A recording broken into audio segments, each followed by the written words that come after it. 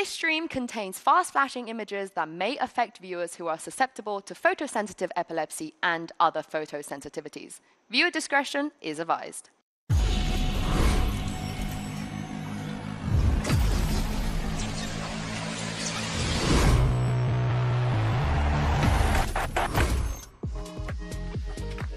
Today, two regions are fighting for survival. The last hopes of EMEA and the Pacific are ready to duke it out for a shot at taking on NRG for the trophy tomorrow. Hello, everyone, and welcome to Champions Paris Lower Finals.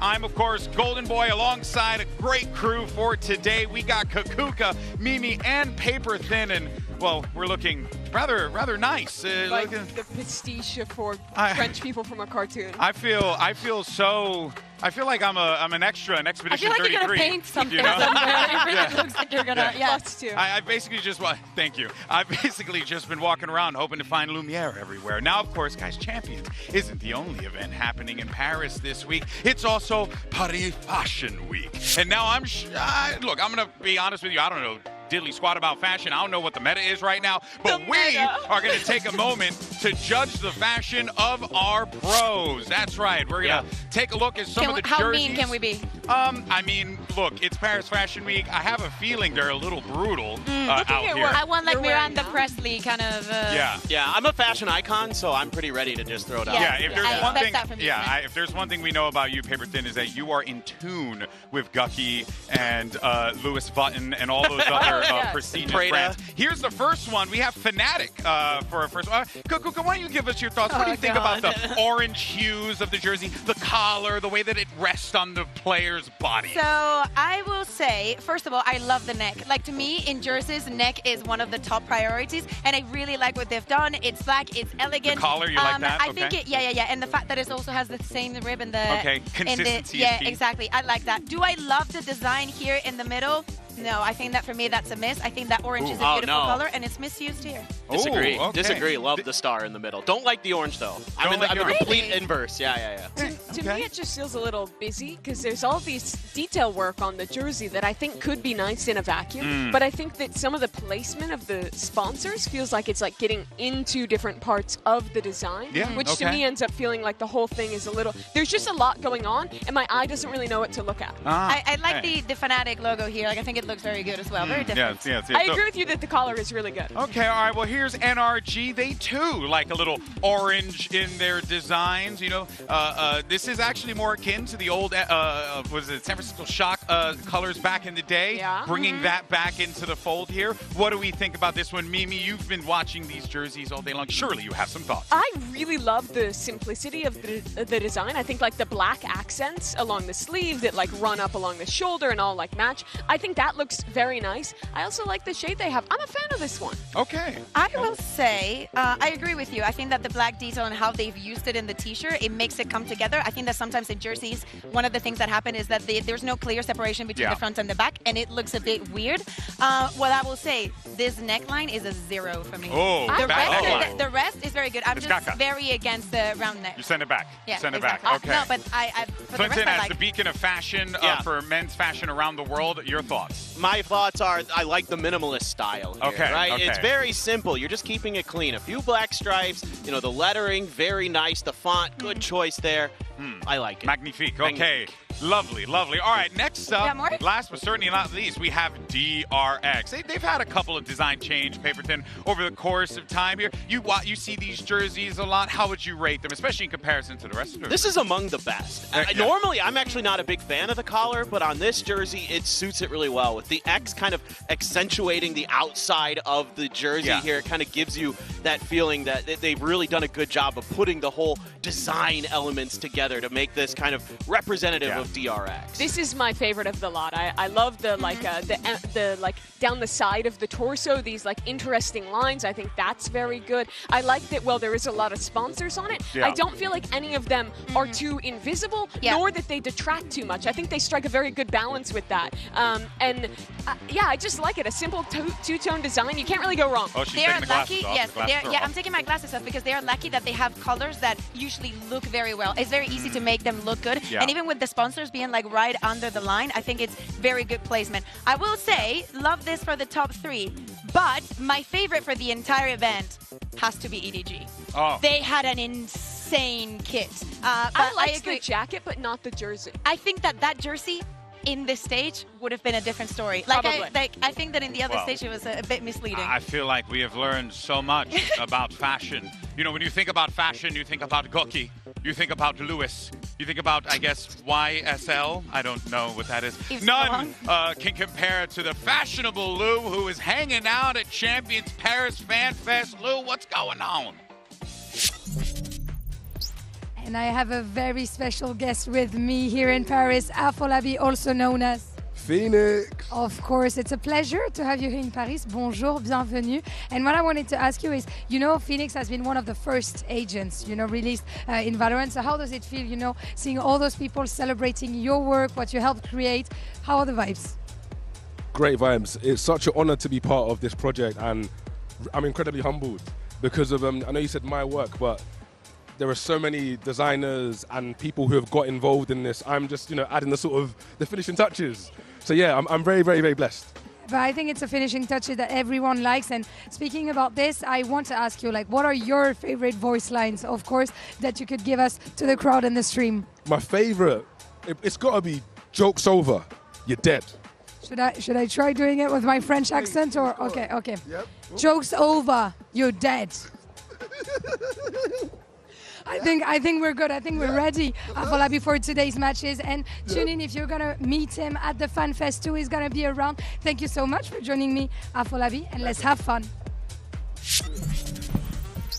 All right, enough of the fun and games, but that was pretty awesome. Let's go ahead and talk about what happened on our stage yesterday. We saw our top 4 in action, and we had NRG taking down Fnatic in the upper final. This one, Mimi, was a genuine surprise. Not because we didn't think NRG could do it, but in the fashion that they did it, it looked like they were so comfortable up there in that map too. Yeah, this team is so tuned in right now. They looked incredible with that Harbor comp. The team play is on point. It's really an incredible run, but you can say exactly the same for DRX, Clint. This game was so impressive, taking down the tournament favorite. It's pretty crazy. I mean, Jing having a great game here, of course. This round was insane, but at that point, it kind of felt like the writing was on the wall, and the big difference maker is that guy right there, Hyunmin. Absolutely insane throughout the entire series. Dropped the most kills on a map in the partnership era with 36 on that ascent. Going absolutely crazy on the Waylay. This is a good sign for DRX if he can keep firing like that. Yeah, and you know, I mean, Bea, it's important to know too, right? These 3 teams that are in our top 3, what a start to their seasons. Yes. The bumpiest ones you could possibly ask for, but to find themselves here, way to stabilize and get yourself across the finish line. Energy, an amazing surprise that we are very happy to have, but I think that I align pretty much with Clint. Don't get me wrong, I would love for Fnatic to get to the final and maybe get another trophy for EMEA because it's been a while. But on the side of trophies, for Pacific to get 3 on a year, it would be absolutely amazing. And 3 different teams. Yes. And for it to be also DRX, the ones to do it, also in a very similar fashion to how T1 did it at the beginning of the year, would be awesome. So I'm very happy with our top 3. Say that Pacific region you got over there is We're kind of cooking. good at the video game. Yeah, we're doing pretty good good for ourselves. Yeah, we had Genji last year, and now we've strung together a few more Masters trophies. Yeah. But we need that Champions one. That's the one that's missing from the case. I know, that's the eluding one. That's the one that's eluded the Pacific region. Now, of course,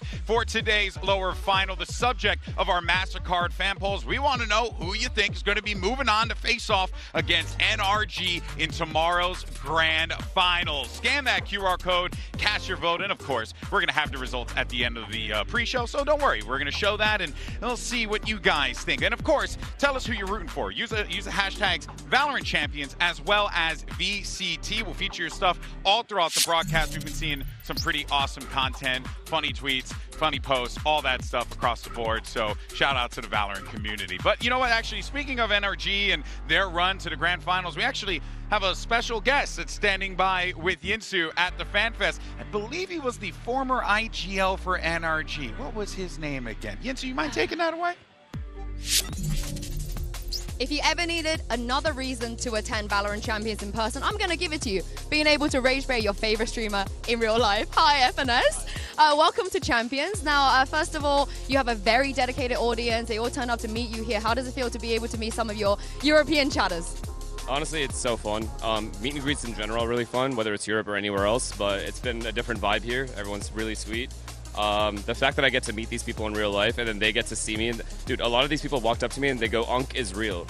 And it's just so interesting. So it's awesome that they get to see me, I get to see them, I get to shake their hand, where they're from, and they become very real to me as well. And I think for a lot of esports pros and even streamers, content creators, whatever, we would not be here if it wasn't for them. So the least we could do is like do all of this, and I wish we could do it for longer, honestly. And of course, you turn up for PaperX too, right? You wanted to see them win. So how much was Shanks' fault that they are eliminated from the tournament? I don't think Ryan has any impact in anything he does. So I'm not going to give him the power to tell him that there was a curse at play. I think all I'll say is it was a good year for the boys. We're happy. We are happy with how we performed. And yeah, we'll bring it back next year. We won an event, so. And now I have 2 trophies. All right. Thank you very much, Unk. Yeah, good luck with your watch party. Thanks. Good to know that I'm not the only one getting the Unk is real thing, because that happened to me once yesterday as well. So yeah, great, good stuff. Okay, we're bringing the shoes up there. Well, hey, let's go ahead though and talk about this matchup that we have, right? Fnatic coming into this one up against DRX, a classic matchup, Kakuka, that, you know, we've seen at global events, right? These 2 regions always squaring off against one another.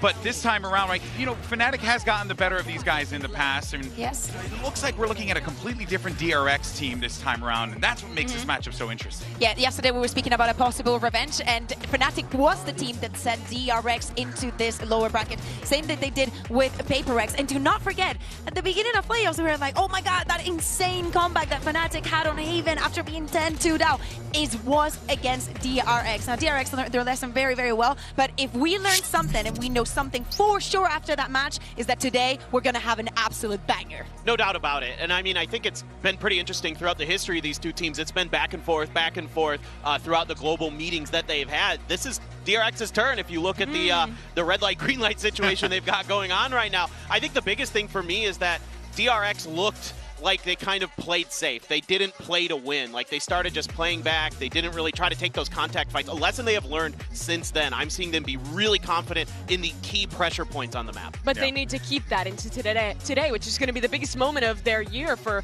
the newer players on the roster, the biggest moment of their careers. DRX in the past have only played 2 best out of 5s globally. They lost them both versus Fnatic Bea, who is just so comfortable in these kinds of games. They've done it so many times before. Yeah, because, you know, it's our team for EMEA. We most likely will see them getting further. Yes, last year, a little bit more of the Team Heretics, but the experience is definitely there. These situations, they are no strangers to that. For the side of DRX, they still have to win one globally. So, literally, this could be the tournament of their legacy. Yeah, well, let's dive into some of the details here. And Mimi, I understand you had to tell us, you kind of wanted to break down some plays you were seeing from that upper bracket final. So let's talk about last time these teams played. Fnatic only won a third of their defensive rounds. 9 out of 27 they played. But DRX went on to play against PaperX. And despite PaperX losing that game, I think they had some really good ideas of how to shut down DRX's double duelist waylay compositions. DRX have a couple goals when they play this comp on their attack side.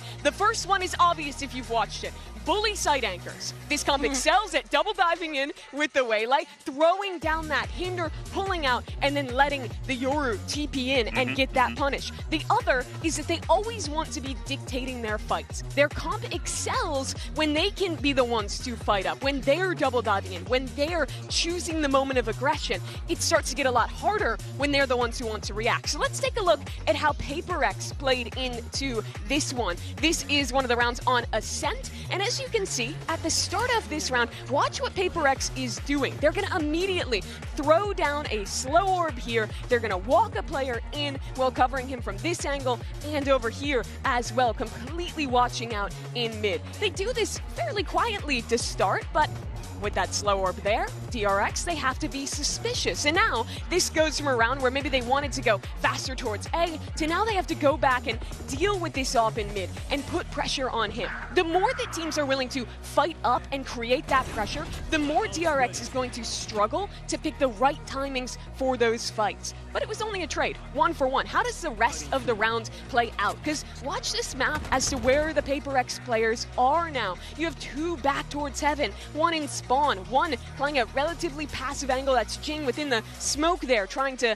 find his right moment here with the Sage Wall. And DRX is going to exec into this site. Watch how they go. Double dive, have the hinder, the pullback ready to go. But the crucial piece is that absolutely no one is on site to receive this. This A site is empty. The other key, after you fight up and you pressure them, you force them to clear out that space, is to play retake, play more passive, and not let your site anchors get ran over. Playing flood retakes is going to be your best way to get back in. And let's see how successful that is for Paper X in this round. Here they are out from heaven. Drone going to go up. Youngman is trying to fight forward, but take a look at what they actually have in terms of util now.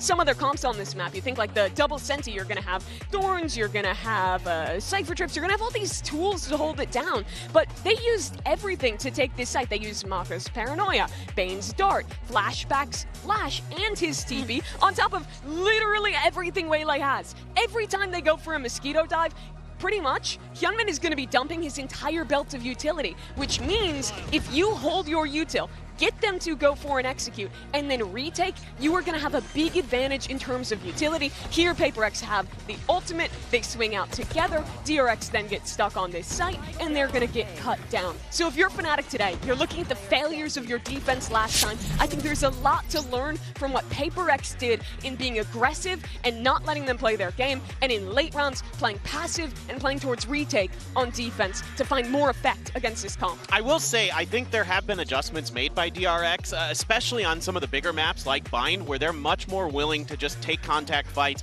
play for that natural ability that they have to win those duels, get Flashback involved with the operator and holding down some of those long angles. I think initially coming into the tournament, these were their big ideas, right? We're going to come in, we're going to out-execute you, does ridiculous executes, right? That's what DRX stands for in my book. Are they going to be able to keep doing that? I think these are like now pocket things. I think they spread the map better now than they did in the beginning. And I agree with you, but I think because it's going to be a 5-map series today, and they're going to be a lot more tested on finding deeper and deeper ideas on their attack side, if Fnatic can continue to disrupt the big ideas and force DRX to instead play these slower mid-rounds that I think they are weaker at. I mean, remember, Boaster said DRX is a team that he does not think knows how to mid-round. So he's going to try and force them to mid-round today. I think also that one of the things that surprised me yesterday, and I think is working towards the favor of DRX, obviously they won.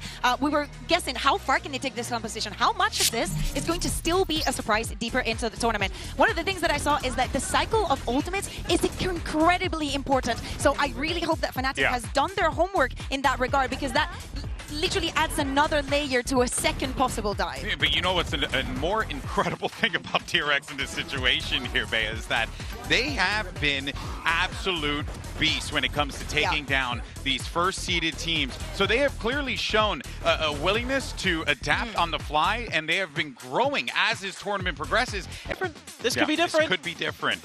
I'm telling you, this what a wild scenario that we find ourselves in with this lower bracket final here. But for more on DRX, let's actually hear from DRX's Hyunmin. He had an opportunity to catch up with Yinsu ahead of today's match.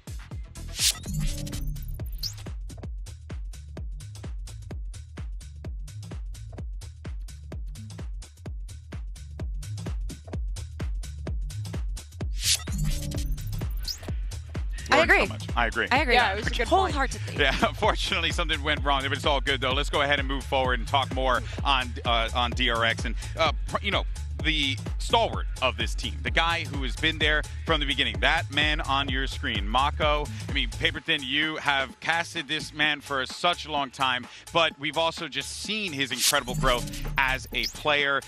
This is a massive achievement for him, especially when it comes to global runs. No doubt. And this is, you know, he's been talking a lot about at this event, that he hasn't lifted a trophy yet internationally. You know, they got it done this year in Pacific when they won kickoff, so he's got that under his belt. Yeah. Now he wants that trophy to join, you know, his former teammates in Buzz and Stax, wants to get it there. Hyunmin was talking about in an interview yesterday after the matches that he looks up to Mako. Like, he really respects him, and he watches him play to learn from how he thinks about situations, because Mako is so steady, so smart in those scenarios. Of course, he's been around since basically the beginning of Valorant. Another cool fact, it is a rematch here with Mako and Crashies of the Istanbul lower finals. Oh. But that was the last time where he made it this close, right? Yeah. He's never been to another lower finals. He's never had another chance to make it to a grand finals at a global event, to go after that trophy that he wants so much. And that's after this guy has Speed and Plang has had a career since literally the dawn of this game, has attended practically every event you can think of,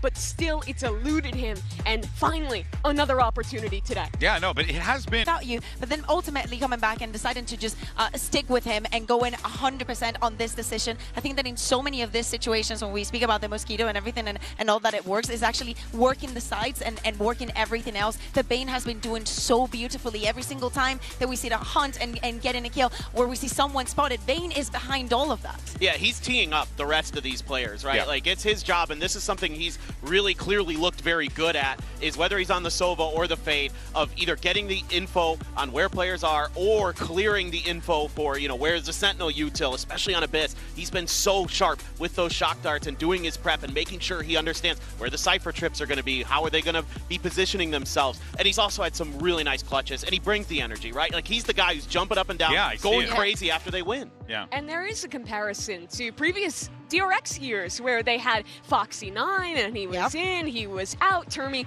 didn't really know if he wanted to trust him fully at the highest level of competition. And I thought that this was going to be the same story, that it would end the same way with him getting subbed out, with the turmoil continuing. But I'm so happy to see that in this year, with this opportunity, that the coaching staff put that trust in Bane. Let him prove himself, because prove himself he absolutely has here at Champions. And I think with the weight of always being benched or moved when things go wrong off his shoulders, that has made him an even better player now in Paris. Yeah, we always look at the duelists. We like to highlight them and their impact, but a lot of that stuff doesn't happen without the setup of the initiators. What they can provide for those players is a critical part of the success of DRX here. But let's go ahead and flip the script, talk about Fnatic, and for more on that, we have Yinsu standing by with the one and only Alfier to get his thoughts. It is great to see this man next to me, Alpha. You're back in action on the stage. First of all, Alpha, how are you feeling? Is everything okay? Yeah, I'm feeling good. Today is a different day and it's a different mental mindset. Let's see what happens. You haven't had a lot of time to fix everything that happened yesterday. So what was the biggest focus on your team last night to try and make sure you come out today with a win? I think it was energy, definitely, because yesterday we were not playing like a Fnatic we were playing in the past. But today we're just gonna go there and play like a Fnatic, and I hope it's gonna go well. That's great to hear. I can't wait to see it. Thank you very much, Alpha. Well, you know, hearing him say that, and it makes sense. Look, yesterday we saw a Fnatic that honestly got rattled. I mean, this was not what I was expecting going, especially going into that map too. Map one, man, back and forth, right? Exactly. But where did you see things go wrong? I mean, the second map, I'd rather not even think about it. I think that, it was rough. Energy played it beautifully. I think that some Scuba went absolutely nuclear on this map. We can see it in the replay here. But more importantly, I feel like the fact that they have been here for such a long time, and do not get me wrong, this applies to all of the teams, the tiredness kicks in. And it's not only the tiredness, but having a couple of days to settle down and not continuing the competition sometimes it doesn't play out so well. We were so excited to see Alpha again and like, oh my god, this Fnatic is going to be even stronger. But what I ended up seeing is in map one, an Alpha that is really trying, standing up, cheering for his teammates. But then when we move on to the second one, it's just him looking defeated. It was a brutal turnaround, but I do think that this game exposed a bit of a gap in Fnatic's map pool. We were lauding their Abyss early on, but I felt like their game plan, particularly on defense, was just not up to snuff against the Harbor. They want to play a lot of retake on that map. They think they're very good at it because they are, but into that Harbor, Energy's very proactive post plants where they were fighting up absolutely cooked Fnatic. They could not get back into those sites whatsoever. And when it started to go wrong, it snowballed. And I think that is a worrying sign. So today, against DRX, who is absolutely excellent on that map, I would love to see Fnatic try and ban that Abyss out. I think that is 100% going to be their ban. That's my full anticipation that they ban Abyss. Oh, absolutely. I mean, DRX is the best Abyss team of this tournament in my book, and I think you just got to remove their best map, let the rest of it ride. You know, you've shown that you can take them even when you go down 10-2 on Haven, a pretty good map for DRX, and they completely lost their mental. So, I mean, the big question for me is Fnatic got snowballed yesterday. Can they kind of figure things out today and you know, do what they did the last time if things start to go bad. Find that groove where they can come back and get into the game, and it's going to be on players like Kayak, Alfier, who destroyed Chronicle, who destroyed DRX last time. Yeah, I'm actually glad you mentioned Kayak here, because even in the loss to NRG, we were still seeing him, you know, put in that work. We were still seeing him, Mimi, try to have that impact, and we know what he could do. He's been having a pretty damn good tournament so far. He's probably the most important player, I think, to just feel comfortable on the big stage. And I think that should be a priority for Fnatic, because when this rookie is playing at his best, he's so good. Those rounds with the Outlaw on Ascent, when he had the AWP in his hands, he was bringing so much impact to his team single-handedly. But he has also had lows early in this tournament. But I think his team has really lifted him up, enabled him to feel comfortable on bigger and bigger stages in more and more important matches. And I just think that's going to continue to be so important playing today in a lower final. Absolutely. Here's my question. Is this the battle of the Rookie of the Year here? Ooh. Is this Hyunmin versus Kayak for Rookie of the Year? I don't think so, just because Energy has too many. And that's true, well. that's true. I have to give it to them. We cannot ignore the fact that they're already waiting in the final. But otherwise, Paper Thin, this could be like our battle. Yeah, there we go. Yeah, I like that. No, I mean, I kind of stand with Clint, though, a little bit, because I think that the Energy players, well, they are rookies. Like, they've played years before in like the open circuit before partnerships. Yeah, he has. Okay. But, I mean, that's why I'm looking at the side of DRX, because you do have some talent that is fresher, that wasn't quite at that same level. And that's part of the reason why guys like Hyunmin are so impressive to me, because it does feel like he kind of came out of nowhere. A guy like Kayak or the NRG rookies, they have been around for so long, kind of waiting in the wings. But Hyunmin, at least to me, as a non-Pacific head, felt like he just popped up and was excellent. It's crazy. Yeah, well, you know what, we were talking about the maps. Let's see where our battlegrounds will be set. We have our maps, picks, and bans, standing by. Okay, so Fnatic, you came from upper bracket, so you're higher seed, A or B? Team A. Yeah. Okay, so your ban. Abyss. Abyss, your ban. 이거 하자. 벤 로터스. Lotus, and map 1 from Fnatic.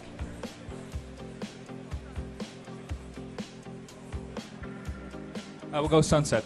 Sunset, side on Sunset. 디펜스. Defense, map 2. 픽 고로드. Corrode, side on Corrode. Attack.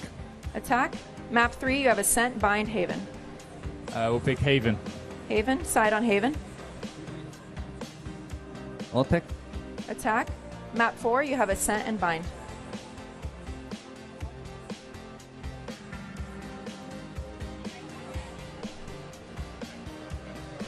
픽 바인드. Pick Bind, side on Bind. Attack. Attack, map 5 is Ascent, DRX, side on Ascent. 디펜스. Defense. Okay, just confirming. Bans, we have Abyss, Lotus, map 1 Sunset, DRX Defense, map 2 Corrode, Fnatic Attack, map 3 Haven, DRX Attack, map 4 Bind, Fnatic Attack, map 5 Ascent, DRX Defense. All right, good luck, guys.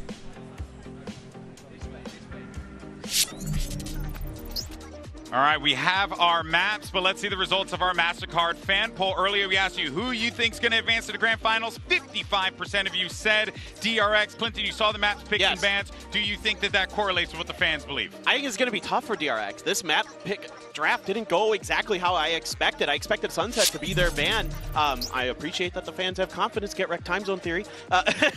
So here we go. But they have to win one of the first two, I think. They either have to take Sunset or Corrode. The fact that they let Sunset through means they feel comfortable enough with their one outing on it when they kind of just said, we're going to throw it out there and see what happens. We haven't really practiced it. Maybe now they've got a little bit something cooking. I don't know. I completely disagree. Fnatic don't play Sunset. Like, they only play it one throughout the entirety of the stage. They've banned it multiple times here at Champs. So it was their time to use the Kerbal. And DRX probably was like, they either ban it like they have in the past, or maybe it's one of the later ones. Oh, it's going to be a wild BO5 without a doubt, though, folks. It's exactly what you want to see. Two fantastic teams are about to take that stage, and the moment is finally here. It's Fnatic versus DRX, a best of 5 for a shot to become a world champion in all the glory. The lower final starts right now.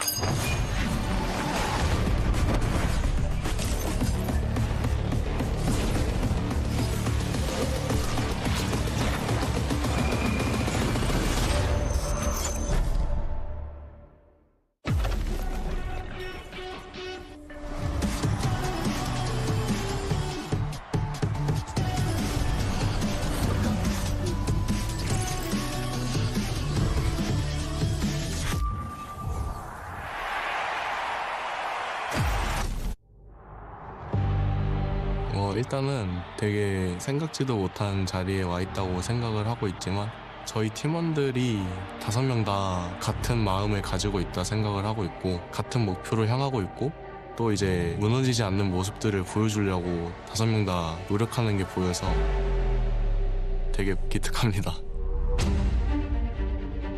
The love for my teammates is something that I can't even explain. Right now, I believe we are at our peak. Not just the teammates, but also friends. Every other team should be scared of us. Fnatic will never stop.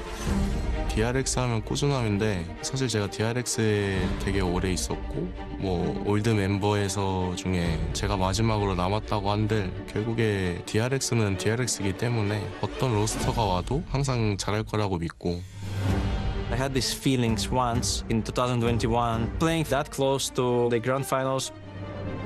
In Fnatic, it's a different vibe. Fans just explode. It's honestly insane because you feel all these vibrations, like you just hear all that noise coming from everywhere. But sometimes you just have to forget about everything and just focus only on the game. That's what I'm doing right now. 크로니크 선수도 진짜 오래 했기 때문에 오랫동안 이 폼을 유지한다는 거는 그만큼 잘한다는 뜻이니까. 페나틱을 이미 플레이오프 첫 경기에서 만났었고 An unthinkable round by round turnaround. You do not see that every day. 좀 더 이번에 만나게 되면은 DRX, another underdog of this tournament. We beat them once already, but it doesn't mean that we will beat them twice.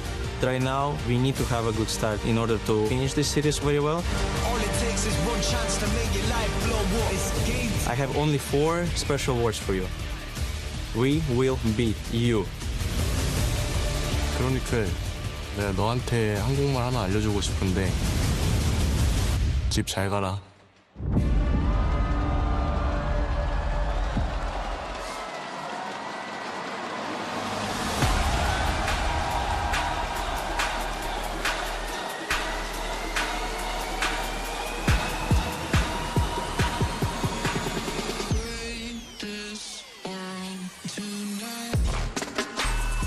Fnatic. And here we go! Fnatic have forged themselves through the setbacks and ups and downs, a legacy of greatness in the EMEA region and on the global stage. But they have one step more to take in order for them to fight for the one trophy that has eluded them. But on the other side, you have a set of giant killers in DRX who have established themselves as threats in this competition. And the question on everyone's mind, can this underdog strike yet again? These teams remember the opportunities they've had in the past at this achievement to make a final at Champions. Mako, it was 3 years ago, the last shot he had, shut down by Crashies then, and now a massive opportunity for either organization to find themselves in a Champions final for their first time ever. Can Fnatic bounce back from the loss yesterday, especially that second map? Can they find themselves? Can they go back to being the team that brought the last trophy to EMEA and allow it to stay home? That's a great point you make there, because Clinton, if we looked at the juxtaposition between both teams, Fnatic in their second map, they got absolutely trounced. DRX in their second map did the trouncing. Both teams are coming into this one with very, very different experiences, and that could very well play off in the field later today. I totally agree. I mean, for me, I think DRX has that confidence. They have to be thinking back to that first matchup against Fnatic, saying, we let that one slip. We should have won that 2-0. We're not going to let that have the same thing happen here again today. Right. We're going to come in strong. We're going to come in confident. You know, we're not going to let those players like Alfier, like Kayak beat up on us. We're going to keep taking those fights, and we're not going to back down. Something that DRX has been very good at this tournament is keeping that resilience throughout the best of threes, coming back in very dire situations. They were not able to do it, though, against Fnatic. But today, we are going the distance, a minimum of 3 maps, and that is going to be one of the keys of winning. This is not the DRX that choked the 10-2 Haven half against Fnatic earlier in this tournament. That was only a week ago, but DRX have improved so much. They've learned so much since then. Yesterday, they beat PaperX, the odds-on favorite for this tournament. The champion of the previous global event knocked them out of contention. Now, for the Pacific 4th seed, who only made it here because someone else won a match, an opportunity to take down Valorant's winningest team. And it is really something when you also analyze the fandom for both squads, right? Fnatic, they've always had the fans on their back. They've always believed in them. But, you know, Paperton, throughout the years, DRX, they've become a household favorite. Everyone loves this squad. Who doesn't love Mako? It feels like this audience, it's going to be really hard to pick a favorite here. Yeah, I'm actually pretty surprised. I thought this would be a very Fnatic-biased audience, but there's a bunch of people waving DRX flags down there. Giant flags, It's great. And even when we were back at the other arena, I mean, it was loud for DRX there when they played Fnatic. So I expect that this is going to be just a hyped arena. Everybody's going to be enjoying the match, and they just want to see a 5-map banger, no doubt. It was always supposed to be DRX. At least that's what we all thought. But, you know, times they are changing. They still have that opportunity. Let's focus on what we're going to see on map number 1. We were speaking about this team doesn't play it. DRX has not played it once against MIBR. They lost it. Do we expect changes? Because for both of them, the last showing that they showed, we saw the Mosquito comp for the side of DRX. Now, for the side of Fnatic, they were also running some double duelists in stage 2. I expect changes on both of the sides, and that is already a massive change in the side of Fnatic with Alpha going on the Vice. Yeah, a smaller change for the side of DRX as well. They were running the Neon on this one before. Now they've pivoted that over to the Yoru. I think having the flashes is really good on this map. You're going to have a little slower rotates. You're going to lose that on that stun for main control, but I do think that's a better agent for flashback overall. On the other side, though, Fnatic's still thinking and hovering this breach. Yeah, I think Breach still makes a lot of sense on this map, even though people have kind of pivoted away from it in some regards. At least, well, where I'm from, there's barely any Breach played on this map. But, you know, there still is so much potential there with those stuns, with those lineups that make it so much easier, especially on your attack side, to really get in there, make life miserable, especially in post plants on that B site. So that's something DRX needs to be aware of. They need to be taking a lot of map control, fighting for the extremities. That B main, A main control is going to be so crucial for DRX on this map. Yeah, you'd expect crashes on the Fade or the Silva in that last slot. He's going to go towards the Fade. So a double initiator comp for Fnatic. They're going to have a lot of fighting power to go and take main control really early in these rounds. There's ideas to split through top mid. This is a great comp for them to dictate the pace, to be the ones to choose the fights instead of DRX. And Chronicle is the best man to do it, to fight for those angles, to help you out. His utility is going to be pivotal, and Crushes has had a brilliant year. My head goes to Alpha. Can you bounce back from what happened yesterday? Folks, we got a dramatic best of 5, and we got 2 of the best to ever do it standing by for every twist and turn. Here is Brent and Sideshow.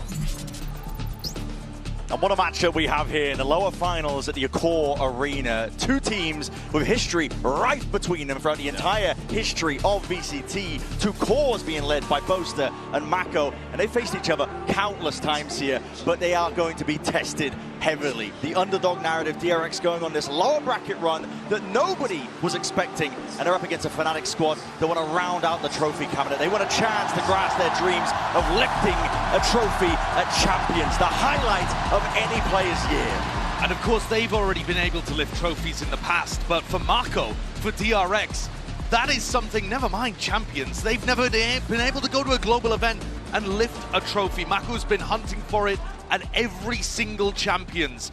He and Boaster, 2 of only 3 players to attend literally every Champs. Find you. And they've played each other every time, this time multiple.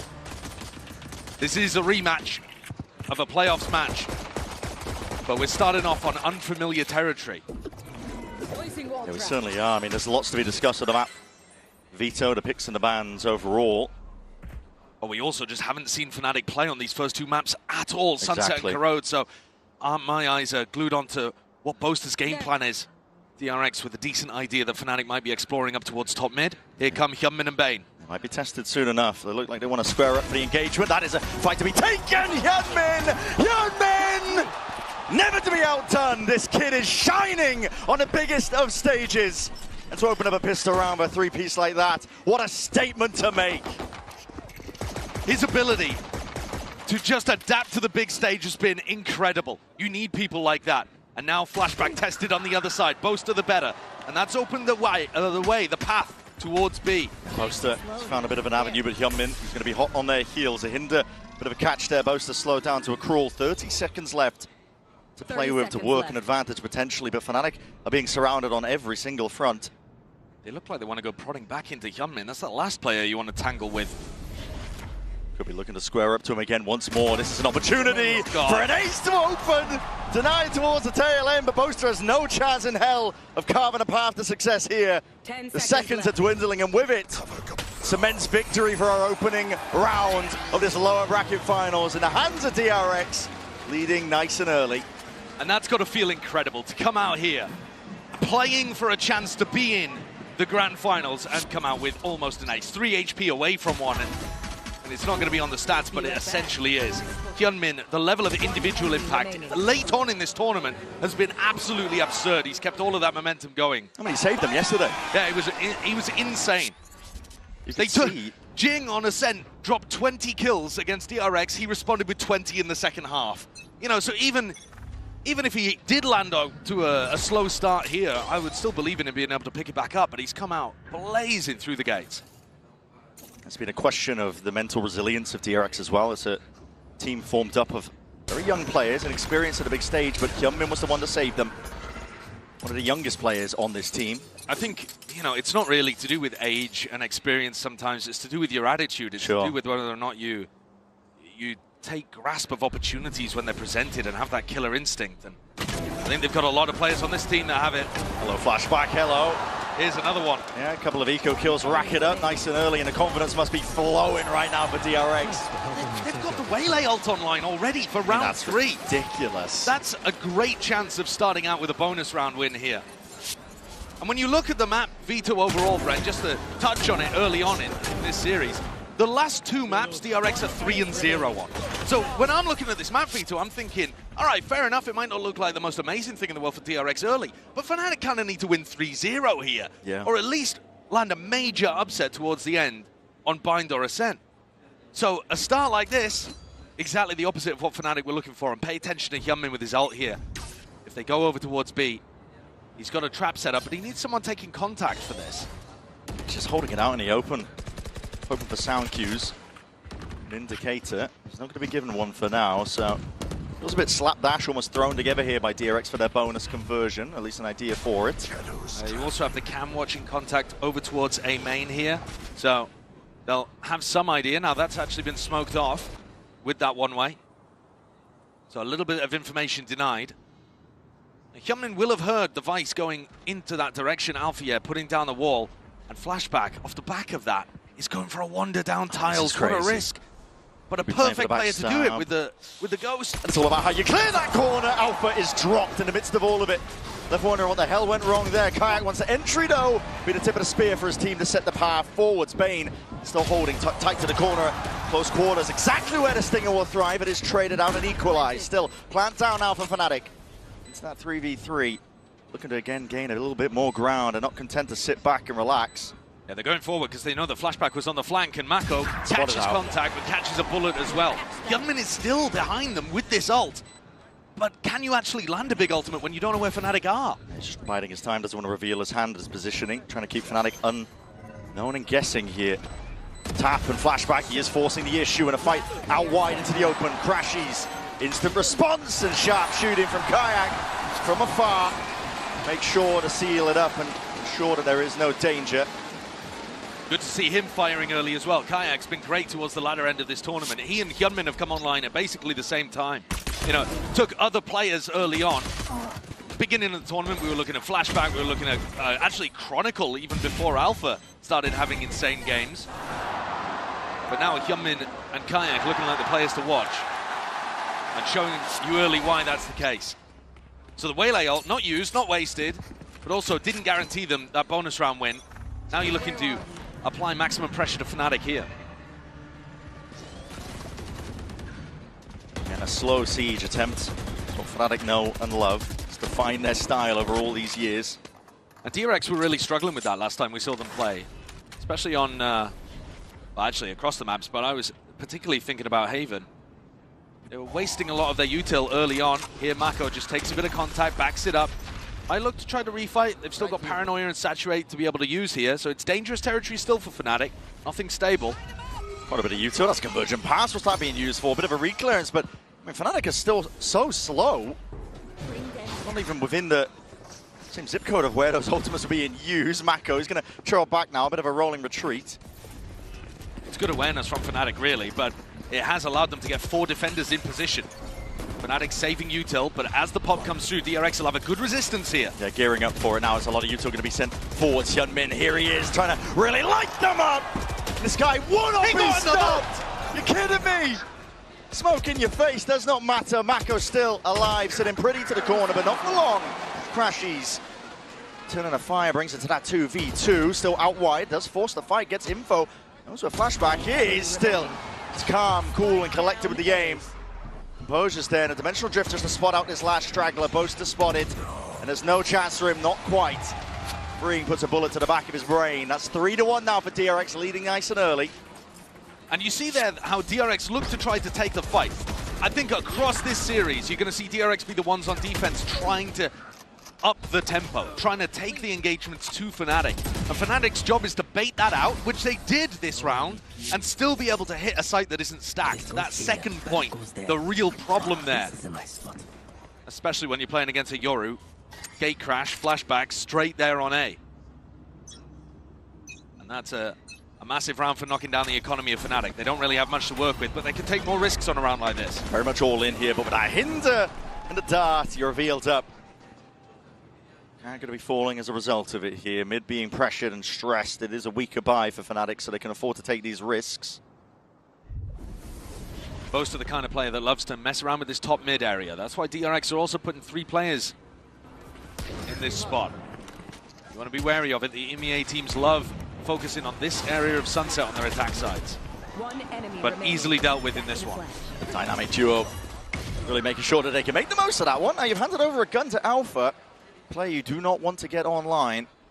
He was dominant in the matchup that they played versus each other, but Mako will ensure that there is no danger, no funny business, nothing that could get out of hand soon enough here. So, well, Alpha's not even really online there. That was his first kill in the game so far. Right. You know, before that, 0-4. He's also not someone that we see play a lot of Vice. This is only his 3rd time ever picking up Vice. Last 2 within the last couple months, so, you know, it's something that he's dabbled with a little recently. But you need to see him being able to take those fights over towards B main, rely on his incredible rifling skills. I think he was the highest, I think he was the 2nd highest rated player in the tournament behind Aspas, who obviously had a ridiculous tournament. But after he took that unfortunate breakout with the health complications, when he came back in, don't know whether it was a little bit of lingering health issues or just a bit of rust getting back onto the stage, whatever. He didn't actually perform that great in their previous match. Yeah. And you're really relying on, I think, at least on 2 out of 5 of the players on Fnatic to turn up in a match like this. Oh, for sure, because, I mean, DRX are going to test you. They're going to take fights often. Jumpman and Flashback are prime examples of that. They've been setting the pace, meta-defining almost from the way that DRX are playing this Waylay Euro composition, and I love that they made this adjustment as well to the Sunset. I haven't liked it when Flashback has been playing the Neon. More of a fan of when they do sync it up with the Yoru, where Flashback is more comfortable, and listen, they are so eager to take those fights and they win them often. Yeah, I think it also just gives you such great opportunities on your defense side to have those fast rotates coming through. For sure. Something that was really hurting them on Haven too, where they run the Neon. But it's so sick to see our top 3, a different team from each region, all bringing a different flair to the final 3 of this event.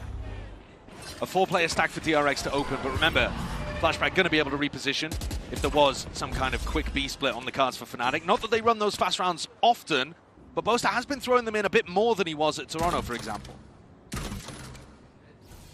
Very looking aggro. to test. Yeah, getting really aggro. These are opportunities, actually, for Alpha to try to take one of those engagements, but he's not in the right position to punish this time.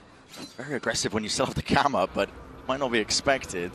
The entire setup really does hinge on him. He's not going to be pressured unless Chronicle walks about past that box, but mid being contested, Flashback just umming and ahhing, and Chronicle setting this one up for the B split. In through Market, Prowler deal with a trip, and no one left to punish that spot. Camp going to be broken, and again, this is unexpected. Why would you ever think that he could be lit up onto this corner, and it's a war of attrition. Flashback trying to deal that damage still. Ring's going to be cleaned up here. A lot of damage done in the process, no kill claimed, but you can see some ults now being offloaded to Nightfall to lead the charge. Horns towards the back. Hyunmin's looking to really speed this one up. He's slowed Fnatic down to a crawl. Crouch tucked tight, seeing if they can avoid the ire of the opposition. Again, double blinded up. Hinder comes out as a result of it, and Bane locking down one of the extra avenues, ensuring that he buys time for his team to get in. They are so claustrophobic right now. They really are. Fnatic are trying to see if they can find a way to bite and punch their way through this one, but it is stalled out entirely. Plant has to go down. Alpha's got a heavy task ahead of him. Has to really deal with all of this one. The double dash in, crashes, puts a bullet towards it, and Alpha delivering from the side. The savior when they needed it most. That's the reason you got to respect him. And DRX taking a couple of extra liberties in that round, pushing deep into B main, into Alpha's territory, and freeing Destroyed. That kill, though, so crucial from Crashies, to give him credit too, because Hyunmin simply forcing a 1v1 in that spot as soon as Crashies planted, had to get the Phantom out and win the duel quickly. It's a necessary round for Fnatic to stay in this one. Utterly absurd that Hyunmin had a second ult to play with as well. Yeah, he did. He's racking them up at a rapid rate. Well, he's just farming the orb over by A main as well, right? He's done it again at the very beginning of this round. He's just gone and got that. Speaking of contested, up the gut through mid. Overdrive now popped off as well. This could be galvanizing, and how the hell do you deal with this one if you flashback? Got to respect that util. It's up to Free now. He's got to hold them back out towards Market. Ajar with the movement. Crashes. It's just trying to make it awkward, but it's not good enough. Not against the likes of him. Real heat up in form over the course of this tournament. He stamps down his authority over towards the B side. Time being bought for his team to get into the fray, into the fight. Could be winnable here still, actually, with the Steel Garden. We'll see whether Alpha wants to commit it. Waiting into the back pocket. Corners need to be cleared, though. That's great movement from Kayak. Just a jar again with that movement in time, but it's not enough to overcome. Massive player advantage, and DRX are going to be flexing with it. Fnatic there choosing to try to take the duels instead, but that's a round where a couple of their players are just not going to be in a good position for the next on the economy. I know it's a weird spot because you're in a 3v5, but when Kayak gets the kill over towards Boba, I think there might even be a chance there of trying to rip an ultimate. Fnatic, though, do tend to be conservative in those kind of moments. They want to spend the ultimates on big, important rounds. And look at this buy. I said that a couple of players would have to eco, but what are we looking at here? 3 players full buy, weird one, and then 2 of them full ecoing? Gonna make a decision. Okay, they are gonna force in the end, Force, but not force. swapping the guns all over the... All right, so all light armor, a Stinger and a Spectre it's gross. Not the best of buys. Definitely scraping at the bottom of the barrel for that one. Again, no contestation over towards A main. It's purely mid-control. The sole focus here for Fnatic. Backing away, Hunter's Fury. They see that one as well. That pressure coming in through into Market now to Trip. Really going to be highlighting a lot of these players, and that's just to relieve most of it. Still with Flashback going down, and Alpha soon to collect. Huge value from the Stinger, isn't it? Able to collect onto Freeing, who's gone pushing out in B main again and died. This is a gift for Fnatic, an absolute gift. They thought they were going to have to use massive amounts of ultimates in this round, and actually, they might get away with it. In a really good position now, 5v3 with full market control. DRX have a bit of a buffer in the bank, but whether or not they want to go for it, dependent on if they can find some kills. Paranoia is going to be good. Connection onto the 2, forcing Fnatic. Backing up, digging in deep now into the side to try and hold this one back into the retake. And Hyunmin swinging wide. Time is ticking though, and with Hyunmin falling, surely that's it. First domino that was needed. Mako will just try and exit and roll and retreat out, doing damage where he can alongside Bane here. As we were saying, a much needed round for Fnatic and a gift towards them. Ultimates saved, winning despite the poorer weaponry. Yeah, not even just saved. Chronicle actually taking that fight towards the end, got his Rolling Thunder online. So now they have a breach ult to work with in the next 2. It'll make the next round easier, if anything, for Fnatic to be able to pull off. Kayak with a huge entry here towards Flashback and Market, but I think Freeing's got to stop going walkabout over there in B main. If you want to be controlling B main and taking the fight to Alpha, to potentially Chronicle, whoever's in that area, you got to have a buddy with you. You can't just be wandering in alone. You're putting so much risk there into the round. By the way, Hyunmin, 3 away from having his 3rd ult online, despite not having a kill. He's literally just picking up this A main ult orb at the start of every single defense round. Again, no pushback. This whole game plan from Fnatic, putting the focus onto mid. Yeah. At the same time, though, DRX not really adapting and putting more pressure over towards Market. They have a trip there for Flashback to playoff, but he wasn't up to it previously. Oh, Lion Prowler again, that trip. I want to really play off the back of this one. Way out into the open, that's a steel guard, and you're going to be forced to respect that one. TPM backing away, Decider! Pulled out Freeing, hello! Shorty into the hands of Bane, that's long distance and range, but Freeing has been set up beautifully still. Jammed out Hinder! And what a supplementary fire! Hyunmin, the savior for his comrade, right when he was being stressed, strained and pressured. And I take it all back. I said that DRX hadn't adapted. It's these 2 players up here, Freeing and Bane, who actually use Flashback as bait and then come and swing from Boba to hold on to market control. And then Hyunmin gets played in the back as well with his Saturate. They were so ready for that hit to come through, but instead of stacking inside market, they baited and lured Fnatic in. Really nice adjustment, actually. And that without a timeout. Yeah. Let's go one step further. Double trips committed to market. Hyunmin, what are you going to do at the start of this round? There's no point taking the ult orb. You've already got your 3rd ult online. And now, double trip in market. Yeah. So really trying to double, triple down on stopping Fnatic from taking this space. Got to imagine that Hyunmin is going to be looking to reactively ult wherever Fnatic decide to end as well. And the buy is shoddy. Fnatic are going for a half. It's all over the place. 2 Guardians, 2 pistols. Trying to force the issue as well, trying to take a fight forwards, but that is a good connection. Convergent Path is ready. These players are lit up. Hailers around their heads are going to be slowed down. That fault line not quite good enough, but the bodies, the players ready to swing out and trade anyway. Finding their mark and finding their footing. These are guns reclaimed, but again, it comes from every single angle. Watched for, anticipated, Freeing, put in the squeeze. Crashes from behind. Looks to do the damage. A dimensional trip to escape. No way. An exit out as well. This is uncertainty across the map, but it leaves it in the end all just down to Crashies. Snarled up, chewed up, stunned up. Know exactly where he's playing from. It's an essential 1v1, but he misses his chance. And plays it safely with discipline in his mind. Right time for Mako. Then claimed to be main, and now Crashies. Surely it's inevitable. Wrapping pillar. Guessing game. But now it's not planted for him. It's a major difficulty. Not even really the right weapon for the job, but he just spots it. Freeing back towards it. They spot each other out, and now getting a bit of a move on. Smoke layer down. Haunt is broken. Freeing defense in his mind. The captain to cover through the smoke. Watching onto the angle. Mako falls. Freeing gets off just in time to deliver that death blow and earn DRX that 7th round. Respect to Crashies for making that one close, because DRX had them in their palm that whole time. Look at the way that they're taking all of these fights up through mid. It is a half fight from Fnatic, but DRX constantly fighting them, never allowing them to continue to move. They just got stuck in mid, fending off attacks from left, right, and center.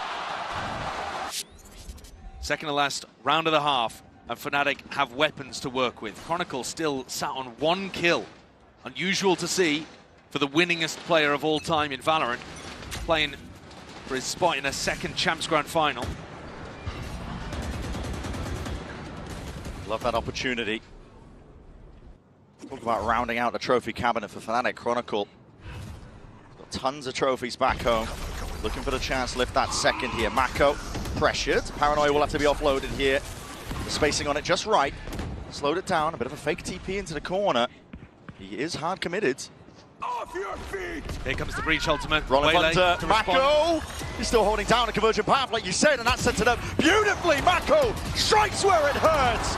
Slowed to a crawl once more. And the flood in from DRX ready to put a stop to whatever Fnatic were up to. They've been waiting for that the whole time. Hyunmin sat there, feasting on the ult orbs. Throwing bodies in now to try to take down Alpha. You still got to give him a little bit of worry. Of course you do. 40 seconds. You know how good his rifling can be, but Mako squares up to it anyway. It's a 4-piece for him to finish. And that's the game plan in a nutshell there for DRX, isn't it? You know that the attacking team is using double initiator comps with massive ultimates. So you just farm up your own huge defensive ult, and it counters it completely. And these players are sitting ducks over here. Crashes and Chronicle can do naught but die. And now Fnatic push down onto an eco round again. This has been a disaster of an attack half for them. Last time these two teams played, Boaster was calling rings around Mako. And now I feel like the prep work has flipped things entirely on its head. DRX have really come into this one. Primed, ready, round 12, last chance and a half. The only major weakness has been over here towards B main. But it's been in the mid round, not the early round, when they've baited freeing into going for walks. Massive group up. Ult earned up as well off the back of that orb. Plenty of them to work with if you're Fnatic. Bane has the Outlaw, 4 players with light armor on the other side. And they are going back over towards mid. Not ready yet. Double hold up. Smoke in your face though. What can be broken. It's a drone used in response of it. Just the acknowledgement you're looking for, Mako. There's an ult used just to see if they were taking up a bit of that space into main. Prowler forwards again. Nothing else alongside it. It's fake pressure from Fnatic. They're looking to end this one on B. Yeah, it has actually pulled Hyunmin over towards the A side though. So, still with DRX, having 3 players ready to defend the B split, but Steel Garden's going to force them out. Steel Garden fault line, slowing it down, freeing. He did get out just in time, and that is a lot of ults being used now. Overdrive, and that's freeing, just putting the bullet straight to the body. And the brain of Kayak, double holding up. Hyunmin is fast onto the scene of the crime. Now YouTuber, what is that? From the bloody brink. It's Alpha again. Inserts himself and shouts out his authority onto the round. What a stamp to end round 12. Alpha has been huge for them in a couple of big moments. 13 kills he ends with, 1 behind Hyunmin, who also had a monstrous beginning. But in terms of rounds on the board, Fnatic are scraping the bottom of the barrel just to get 4. You can't see my face. Yes, they lost the pistol, but I think you expect more from Fnatic on their attack sides. This is going to be tough to recover on the next half of Sunset. Absolutely, it's going to take a lot to recover from that one here. Still down with a deficit, but for now we're sending it down to the floor with one of Coach Milan's biggest supporters.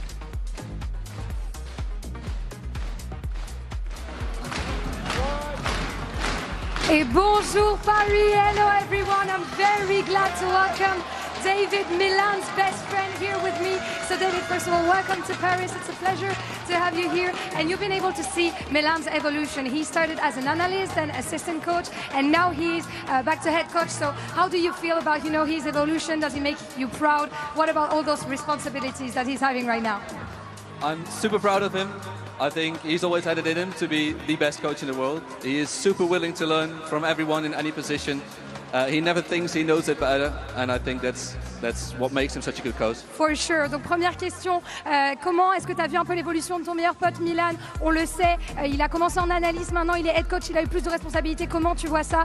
Je suis trop fière de lui. Il a le potentiel d'être l'un des meilleurs coachs du monde et surtout, il reste curieux tout le temps pour essayer d'apprendre des autres. And the second question I'm going to ask you is, we know that you both are a very good duo, IRL for sure, but what about in-game? Have you guys been able to play together? Who's the best one?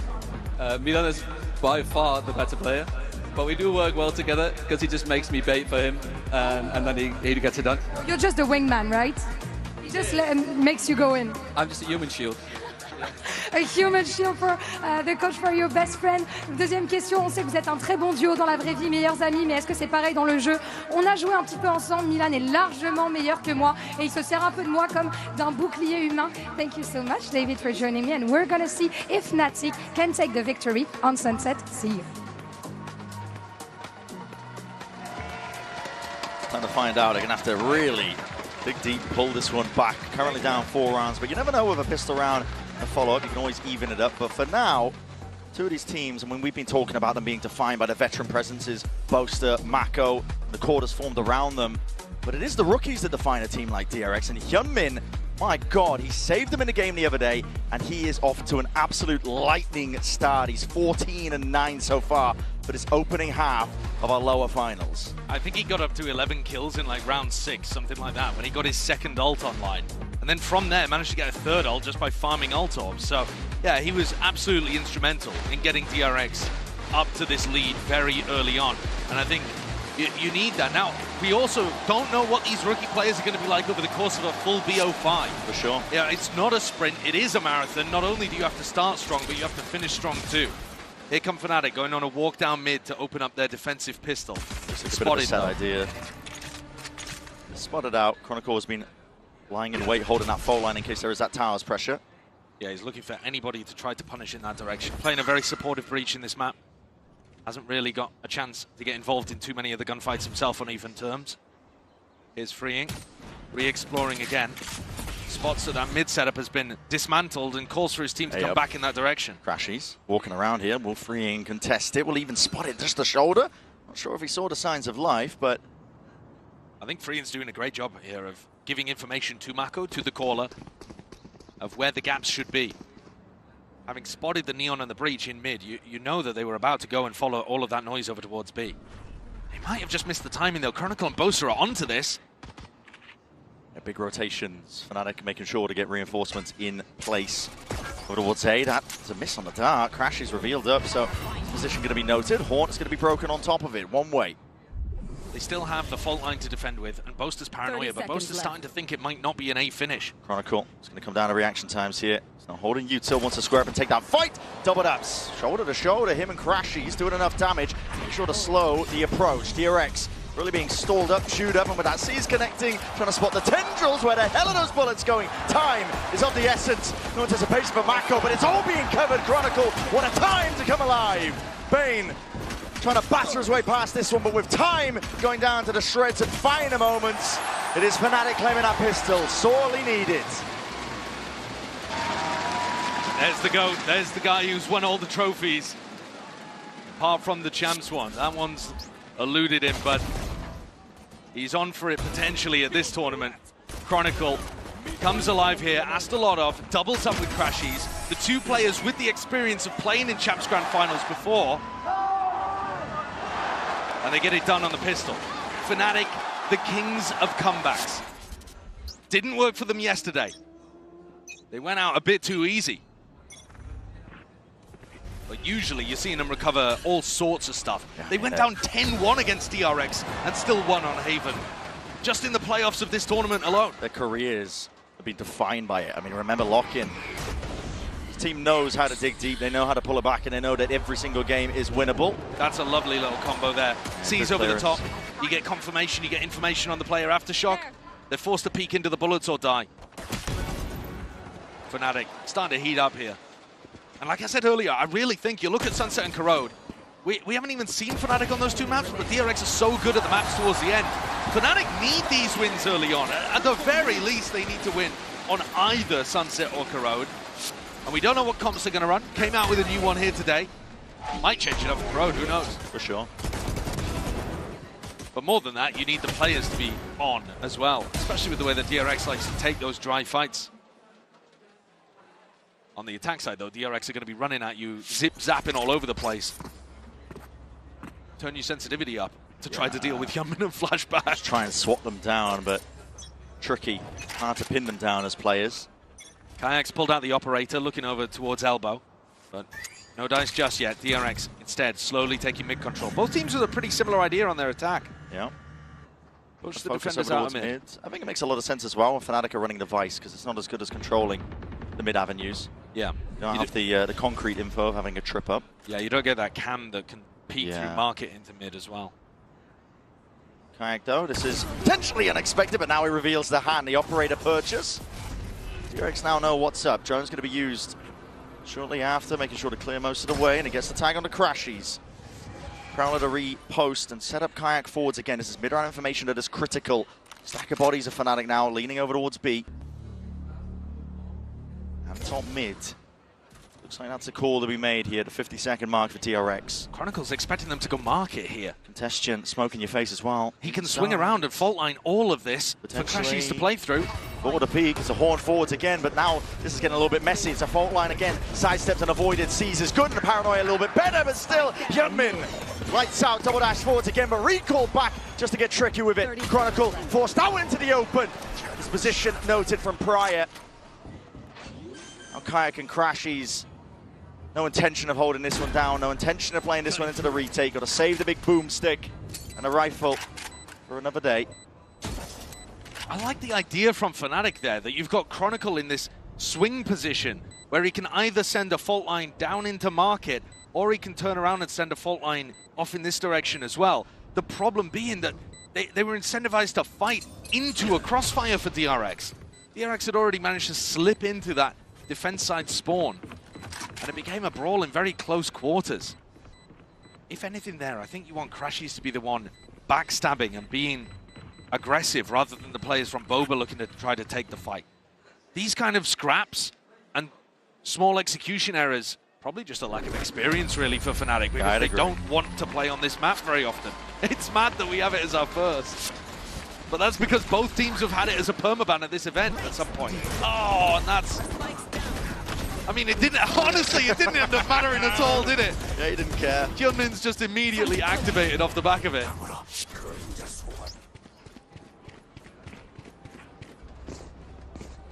Weapons still online for Fnatic, yet to get up to any of those ultimates. Kayak would love to get himself into a position where he can actually take some fights. He was holding the whole of A main in the previous round, and that's still really good information for Fnatic to call around. But you also just want to put your star player in a spot where they can get kills on the board. Early drone pushes back Alfia towards B main. Kayak investigating, curious. Again, mid being left entirely open. Full extremity control is the name of the game for Fnatic. I mean, they've got the offline, they've got A main control for now. Kayak got himself onto a fairly deep position. And Bane's already used the drone early on, remember? He pushed Alfia off. So that means they don't have the same level of tools to deal with Kayak. Kayak can be pretty confident on this spot, but again, like I said, the kills are just not going his way. He's got himself on a good line, but that's not where DRX are looking to go. Full contact, so brave when you know the Kayak is holding on to the operator. And Alpha, rifle aim tested. Hyunmin with the trade. Chronicle, it's a fault line up towards the top section of it, and the kills. They claim at least, and the space is there for DRX. Flashback. See if he can take that fight, but Kayak finally spotted and reveals his hand. He's doubled up. Has some backup. Bane looking to bait. Shoulder just peeking out, but you really want to test that guy. Kayak lights him up, crashes with a follow-up, that 1-2 punch. Nice ideas from both teams, in my opinion. DRX trying to contact onto Fnatic and caught two players really off guard. The first one, they got on and managed to find a jump into market, right? They overwhelmed Alpha a little, went 1-for-1 in that spot. And then Flashback goes and tests Chronicle. We've got ourselves a small tech pause. But of course, the adjustment coming out there from Kayak is lovely too. Just getting himself more involved in what's actually happening, rather than just getting posted up for info. Not playing a passive game here. Fnatic, early days yet on his half, but showing good signs that they're calling around the way that DRX are playing. I've already noticed as well a bit of a change in DRX's play, I think, on their attack side, because when they initially played against Fnatic, you're seeing evidence of Fnatic trying to fight them forwards a lot, trying to pull util out of them. And DRX are opting into a lot of contact plays, trying to save util, trying to get into positions to pounce when they spot a target. Yeah. That's why the operator is so good in the hands of Kayak. It's a really good pickup. Yeah. I think that's also just, it suits DRX's comp. You want to contact at the start of the rounds and then explode as soon as you get into position to exec a site. But while we got a tech pause, just... Hello. Hey. Hey, very good, very good. I mean, it is another incredible end to an event here at Champions. Like I was saying earlier, a top three, all from different regions. Again, showcasing how global a game is. DRX looking to take their third trophy for Pacific this year. Each one would have been lifted by a different team as well. Yeah, T1, then PaperX, then DRX. And then Fnatic. All-time greats, really, aren't they? They're the best team, the greatest team of all time, but have never quite been able to get across the line when it comes to Champions, the biggest event that we have in Valorant. Absolutely. It would be the thing that would complete the cabinet for them, a bit of a trifecta. They've got lock-in, never to be repeated. Yeah. Masters, rounded out with champs would be a dream for them, but still one more contender in the face of them, and that is that underdog of DRX. And this is a team that's been scary, honestly. The Slayers are the first seed.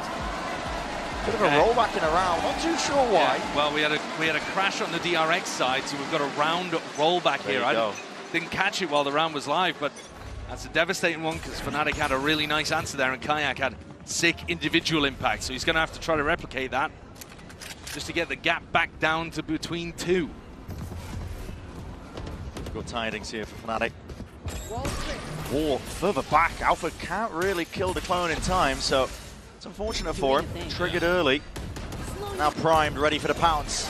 Bit of an exec coming through. Thorns to slow it down. Youngmin, it's not Favor trying to take a fight like that. Will recall all the way back into it. Still, it's going even, not quite. Scales being tipped in the favor of Fnatic, all at the back of Alpha Year.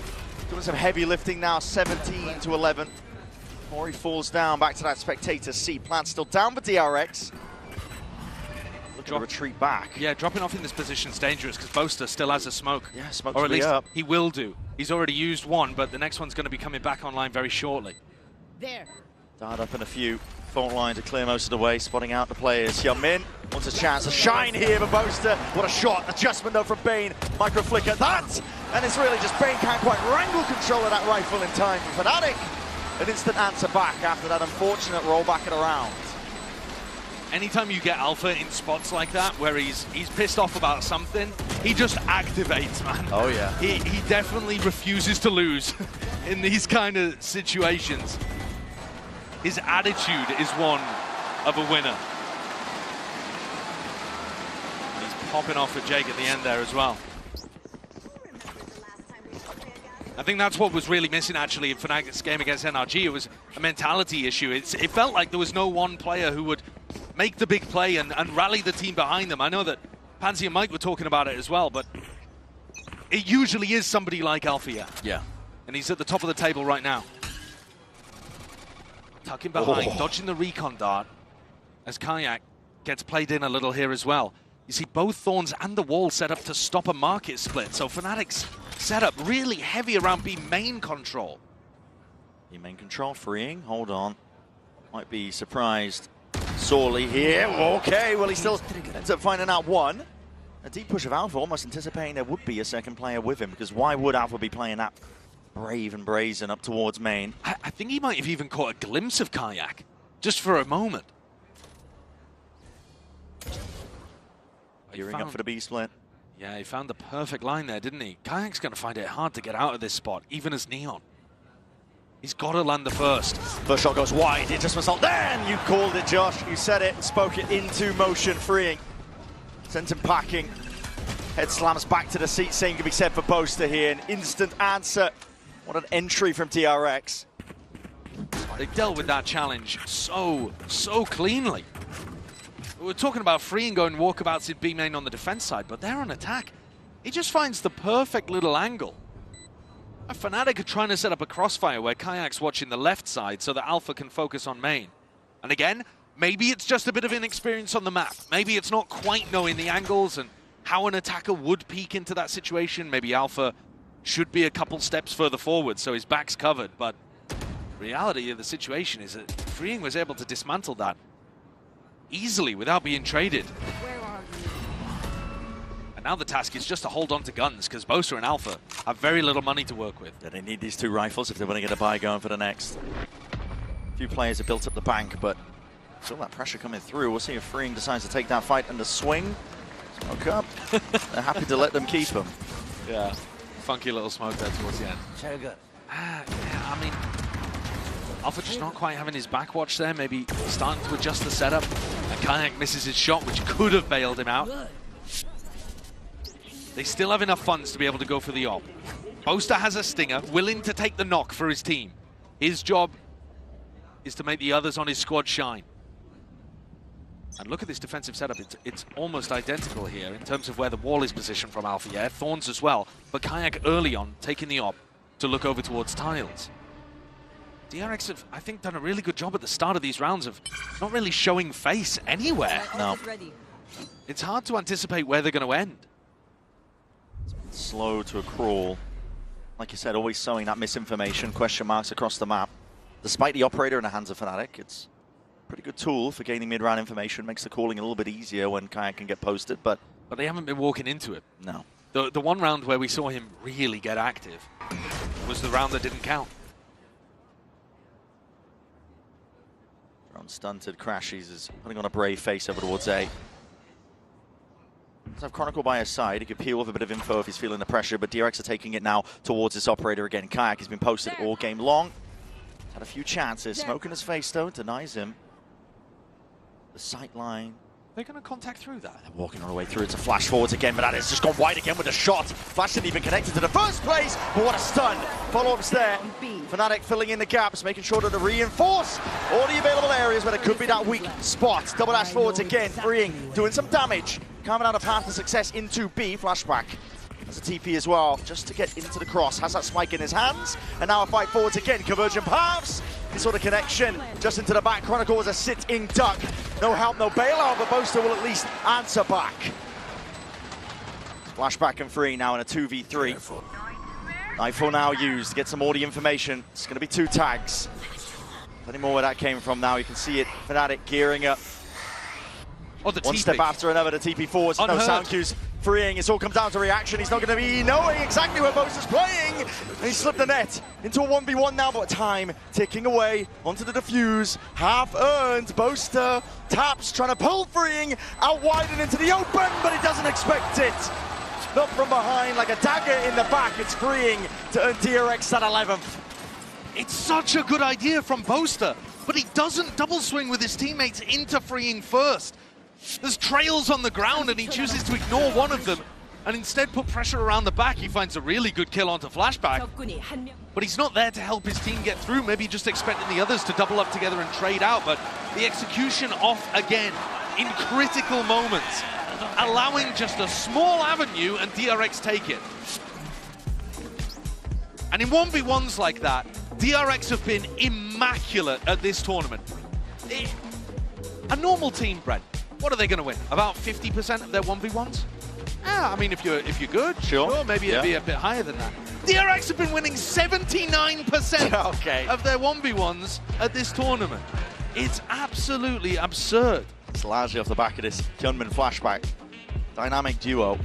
Hyunmin will dash in. If he doesn't feel comfortable taking a fight, he'll recall back and he'll set up Flashback as well for the entry, getting information in the process. So, you know, DRX, not only do they have the shooters, but they're also setting each other up for success constantly. It's a comp that just plays entirely into their wheelhouse, and you can feel the pressure it's putting onto Fnatic. In a matchup like this, unfamiliar territory, it's shaky ground to begin in this best of 5. It's worth reiterating, it is a best of 5. It's going to be a long haul, a marathon, really. Something that the rookies on DRX are not going to be too experienced with. No, there is a possibility that they could burn themselves out a little bit and not have that towards the end where you really need to put your opponent away, especially a team that's used to comebacks like Fnatic. But at the same time, the final 2 maps are just so stacked for DRX. Definitely feels like it on paper. Favored for the underdog to carry it forwards all the way to a grand finals and keep that lower bracket run dream alive. Here comes Alpha, walking down mid. We talked about the fact that in tough moments, he's often the player that drags Fnatic, kicking and screaming forward to believe. Walkabouts, Guardian in hand. Kicking and screaming, he might have just done it, but surely, what is that? Where did I'm not too sure. Where did the shots go? Need a 0.25 on that one. How on earth? Has he got a Bible in his back pocket? Might have been moving. Bit of inaccuracy there, but what a mistake to make in a moment like this when the weaponry is really getting quite tight for Fnatic still. Bane willing to take point now.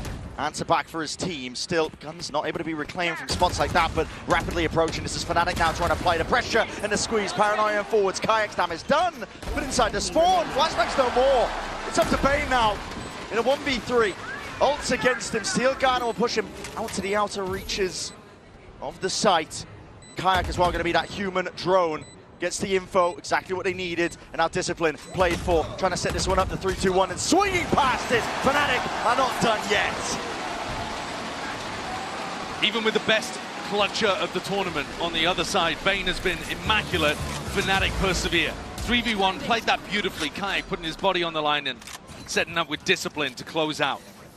A MasterCard Thrifty. And it's Alpha again to me, who he constantly is the playmaker in these kind of moments. Hello. Is he moving? Is that what causes the inaccuracy? What's aim punch?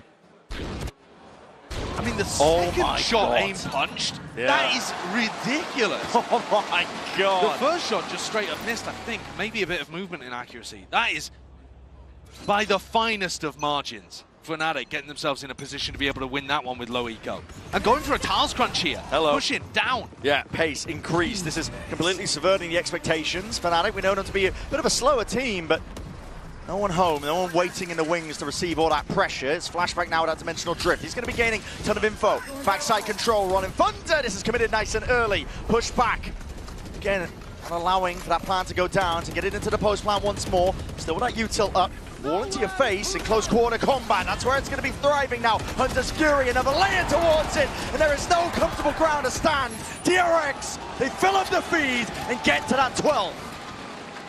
They absorbed that Rolling Thunder beautifully. All backed up, stabilized, and then counterpunched. Smacked Fnatic with a silver ultimate of their own and just won so many of the duels.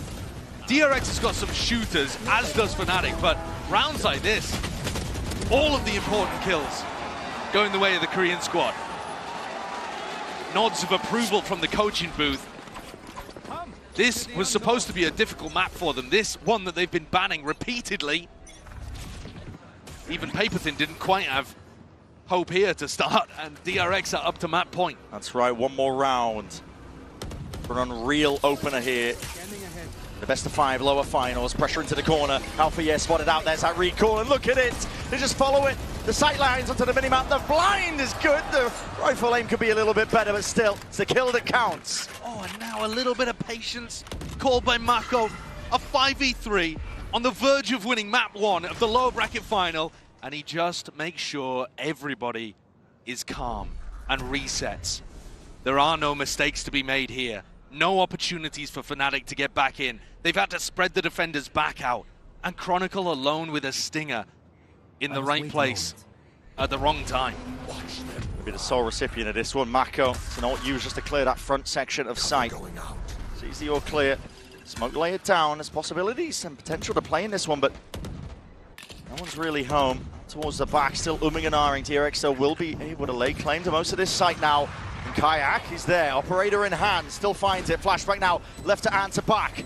Can he do it? Can he get it done? The reactions are fast as anything, and surely this is it. TB backing away, Kayak all on his shoulders to survive in our opening map here. The DRX just like that, they scatter, peel up the rug, peel up the curtain. DRX don't want to give any more opening fights, no more engagements. They want to play this one with discipline. They want to make that statement. And what a statement it is, leading this best of 5 lower finals with a win on Sunset. We said it was going to be unfamiliar territory, unknowns to open this game. DRX came out with a bang, an 8-4 lead, and they've kept it going. Corrode, the next map coming up, we've never seen Fnatic on it at this tournament either, but they're definitely have the pressure on them for map 2. Absolutely. Still going into the unknowns, of course. We're going to be stepping away. GB and the analyst desk will be breaking it all down for map number 1, so do not go anywhere.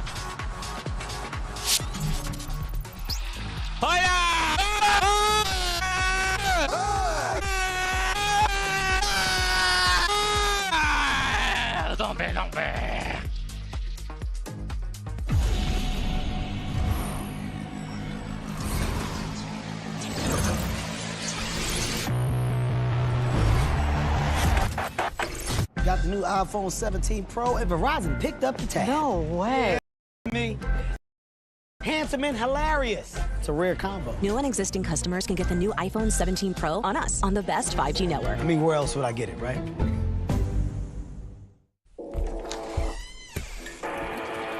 Yeah. Let's go.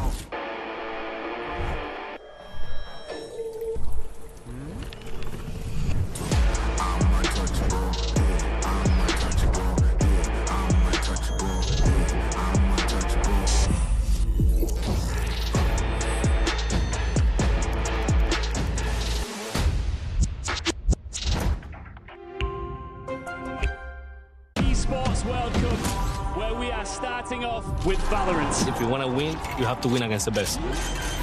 So looking for revenge.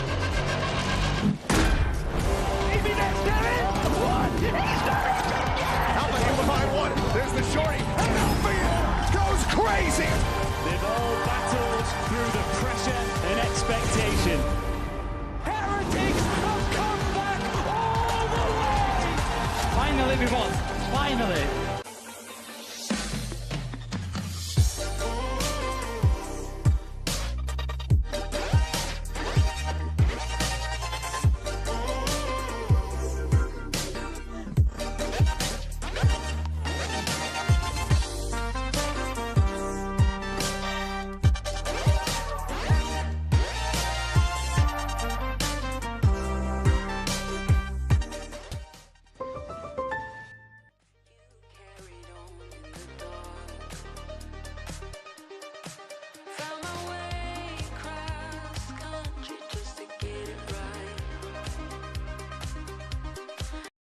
Nhà đang bao chuyện mà dạ dày không yên. Đã có Struman Gel, thuốc dạ dày chữa Y với thành phần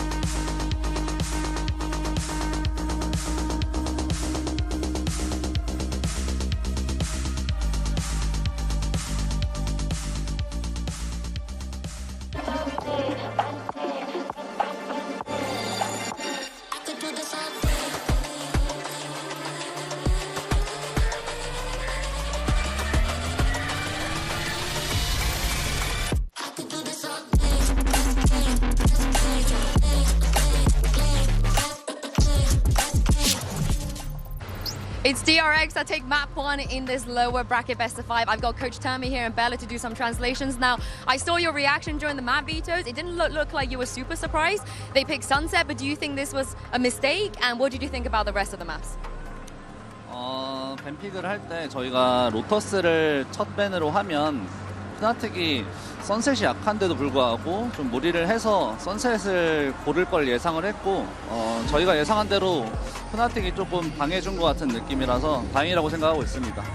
I mean, we thought that if we ban Lotus as our first ban, they would pick up Sunset even if that's not their strongest map, and that it worked out according to our plan. Oh, he was prepared. Thank you very much, Tammy, and good luck. Well, right now, DRX has them right where they want them. Question is whether or not they can sustain it because it's a long series. DRX manages to take Sunset. They go up 1-0 here in the lower finals. And we got ourselves quite an interesting matchup. Welcome to the desk, everyone. Golden Boy here alongside with Mimi. We got special guest joining us, Sid City, a.k.a. Sadil in the house. How you doing? You having fun? I'm doing great. The energy in here is crazy. Yeah. It's a pretty cool experience. It's a good vibe. I know this is your second Champions, right? But how's Paris been treating you?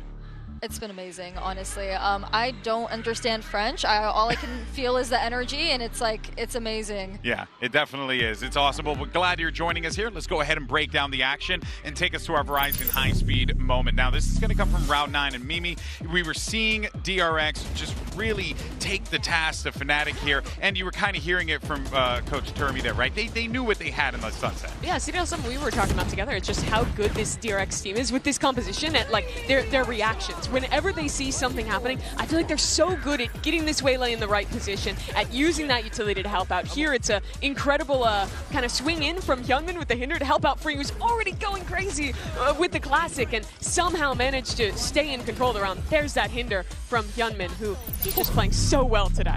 Yeah, it's insane. And Flashback showing the pressure at market, making them funnel into CT there and forcing them into the Neon, or not the Neon, the Waylay was... Yeah.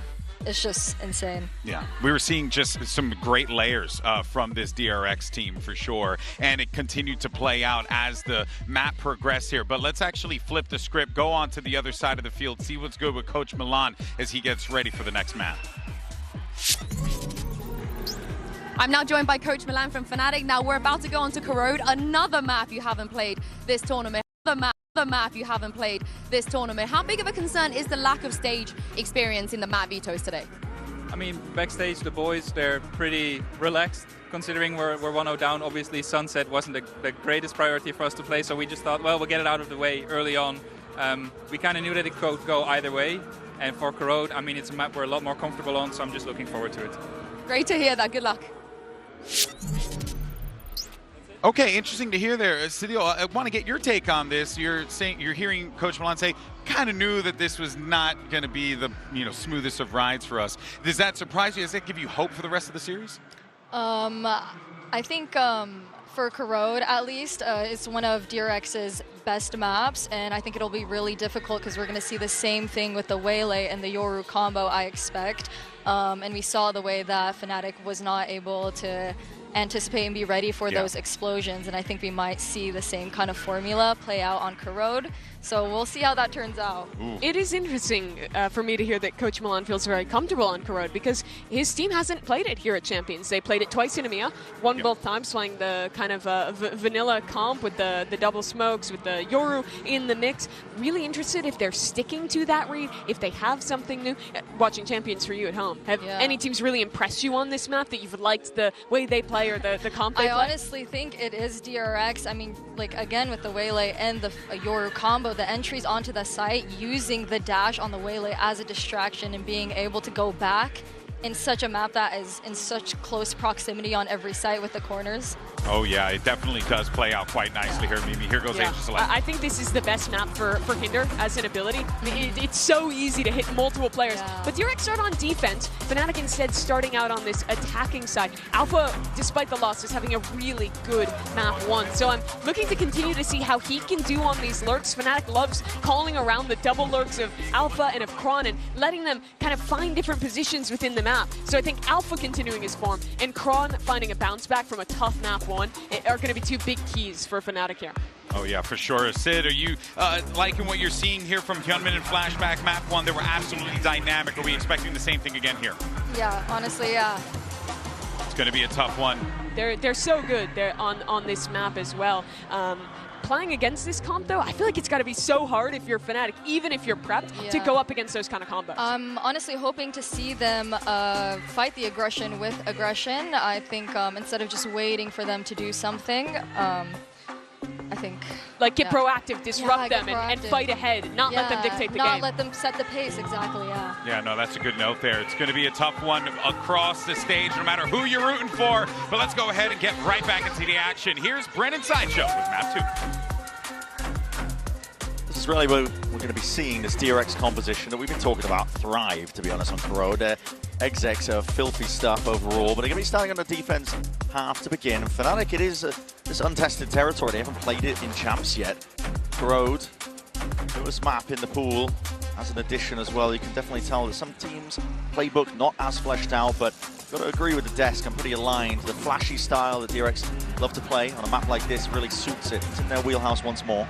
I think on this first half, before DRX can really get into their massive attack side exits, Fnatic have just got to be able to punish little peaks that DRX go for. You know, if Hyunmin's going to swing out mid, or if Freeing's going to be anchoring B and peeking into B main, Fnatic's players have got to be good enough to be able to hit that head and punish them. Because if you're not punishing the defensive players for taking fights like that, I think you've got no hope at stopping the executes in the other half too. And Fnatic need one of these maps early on in the series. Early beginning, a lot of mid presence, emphasis being placed as well. A couple of shots rattled too. Kayak is going to be worse for wear. It's alive for now. Looking for that peek coming out from Hyunmin. You know, the spot that the Waylay is going to be playing in over towards A-Link. It's going to feel like A-Link pressure. It's going to go into a B split. Yeah. And that puts things on flashback. Spotted, freeing there onto the side as well. And, well, aim well trained, anticipating that this fight could be taken. Dinked across the board here. So much damage being done, and the Fnatic players getting whistled down. It's almost anything, nothing at all. Boaster very much alone now. ISO needs some bailout from the rest of his team. Flashback looking to see if he can square up and take that fight nice and early, but the IGL makes him pay and makes him hurt for it. Chronicle following up again. B-side's going to be there for the taking here. 2v3 for DRX to play and make it a 1v3. All on the back of Bane coming up through the flank. Alpha the first. Yeah, it's an off angle as well. Not expected, not anticipated. And the pop-off instantly from the Fnatic players. Boaster the hero in that round, man. Those three players that went up mid, I would like to see Fnatic do that a little slower because they've got to know that somebody's going to be trying to put pressure on them from behind there. But when Boaster gets stuck in this corner, he fights his way out. And he's the player with Spike as well. Yeah. So if he goes down in that spot, it is curtains for Fnatic's chances on the pistol. Why do I only get kills on pistols? Well, you got the kill when it mattered, man. That was one of the biggest rounds that Fnatic will play on this map because it also lets you, in theory, win an easy follow-up. Bring not much to his name here. Prowler forwards. Clone is going to be happy to let it glide past. He hasn't set up a wall. No real util that they're bringing into this round, saving it. A deep push from DRX through mid. That's 4 players now freeing. Forwards. What an adjustment from Alpha. Snapping towards it. Reaction time test for Kron. Has to step up, but he's got crashes to help out. Supplement the fire out. Round out the round flawlessly. 2-0 now for the beginning on Corrode.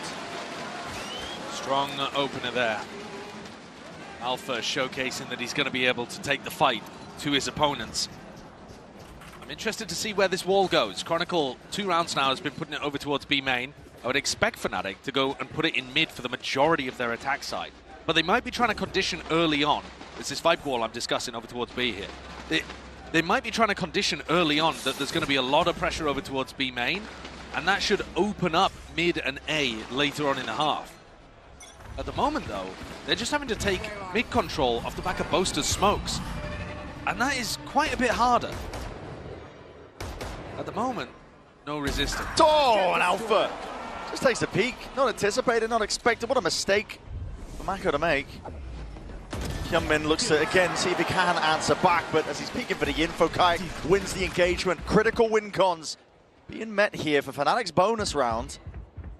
We talked about it. You've got to be winning those 1v1s. DRX have been capturing that lightning in a bottle with the way that they've been playing. Well, Mako was just unaware for the first, wasn't he? Sure. Flashback, if there was going to be a hero, a savior, it would be him. Boaster.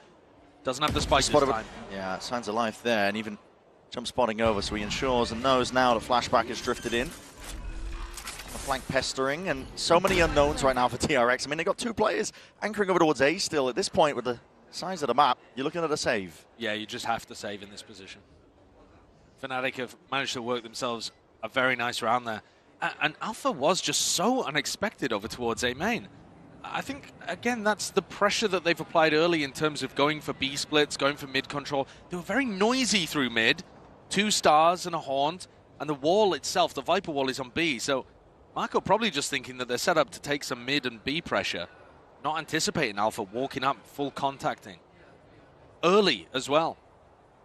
Yeah. Very confident. It's pretty critical here for Fnatic. We know they're a team with that resilience. They've been in positions back against the wall at times before. Flashback. I don't know if you want to contest with this guy. Still through the wall, he will eventually be peppered down. But 3-0 early. Bonus conversion for Fnatic is massive for them. Best foot forwards after going down a map here in a best of 5. And this is where you start to see the experience shine through a little bit. They've been in tough spots like this. Yeah, I think the deeper the series goes, the more you're expecting the experience on Fnatic to start shining. Having said that, though, we've talked a lot about how this is the going to tie the best that DRX has ever done. They haven't made it to a big final. This is also the best the Fnatic have ever done at Champs. Yeah. They've never made it to a podium spot before. DRX looking to try to take the fight to them in mid on a bit more of an eco round. See them really squaring up. Look at that, the recall is popped off again, but it's haphazard, really thrown together at the last minute. But that blind is good. The damage not quite with the follow-up. Instant reaction called for here by Fnatic. Moving over towards B. Leaves it into the hands of Freeing, but he doesn't have a weapon for it. Only the full armor. Has the util though to try and slow them down. Everybody goes over the wall at the same time. The blind is even better. Bane drifting back and away here to trade intact here from Crashies and Chronicle. They combine their might, and that is a foul concoction to deliver death down to DRX. Fnatic keep all of that momentum and pace going. Happy to dispel this fight happening over towards mid. And again, the Viper Wall being used on B. Chronicle really sticking to his guts with this one. 6-0 beginning for the Viper player, and final kill. Marco just melting into dust. Viper, fight with This round though, DRX finally get rifles back up. So this is our first proper rifle v rifle round. Flashback with an op as well at A-Link. Looking towards it. Horn not broken. Hyunmin can't get out until just now. It's not the best line as well. Look at the uncertainty in the way that Flashback's aiming. Michael down the reactions as well. Boaster is really quite brave. The reload hurts. Yeah, but also a massive force on the refract.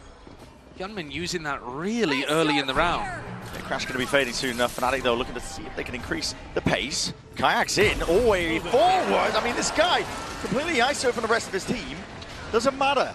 One-man army comes in. Bane had util in his hands. He wasn't expecting them to be all the way on site already. And his pace is just so unorthodox for the way that Fnatic like to play. Normally the slow siege, normally the ones to take their time, but the return at least to kill going his way. Dimensional Drift now is going to get that extra information. 1, 2, 3 players spotted, looking for the fourth, and he's found it. Now going to be calling for the rest of his team to see if they can collect these kills. It's a good blind. Flashback, exits, Crashies!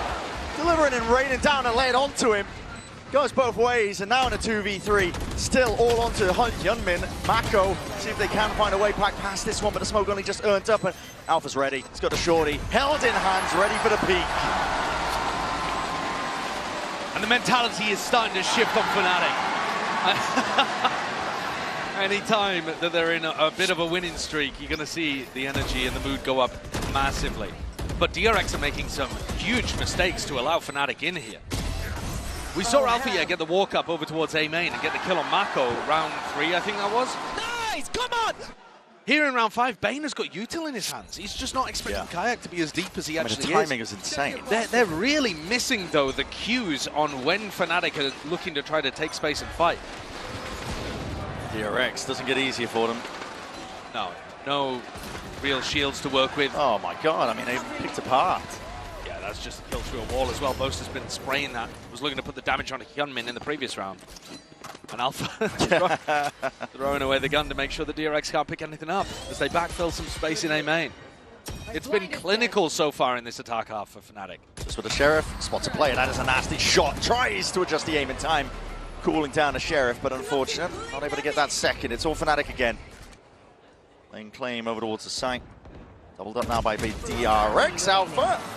It would have been contested with this guy. Hinder dropped down as well, 5 HP. Shorty in your face. Gunmin picks up the upgrade, but again, plant down. Fnatic fully drilled in and now looking to see if they can do that extra damage. Hyunmin realizing he can't play for this one. And it needs to be a call, a pause, a tactical intervention, really, from the coaching staff. At this point, this is DRX just bleeding out. Yeah, I think you're right on that one, because I think it's not just that DRX are playing their own game but making a couple of mistakes or Fnatic are out shooting them. DRX have got the wrong read entirely on the tempo that Fnatic want to play at, the style they want to play as well. They don't have footage of Fnatic playing this map at Champions, but it's not like that stopped them from having a great result on Sunset. Both of these maps, Sunset and Corrode, we hadn't seen Fnatic play here at Champs. But Fnatic, as the desk was pointing out, we're having a lot of domestic success, or at least a little bit of domestic success. 2-0 on Corrode, the 2 times that they pulled it out in EMEA. And those teams that they beat, the fans of those teams that they beat as well, in a very familiar spot, actually, rooting for Fnatic to save the region in another end of a tournament. For sure. The weight of expectations, and that goes both ways. DRX and Fnatic, but weight and expectations, you're carrying the hopes and dreams of your region to really get something done. It's been a hot minute for EMEA. It's been a long time. And I mean, an even longer time if you want to talk about a non-Fnatic team lifting a trophy. Oh, yeah. You'd have to go back to 2022 Copenhagen for FPX. And I mean, before that even, you're looking at Chronicle actually lifting the trophy and almost lifting the Champions Trophy in 2021. So they've got a huge amount of experience. They've been around the block. This team has gathered together huge talents from all across their region. And in fact, outside of their region when it comes to Crashies. And they're managing to recover here really nicely in map 2. Pressure's on DRX, that's why they're taking the tag time out here. I personally would like to see them try to take the fight over towards mid a little more, but I think a big problem is just that horn. You're going to have to do a delayed refight into mid. And I would imagine that Boaster's going to call a reaction, like a quick reaction off the back of that, because the tempo that he's calling here is faster than usual. He's not doing those 30-second execs. He's hitting the site around the minute mark. That's really catching DRX off guard. All turned up as well for Alpha. The troubles don't stop. Well, they're going to DRX at least. They're trying to contest this Viper wall. This is the big threat. They want more information over towards B main. Opping this line though again. Put a wall in your face. Prowler is hard to clear you out. Yeah, it's just going to be a horrible time. They also want to try to defend this ult op. There's 3 players, 1 away from an ult. Tap, clone broken early, so the wall will remain intact. Crashy's got his ult online. Fnatic with a huge opportunity to snowball. Gearing up the exec. Hyunmin is nowhere near to counter ult. Flashback. There's no way you're taking this peak, man. I mean, you're crouched up onto this one. It all comes down to who spots who first. Can't they see the gun? Double lined up there. Surely they can. Got to be expecting and reading this one to get bullets to the dome. Only saved by the box there, but now you're going to be feeling it. Heat turned up. It's Fnatic sending this one flying forwards. Thorn's going to be used to try and slow the approach, but it's still guarding all the weapons torn away out of the hands of these DRX players. It's up to them now to put a stop to it, but again, they go over the wall together. Emphasis being placed, and the gun just does not come back in time. Might set up for success once more. Fnatic are coming into this one drilled, ready, discipline in their hearts. Gonna lay claim to most of this one here. Already with that side control, still feeling uncomfortable as a hinder that does connect to DRX. Should be surely getting this one. No way! Boasted not anticipated, not even expected. It's 7 rounds in a row, despite the timeout, despite the pause. DRX still left reeling. Freeing just caught in elbow, unable to use his primary weapon. And Boaster and Crashy's feasting on sight. Wow. Okay. Giving it from across the stage, a 7-0 beginning. Hey, he's gonna pull the headphones out. We're gonna have a tech pause before you know it. Doing tricks on him. That's crazy, man. Okay. What a turnaround though as well. You can see the mentality difference. I don't understand what DRX are up to over towards B main here. If you want to go for a refight with the Waylay and a Paranoia or something like that, fair enough, but I mean, they're just pushing their face into a Viper wall that can go up and down repeatedly.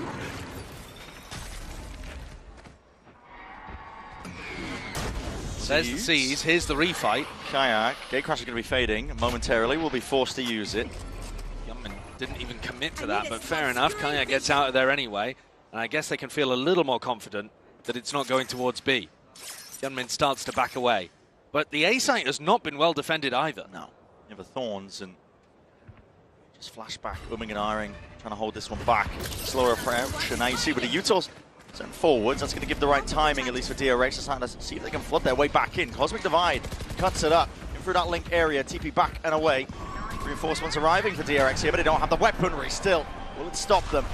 TP now into the corner. Maka wants a little bit more extra info. Nightfall even being that committed. Oh, he stuck it. His heart stuck it!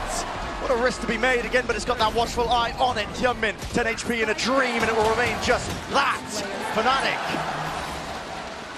Complete domination. The working of the map, the pushing and pulling. A masterful performance here. Boaster leading the orchestra to an 8-0 beginning. Everywhere they go, they're just finding DRX making small errors. I mean, in this round, okay, they're working with lighter weaponry as well, but I feel like DRX are not falling back into more standard defensive procedures. I mean, there's good smokes, good double-up spots. that we see a lot of the top teams using, and DRX maybe just not comfortable anchoring with their comp that loves to try to take fights. They can't find those fights. No. This actually does remind me of the incredible Haven attack that Boaster put together, where he was just slow defaulting and putting fakes all around. Constant pressure applied, the flashback. He's not being able to get anything done with this off. You're right, it's reminiscent of that one. Relentless. And that, DRX were only able to put up a single round on the board on their defense side. Kayak with another ult to work with. It feels like the ult snowballs never stop for Fnatic. Clone gets a free break on the wall as well. Freeing at least with an ult to try to hold on to B, right? So he doesn't have to be super worried, but there goes Mako. That's the punish I was talking about at the start of the map. If they go for an info peek, Fnatic players sharp enough to rip them off. 10 and 3 as well, Althea. Who's next? A real step up from him. Now you're seeing ult's going to be popped off. All earned prior. Kayak's behind. That's Steel Garden. Hello, where's he going with that one? They're trying to combine their might again with a util to follow through. Convergent paths, that's enough of a slowdown. No one's home. No one entering into this side. The pit's going to be layered down anyway. That's going to attempt to get them back in, but DRX answering back. It's a quick pivot. Fnatic not looking to contest over towards B now, and they're going to get that mad sprint over towards the A side. It is open for the taking, but it's still left in that player disadvantage. See whether Boaster can hold the Horde off for a moment. It's an onslaught now. It's going to be approaching his position rapidly at that side. It's off angles, and that, no, okay, the Nightfall on top of it. He's not able to take that fight. Stand his ground towards it, and the back to Crashy's instinct kicking in, the awareness in the back of his mind that he's being pressured from multiple locations. Crashy's, no way, no way! DRX can catch a bloody break! The America's import lights up the French arena. Crashy's 15 and 3. Determined to make it to another grand final at Champions. What a performance. Reminiscent of some of his very best. Incredible awareness with the Nightfall that there was one on the flank, because the ult caught two. And he manages to break the horn, put the fight forwards and go back to catch Bane as well.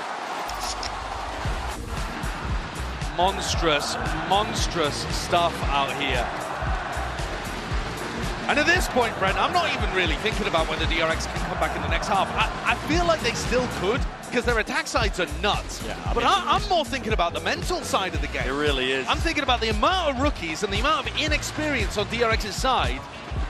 And even Mako, who himself can get a bit shaky in big moments. When you feel the energy of 6,000 fans cheering against you for your demise.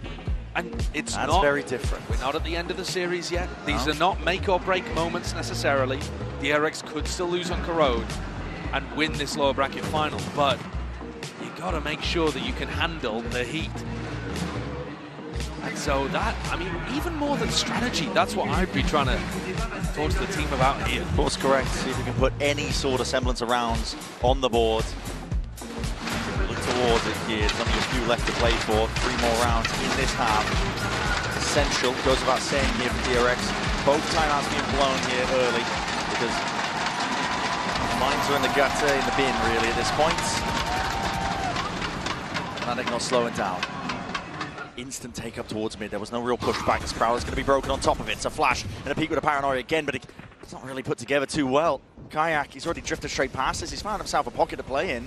Smoke dissipates, and Hyunmin spots it out at least. That's going to be a saturate layer down at the feet. An attempt to slow this one, but again, Fnatic, they temper it, they hold it, they let it simmer. They wait for the peaks to come to them. Again, the fights are taking. It's emphasis being placed on DRX to see if they can step up and make their mark, but it's just not possible. Weaponry disadvantage, flashback. Whistled down. Barely alive, is going to be limping into this next engagement, and Boaster, lovely dodge of the flash.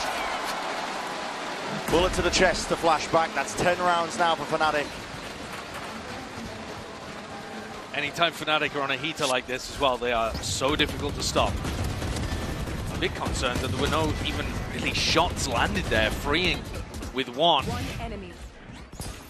Your mechanics and your decision making have got to stay sharp in these kind of spots if you want any hope of the comeback occurring. We haven't really seen DRX be the team to make massive comebacks like this. We've seen NRG do it, Fnatic do it.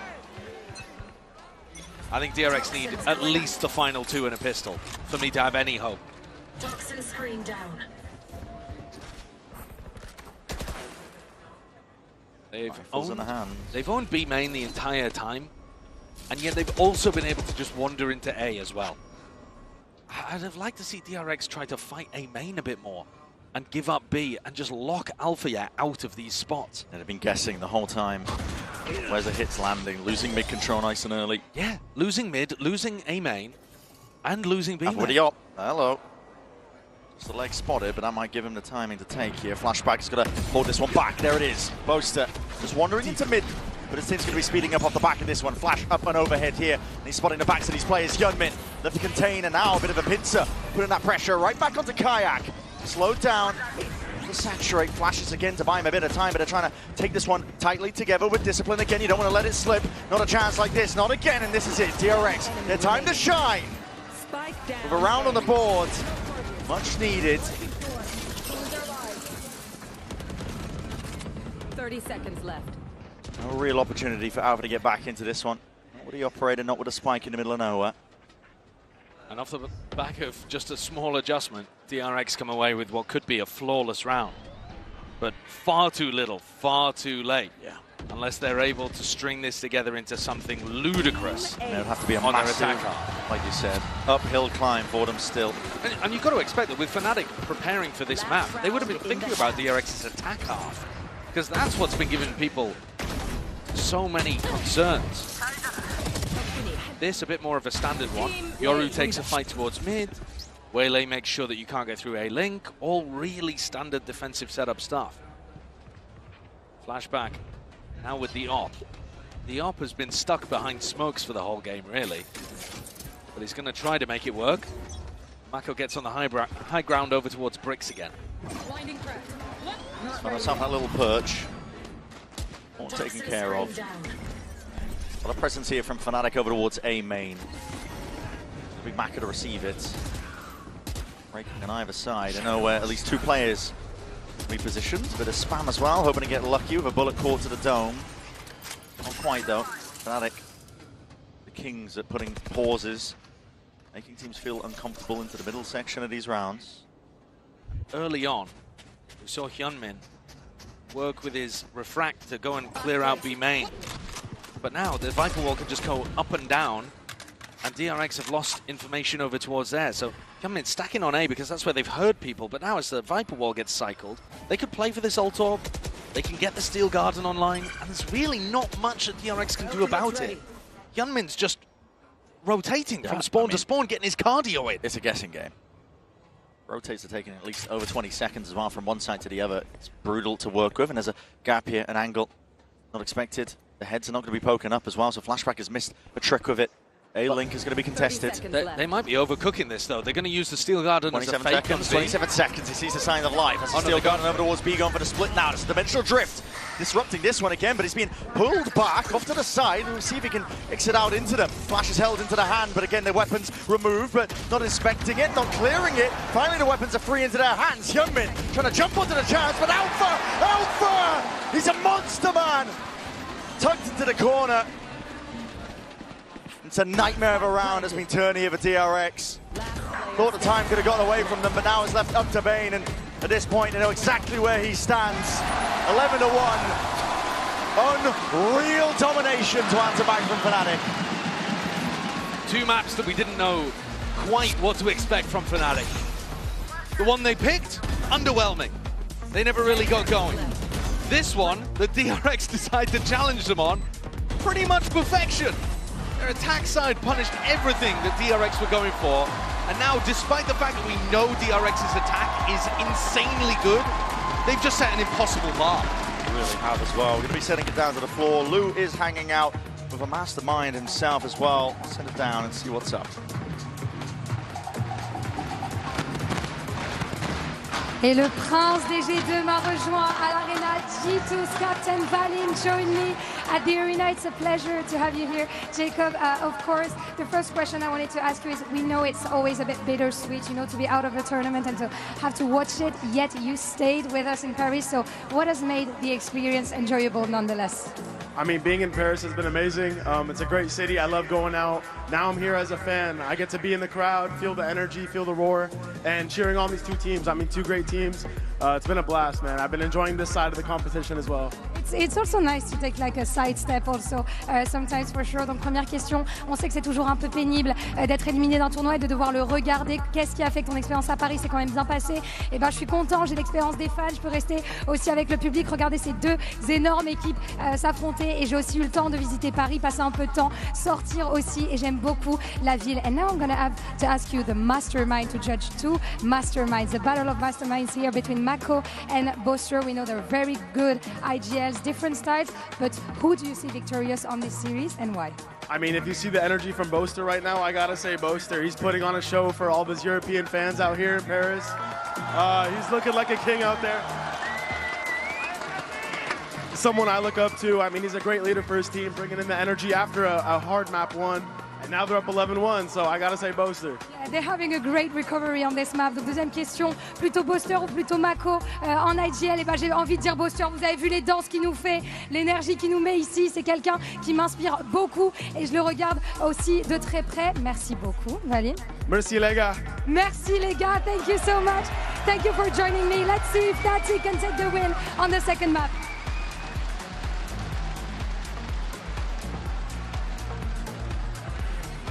Unbelievable stuff, really, from Fnatic overall, off the back of some real heavy lifting on certain individuals. Crashies right at the tippity top of the board for his team, 16-4. We all remember that clutch that we just watched and saw, but this is a guy that is dead set on making it to another Grand Finals at Champs, doing it for his team, putting them into that experience, giving them a taste of it. Something that Fnatic have never really been able to grasp. It's the furthest they've ever gotten in Champs. Yeah, you know, the funny thing too is the team that Crashies had to beat in order to make that Grand Finals was Mako's DRX. Yeah. And that was an incredible barn burner of a game. Lower bracket final in 2022 at Champions. Went all the way. Full 5-map series that left DRX heartbroken, shattered, and hit their ceiling that they've never quite been able to repeat. Here, managed it, and looking to take that one step further along, but it would be one hell of a comeback. They have to win the pistol here, and every exec has to be perfection. Yeah, I mean, I'm not even ready to discuss it at this point. This is really just looking ahead to Haven.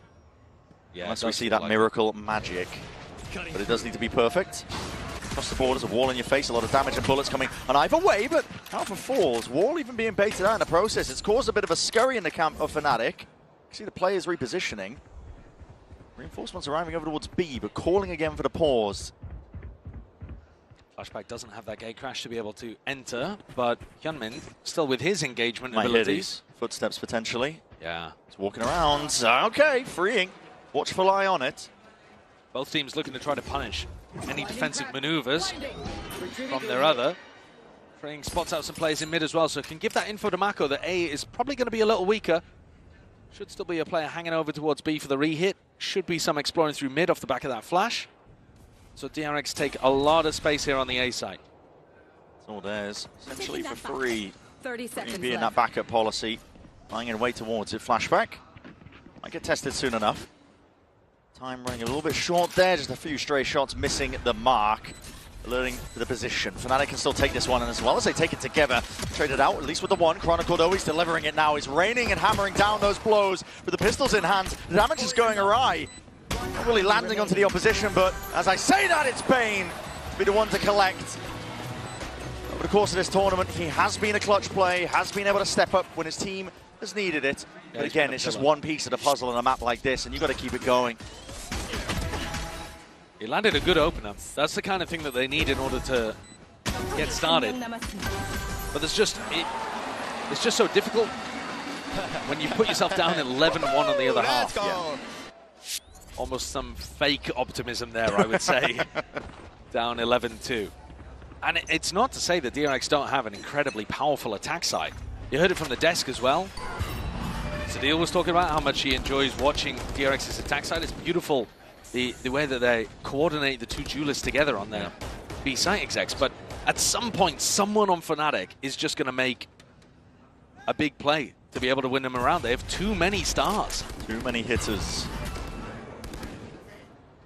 to be relying upon it. Hello. Oh, okay. Portal closed. Slight spot at the back side. Okay, Flashback is going to be jumping on the chance. He wants to draw out the blood here. Claim a couple of kills while they're at it and slowly closing in onto it. But Fnatic, they take the initiative. Forwards is the fight. Oh my god, what is that by Bane? It's a big one. Handed it as well. That's a Bulldog in the hands of Chronicle. Double dash over and around and recall. My god, Chronicle! 8 bullets left and this could get dicey. This could get dangerous. We were talking about it. Any one of these Fnatic players could step up, deliver those blows, and my god, an ace on the Thrifty, 5 HP and a Dream right now, back against the wall, freeing. With bated breath, the rest of his team can breathe that sigh of relief. That's what we're talking about, the danger ever present with Fnatic. That round should have had no sting to it whatsoever, and yet a big wide swing coming out from Boaster just sets up full B main control for the rest of his teammates. And Chronicle's got that kind of sting to him, that kind of danger. He's ruined their bonus round, so now there is no bonus. DRX have to force. Look at the weapons. And they have to win. Yeah, the weapons themselves are not great, are they? Double 2 Guardians. Odin on the other side of Fnatic. Oh. Filthy stuff. CS viewers, avert your eyes. What you might be about to see. He's missed it. Hold on. He's Shot missed fine. it entirely. He's missed the gap. Yeah, the Prowler. Drifted straight past it. Crashies went to take the fight. Sorry, Kayak went to take the fight as well. Looking to swing out through the smoke. He got punished. Crashies, I should say Chronicle. Stands tall. Holding back the line over towards that mid angle. It's a weird beginning to the round, but DRX come out better for it. But they've lost Hyunmin, and Hyunmin's normally the guy that's going to be doing the big entrying for their site execs and playing Flashback in behind as the second entry. Actually, neither of their duelists are going to be present on this hit. So they're just hoping they'll take it for free with a Nightfall.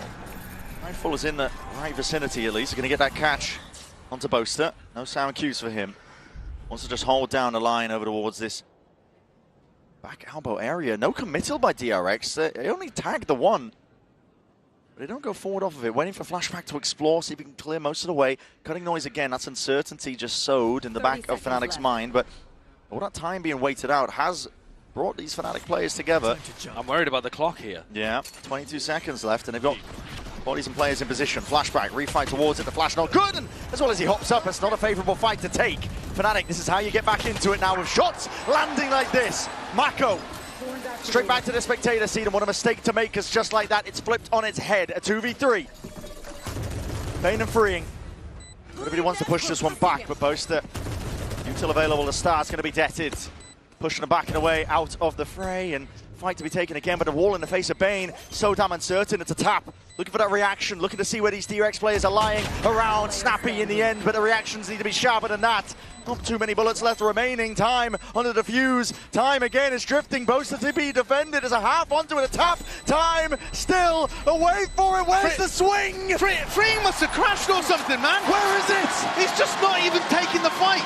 That's so unfortunate. He's just AFK in B-Link. Oh, man. He's just sat there with a Guardian. I mean, that's a tech pause for sure, but that's, I mean, that is straight at the end of the round. That's a heartbreaker as well. Damage done. You can't be rolling that back. Presumably not. Oh, man. I don't even know at what point in the round. I mean, I was focused on the retake happening, wasn't looking directly towards Flashback. I have no idea when. It's an ironic high five there. Yeah, well done. Clean that one up easy. Good job, yeah. That is a killer. That's really unfortunate. A very winnable round, actually, there for DRX. But 12-3 up for Fnatic. At least it hasn't happened in a map where it's like 11-11, I Sure, suppose. yeah, when it's right down to the wire. At the same time, though, we're talking about tilt. We're talking about mental burdens that you must carry. There's another one. Yeah, it's the kind of rounds that happen where you just got to get it out of your mind if you get onto the next map. You got to not really be thinking about what could have been. No. Because there was a real chance there in that spot. That's just a heartbreaker of a round for freeing to crash at. It is a crash as well. We're going to be getting into the game momentarily. Oh, it was freeing, sorry. I was getting mistaken there that it was Flashback. But yeah, pretty devastating. Yeah, absolutely. For now, though, as well, we can follow up. I believe we'll be getting into the game soon enough. We'll see. loading it back up and away. But you're right about the mental resilience. I mean, this is going to test a team like DRX. So untested, so unused to these big stage, flashy lights. They've been trying to take it one game at a time. That's what they've been saying the entire time throughout this tournament. Yeah. Following yesterday's win over PaperX, we did speak with Mako for this Omen player moment, so take it away.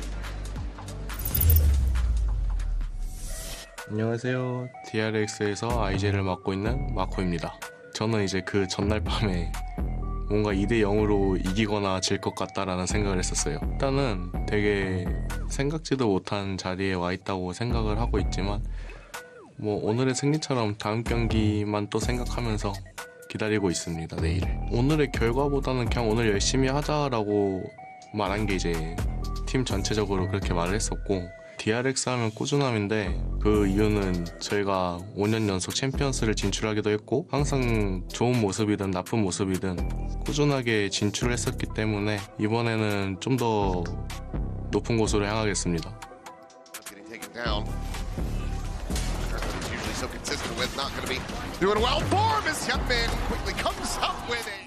푸나틱을 이미 플레이오프 때부터 첫 경기에서 만났었고 저희가 유리한 상황에서 졌다고 생각하기 때문에 오히려 좀 더 좋은 상대를 만났다라고 생각하고 있습니다. 푸나틱한테 졌을 때 배웠던 거는 뒷심을 좀 더 챙기는 그런 거를 좀 더 경험을 쌓았던 것 같습니다. 보스터, 우리 옛날부터 발로란트 씬에 같이 있었고 항상 챔피언스마다 같이 만났었고 지금도 또다시 만나게 되었어. 우리 재밌는 체스 한 판 다시 하자.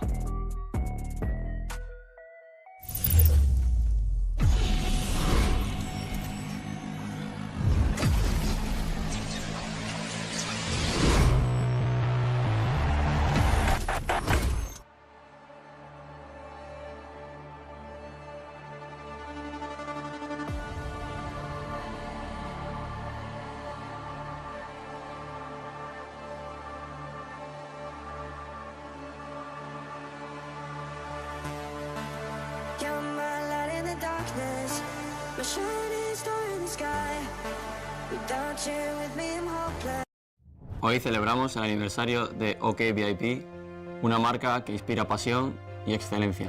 Agradecemos a OK VIP su constante apoyo y dedicación para crear experiencias inolvidables para los aficionados de todo el mundo. Gracias a todos los aficionados por su constante apoyo y acompañarnos todo el camino. Brindamos por más éxitos, recuerdos y un futuro lleno de grandeza juntos. ¡Feliz aniversario! OK VIP.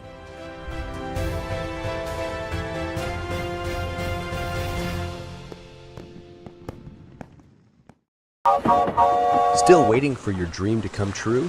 Maybe it's a tropical island, or hot sands of a mysterious desert, or maybe you dream of dinner in a cozy restaurant in Paris, or the exotic beauty of Southeast Asia. This is the time for action.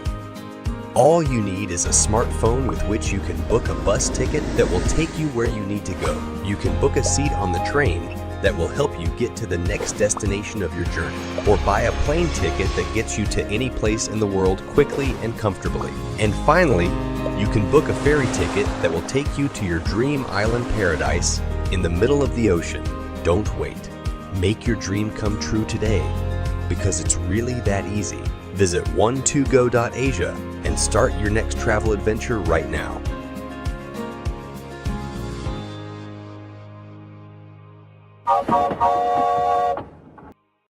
Final.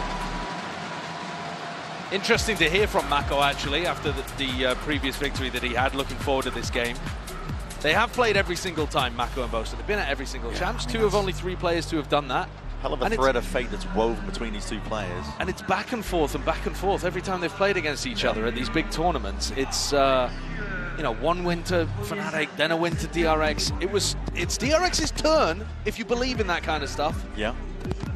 The pattern recognition goes crazy in the human brain, always looking for superstitious elements where there might not be some, but you are right. If you want to follow that trend, it should be DRX's turn here, but now just trying to get back into the action as soon as possible and really just giving a bit of space to breathe. It's unfortunate for Fnatic because, listen, when you are so close to victory, so close to being able to get that turning point in a series, especially in the best of 5 like this, lower finals where there are no second chances.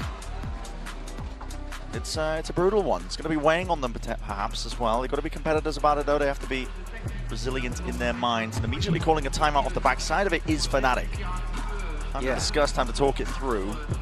Yeah, Fnatic going into a timeout here very, very early in the second half. Well, some weirdness going on, but anyway. It is strange, yeah. This is now a tactical timeout. An opportunity for the coaches to actually have some level of discussion. So Milan gets involved here. They know what they're going to be up against. They know the kind of style that DRX are going to be playing. And when Boaster last faced against DRX in this tournament, he said the key is to disrupt them before they get into executes. That means taking the fight to them in mid. That means taking the fight to them in B main and A main and harassing them, taking engagements and peaks before they can set up. I didn't actually see too much of that though when they played against each other. I think DRX still got really nice attack sides going. On the center was glimpses of it, but yeah.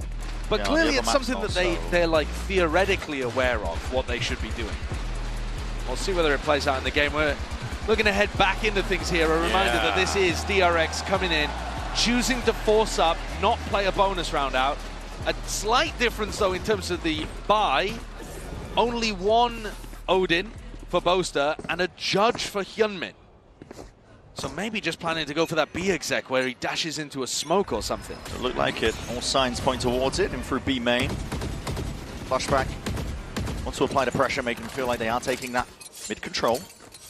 Keeping the players anchored to the spot here. Fnatic, though, with a defensive setup, they've only got Boaster home.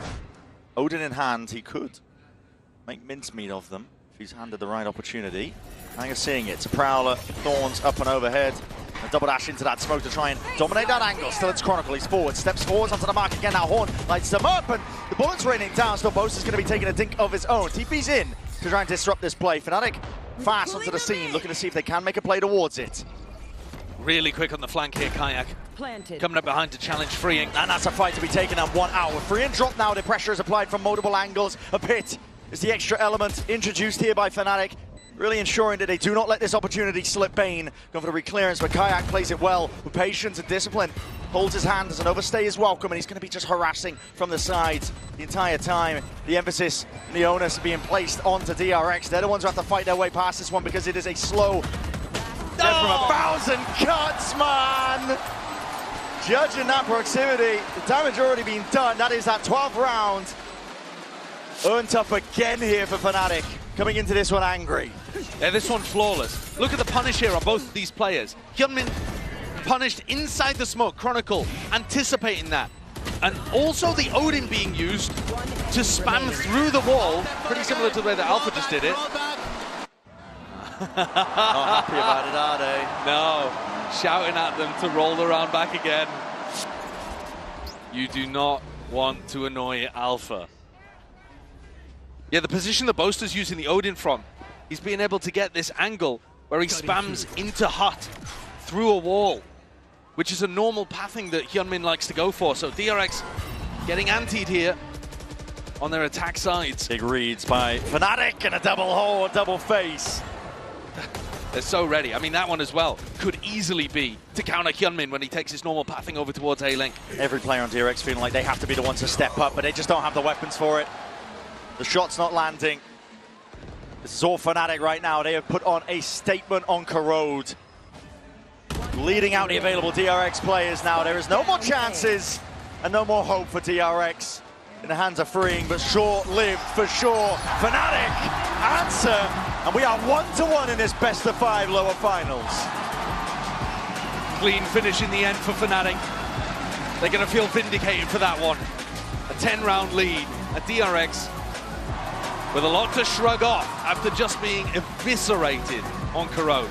Now we get into more comfortable territory. Now the next map coming up on Haven, one where these two teams have played before. And they know each other intimately here. The storyline continues. Mako and Boaster, two vets who have been to every single champions facing off, squaring off. We're going to go to a quick break. When we return, the analyst will get us nice and ready for that Haven, the fated map.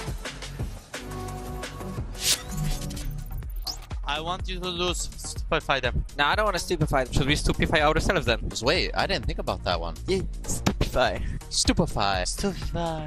Stupefy. Stupefy. Stupefy. Hey, Hey, Zestify. Oh my goodness, Zestify is out. Zestify. Oh, I'm dead. Holy shit. Oh my goodness. They're coming B. Ah!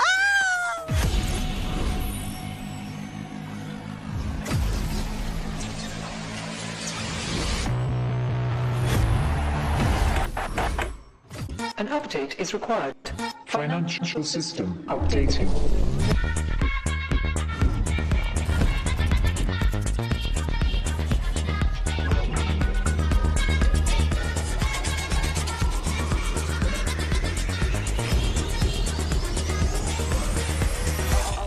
System updated. We will dance together.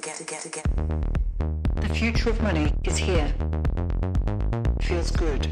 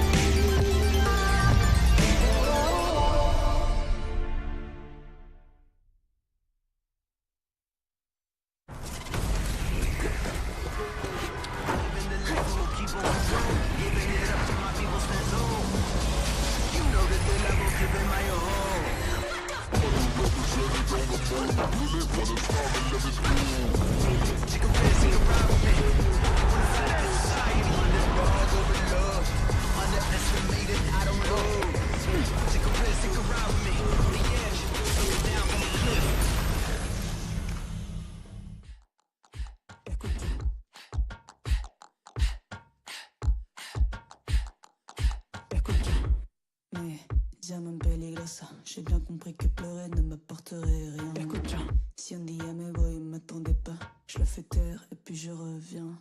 Tu finiras en tôle si t'es pas mort avant. Une vie dans un coffre, ce t'en rêvera. La vérité c'est tough et t'es fait comme un rat. C'est beau t'y réfléchir à 2 fois dorénavant. Écoute bien.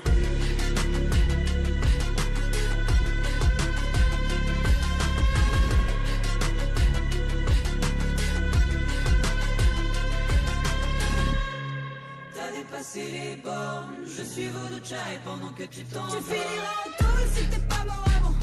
Une vie dans un coffre, ce t'en rêvera.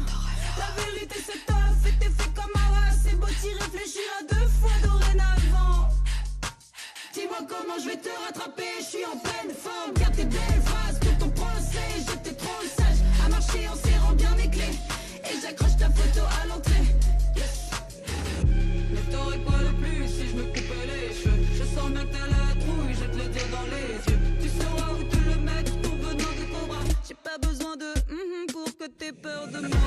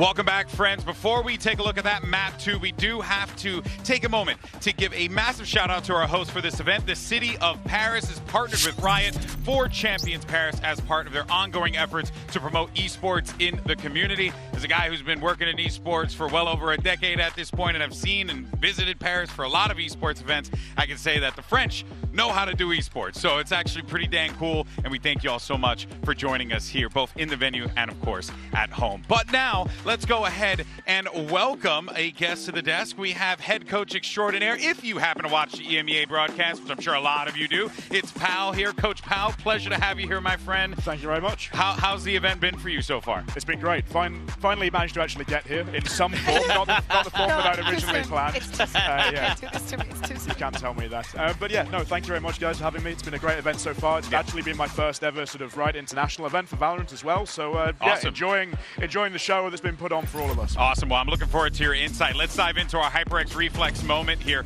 And Bea, talk about what we saw, because Crashies absolutely lit the server on fire. I think that Crashies knows that NRG is on the other side, just waiting in the grand final, and he wants to take his revenge. And he proved it during this match, entering in many of the situations and every single execute. This time, it was surprisingly not just the utility that we have to highlight from him. I think everybody from Fnatic after that first map has really stepped up. Yeah, I mean, truly incredible stuff that we were seeing from Crashies Pal. Feels like he is really clicking here, but more importantly, it just felt like a complete control from Fnatic. And it was these buy rounds where Crashies had his moments. He had his 1, he's had his 2, he had his 3 in this clutch in round 9 as well, that kept that snowball going every single time. Putting DRX back down onto the eco as well, just didn't give them any space to get into the map whatsoever. No, he was out of his mind. I mean, hit nearly 50% headshots during that map too. Absolutely insane stuff. Tremendous ADR. Chronicle as well, really playing phenomenally on that map. You know, as that Viper, that round, you know, where he almost got the ace on the, you know, eco, that was absolutely insane. Obviously, Boaster is doing Boaster things. Yep, he was... we have to give him props. I think that he played very well. Like, yes, he did get the 1v3, but Boaster was also part of that. He was also part of all the clutches. Coming into this match, we spoke about the importance of Mako on one side and Boaster in other. And yeah, Boaster is doing Boaster things. So I guess he hit him with the Fortnite L dance. Okay, wasn't ready for that one. All right. Partly, I'm hoping he busts out the Macarena at some point in time. That'd be pretty dope. You know, throw it back, whatever you want to do. The Macarena. With the Macarena. That really showing my age there. With the, you know, Macarena. I know it. Anyway, you know it. You know it. Yeah. Now, of course, though. And I'm just there in the middle. Oh, you don't know the Macarena? Wow, that is just a sad time. A sad time for society. All right, let's go ahead, though, and talk about what happens to DRX here, because paper thin, DRX absolutely got shellacked. No way around it here. They certainly need to bring it back. This was supposed to be a good map for them. We all thought this could be a DRX being up 2-0 in this series. Instead, they don't just find themselves, you know, tied up, but they found themselves kind of getting the butts whooped out there. No, you're absolutely right. I mean, I think this reminds me a bit of what we saw on Haven the first 2 times these teams played, right? They go over to the defender side and they can't stop anything with this double duelist comp. They're playing so passive, they're playing so safe. Their side anchors can't be relied upon. You know, Freeing was getting beat up. So I think for me, I'm looking at this the way that I'm going to be looking at Haven the next map is the mental game. How are they going to prepare for their defender side coming up? I think that's going to be the biggest thing that we're going to look at now is, right, how do they reset themselves? They know they had a very, very strong performance, even on that defense side, with Yunmin having a lot of value from his utility, creating that stopping power that the rest of the comp doesn't really have. And now it's about, okay, we've got a best of 5. We don't need to rush through this. We've been there, we've got the first map, okay, now we're back to equal again. But now it's down to a straight best of 3. You back yourself every single time. As long as you're prepared well enough, you're going to back yourself across those final 3 Is that what maps. you're telling your team when you're in these situations like this? Yeah, tried saying that. Didn't quite work, unfortunately. But yeah, absolutely. But as a head coach, though, that's what you're more or less trying to push forward for. Exactly, especially when you've got to this situation of, right, we're 1-1, okay, back to equal. There's no reason why everybody individually now isn't warmed up in the server. Everybody's ready for the game plans. Normally at this point you start to get a little bit more loose with your preparation on the maps as well. Doesn't need to be as anti-strat heavy, doesn't need to be as specific with some of the adjustments of the game plans. And now the players always in these situations start to become a little bit more comfortable, a little bit more confident, reliant on their own individual skill as well. And isn't it cool that we restart this best of 3 with the first map that we had earlier in the competition between these two? Oh yeah. that being Haven. You guys remember the insane comeback that Fnatic had on this map. But as you're saying, Val, everybody's warmed up here, and we have to look at the individuals. Clint, you were speaking about Chronicle. Remember, guys, how he started the first half even on this best of 5 with a 1-11. He's back in the server, but what I want to see is a little bit of Kayak. All right, here comes the agent select now, and Fnatic, of course, Crashies, he's just going to hold that one for the timing. He's doing his thing here. We're not, of course, getting any changes here, paper thin, from the DRX side of things. They're going to continue to run that Mosquito comp. We're looking for just some more aggression here, right, especially on the attack, without a doubt, but just more of that ping-pong gameplay that we've been seeing from the Waylay and the Yoru, right? Yeah, exactly, and I mean, specifically on the defender side, you need more value out of the Waylay. Like, you've got to be able to get some good ults to hit, to get some good saturates to hit, to find those moments where you can set up those crunch plays, maybe at the top of a lobby, things like that, where you can really utilize that agent's ability to cause chaos, to slow up and gum up your opponent's ability to create space. Absolutely. It's those saturates, those ultimates that Hyunmin was so good at on the defense on Sunset. But now, when we go into this attack side, going up against the Fnatic's defense, they need to get in and around them. They can't just start going through the Viper and the Killjoy utility. They need to find those gaps around the middle of the map a lot more. Mimi did a brilliant job explaining how VaporX wanted to deal with DRX and what they do in the attack. It's the same almost in every map. Fnatic did find a way around it, and they have to repeat it for this one. Again, put in a little bit of pressure, also learning to just play for the retake, understand that they're going to be extra aggressive and just playing around it. You know how to. Both teams are at an even keel here. It's now time to start map 3. It's Haven. Let's send it back over to Brendan Sideshow for the call. Really getting into the swing of things here, this middle ground territory and best of 5s, and time to see if DRX can put their best foot forward. They're setting on their favored side of the attack with this composition, even making changes to it, which I'm a fan of. I didn't like it, at least when they were playing the Neon with the Waylay. It left Flashback almost out on his own a lot. Much better when they combo off of each other and they can play that ping-pong style. So they made the changes there, adjustments need to be made, and then there's also the question of mental resiliency. Can they bounce back after being smacked around by a Fnatic squad that is used to really asserting themselves in these high-pressure scenarios? I think it is so important, though, that they're starting on the attack side here of Haven, because that's where they got their 10-2 lead last time around, and it's the defense where they've been struggling. It was defense Corrode that they just got bullied on. It was defense Haven where they ended up losing massively. Went down 11-1 there to lose the 10-2 lead that they gained. And I agree with you that the change onto the Yoru is a good one overall on Haven. But I think it should make their attack side slightly weaker because the Neon Wall and the stuns are super good on BXX. So it should make their defense side a lot better, slightly worse in this half. Chronicle is playing right onto the edge of the smoke there. A couple of shots to lay it down. So Crashies by his side. And taking a lot of A space very early on. It was almost impossible, for Fnatic to hold on against what DRX were doing. One play break start, doesn't give away the game just yet. 5 players grouped up over towards A now, looking to apply that pressure. Reinforcements need to arrive, and what a perfect paranoia just in time. Poster towards the back, the shots don't land, the recall back, and Albert DRX are playing themselves in anyway. What a way to assert yourself and announce yourself to the party. Felt like that one was falling to pieces when the duelists weren't really able to get anything going, but that shows you the power of the refract in that situation too. Absolutely. Hyunmin pulls all of the attention. Trip broke on the flank, freeing Star to think about it, but Alpha would have to hit some ungodly shots to make this one a reality. It's gonna have to be surgical. It goes on either side here. Kayak already taking a dink to the dome. Not much life left in him, but he can still do some damage perhaps from this angle. The time is ticking, it's getting away from him, and right from behind, that's where Bane is gonna strike. I mean, that's a good, confident look from Bane there, pushing all the way upstairs. Not just cowering on the site after getting brutalized on Corrode, looking to try to take the fight to Fnatic. Hyunmin, he takes a loss, but also building up one step towards his ultimate. Wasn't really about the duelist though, was it? It was about those players behind them. Bane and Mako in particular. And more supportive elements. Yeah, taking all of that space together. I like what Boaster's doing with the paranoia there, because it's a really good idea of being able to push back the duelist, but there is no smoke on site for the others to play around.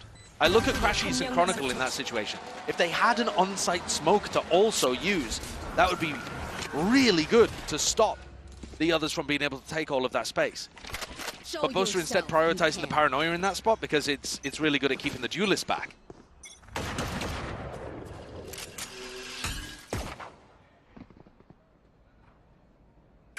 Not dealt with early. Name of the game for Fnatic on their eco, going to be trying to farm up most of these orbs. take away some more win cons as well, because, listen, you don't want to get DRX going on this comp attack side with the ults generated. They will snowball. The game can get away from you. Yeah, we saw on Haven 2 extremely one-sided halves.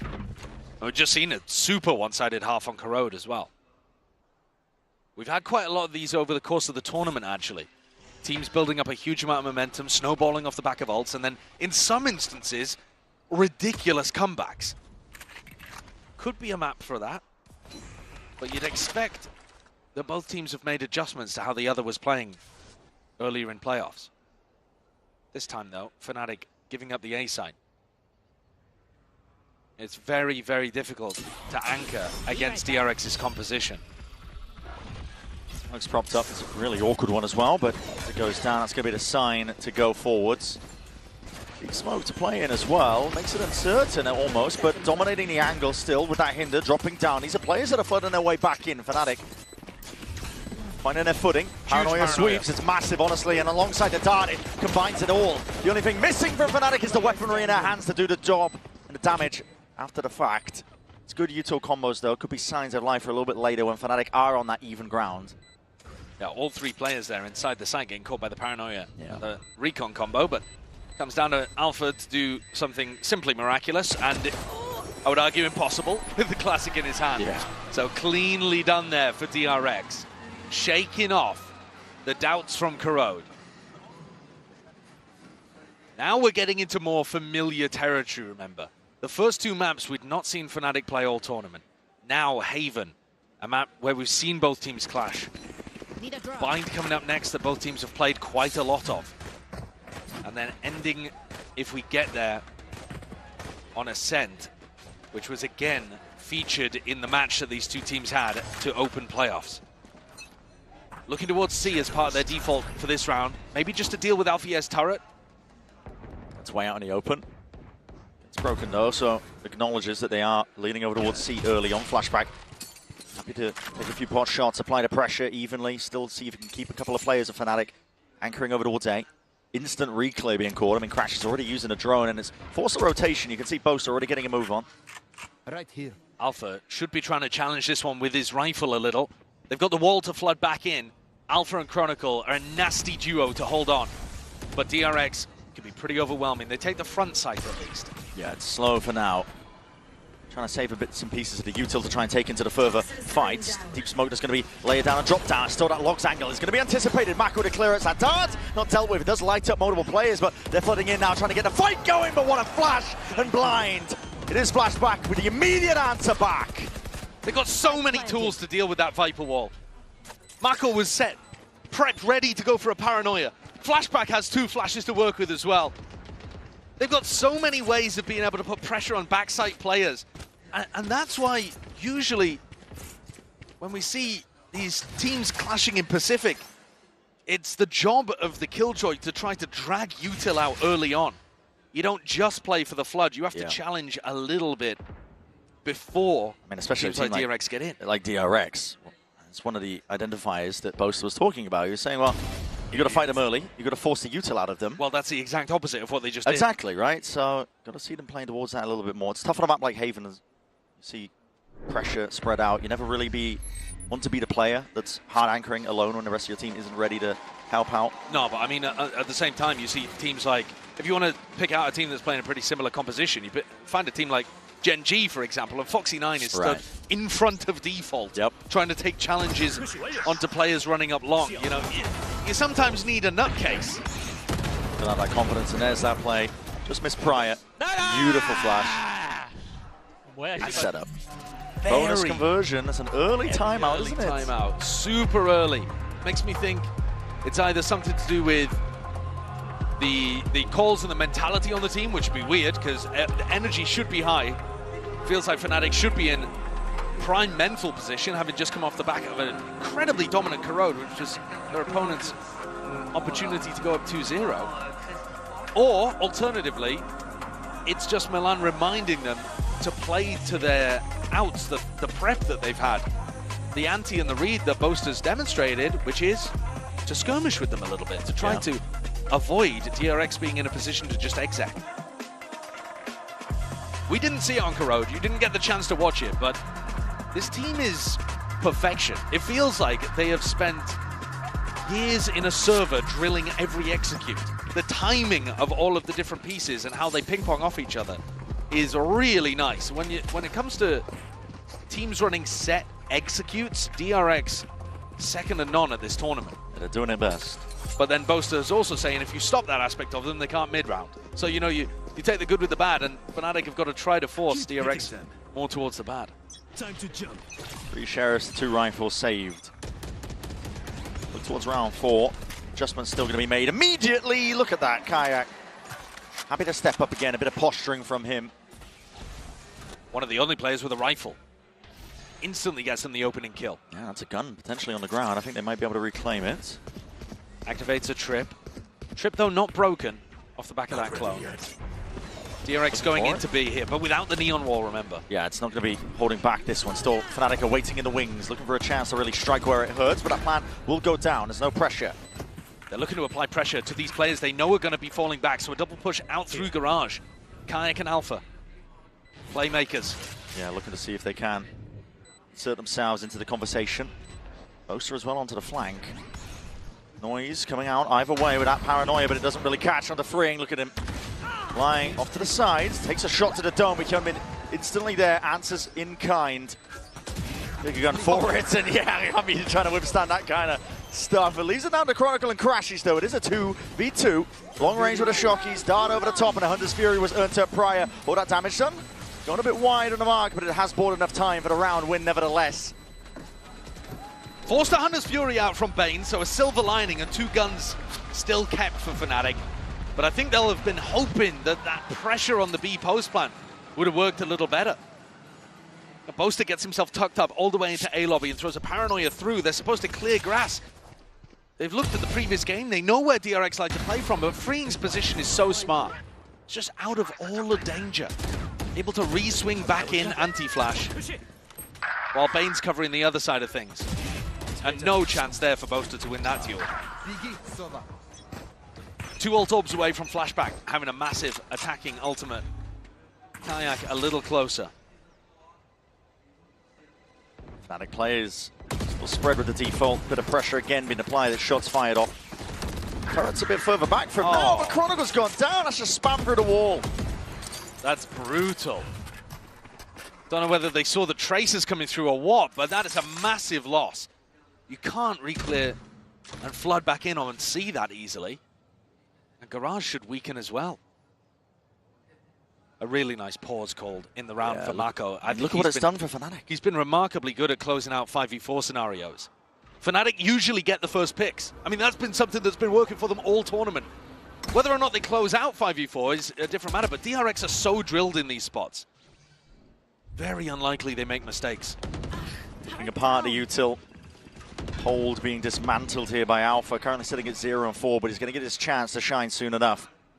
They are starting to go into the stacked area of the map. Yeah. Recon broken, and DRX sniffing this out possibly, but don't have too much room to maneuver. You can't go anywhere here. You just got to re-hit. Comes down to this fight taken. It's an off angle though, and this is disjointed. Freeing, he's not ready for the trade. Almost immediately off that back. Fnatic forwards again. Alpha wants to step up even more. Cage in your face though, and this is damage being dished out on either side of things. Crashies! It's 2 instantly layered out, and Freeing takes the right time to strike. Patience played, but doesn't have control towards the back of the site. Boaster left turning around, looking for the time to see if he can deal that death blow. Denied for now. Freeing spotted out just from that barrel, and the shots are going wide. Boaster still with that control. It's going on no way! Mako! He's done him dirty with that one. IGL v IGL action, and the running and gunning is what's saving them in this. Kayak in a 1v2. And no one willing to give him that sign of life. No one willing to give him that fight. Oh, Mako! it's illegal! Can't be doing it to him. That's a red card! What on earth has he just pulled out to get DRX up to 5-0? It's disrespectful, isn't it? It's revolting! There are a few traces there that detect Chronicle. They have over an 80% win rate when they get the first kill across this tournament, DRX. Yeah. And you see that even when things get really sticky, somehow they find the 2v2 magic they need, which in this scenario was Mako running around spraying a Vandal at close range. Round might be living rent-free at the back of Boaster's head. There was opportunities for him. Couldn't find it. It's knocked Fnatic down to lower economy. A couple of sheriffs still have a gun or two, at least with the Guardian. But up in mid here, flashback. He might get overzealous, and indeed, that's a head clean off. Shave from the shoulders. Gun not reclaimable. Take flight. It's the only silver lining for DRX currently, but you don't want to get bled out, especially when these shots are firing off. Fnatic are perfectly happy to try and take the fights towards you. Yeah, and it definitely feels like they're trying to play to that win condition we were talking about, where they disrupt DRX before they get into position. Flashback going down early. Fnatic not quite as clean at closing out 5v4s, and this round a bit unfair to hold them to the same standard because they've got 3 Sheriffs and 2 Guardians. So DRX will have chances here to keep that clean sheet they're working with. Fnatic could love a Thrifty though. Max contact. Boaster is a paranoia in the back pocket. Repositions though, and spotters it out at least now. There's about 40 seconds left. Double dash in. That's a TP alongside it. Reveals the position. Kai doesn't care. All popped off, and he is safe as anything. Even a gun reclaimed in the process. He's got a rifle now, and this is applying from multiple directions. Plan from DRX is caught for. It's going to be towards that A-Link area, but you still have the smokes to contest with. These players are going to dig deep. If they fight on the site in a position like this, Fnatic have got them surrounded. Drone doesn't get a tag on Bane, he'll have a chance. Broken, but there's no fair fight, no squared up engagement. Dart reveals, Hyunmin spotted, noted, out, and this is too much to overcome. Overwhelmed here. Call is made, and there's the danger from Fnatic. Always lurking around every corner, you know, the damage they can do, weapons or not. A big Thrifty, and that one showcasing, I think, the aggression early round really paying off. A small gap in the default for DRX, weren't aware that Kayak could be that deep, and he gets one and gets out. And from there, you don't need to continue pressuring. Fnatic can be confident in the way that they swarm around the site. But they've got to keep that same idea going. So now we just need a couple more of those. I hit a little jiggy. I don't know what he's up to out there. Listen, at least the spirits are high. Yeah. Not disheartened. Fast off the rip. Very quick. Looking to take the fight into Kayak. 2 players spotted with the drone as well. 4 people. They're going to refight. Flash through this one. They've got a ton of util to do it. It's a paranoia to lead the charge. And Free just worse for the way. Didn't expect that one. Mako's going to try and hold it down here. Recall into the corner. The heads are turned. What is that from Flashback? To TP up the gut straight through onto the side, but his immediate return of that fire. Kayak is there. Lying in wait now with the operator, might get another chance of things as well. With the contact plays the DRX, they're playing right into Kayak's wheelhouse. And Bane's in a 1v2. Unexpected, unanticipated. Alpha, yeah, should be able to do it easy enough. Fnatic bring the fight to DRX. And in the midst of all the chaos, almost let it slip. But at the end there, it's Kayak and Alpha to secure the round. Alpha very fast on the flank, making use of all of the info that the rest of the team is giving him. There were a lot of players here that died in unexpected ways, not anticipating where the off was going to be, not thinking where the refight was going to happen. Crazy double dash refract as well from Hyunmin. Played Mako in, and DRX almost managed to turn it. But now, tag timeout coming in from Termi, and I think this is about the right time because there's been a very big shift from Fnatic. A sharp adjustment. I mean, do you think about the pace the fight's being taken? Yeah. Fnatic are super eager to fight and re-clear a lot of that space. It's pretty rare for Fnatic to do a play like that. It is. Yeah, you think of that more with teams like Heretics, for example, or Giants even. When you're looking at the EMEA squads, Fnatic are more known for their patience. Of course, that's on the attack side, but on defense too, they do tend to hold their ground, play for retake much more. They're not running at you, but they've really noticed that you got to play like that against DRX, against this comp that's so overwhelming with its executes. You got to fight them early. I don't think those are going to be working the same way you think, but nice try with it. How did he smuggle it into the arena? That's what I want to know. Double up with a baguette.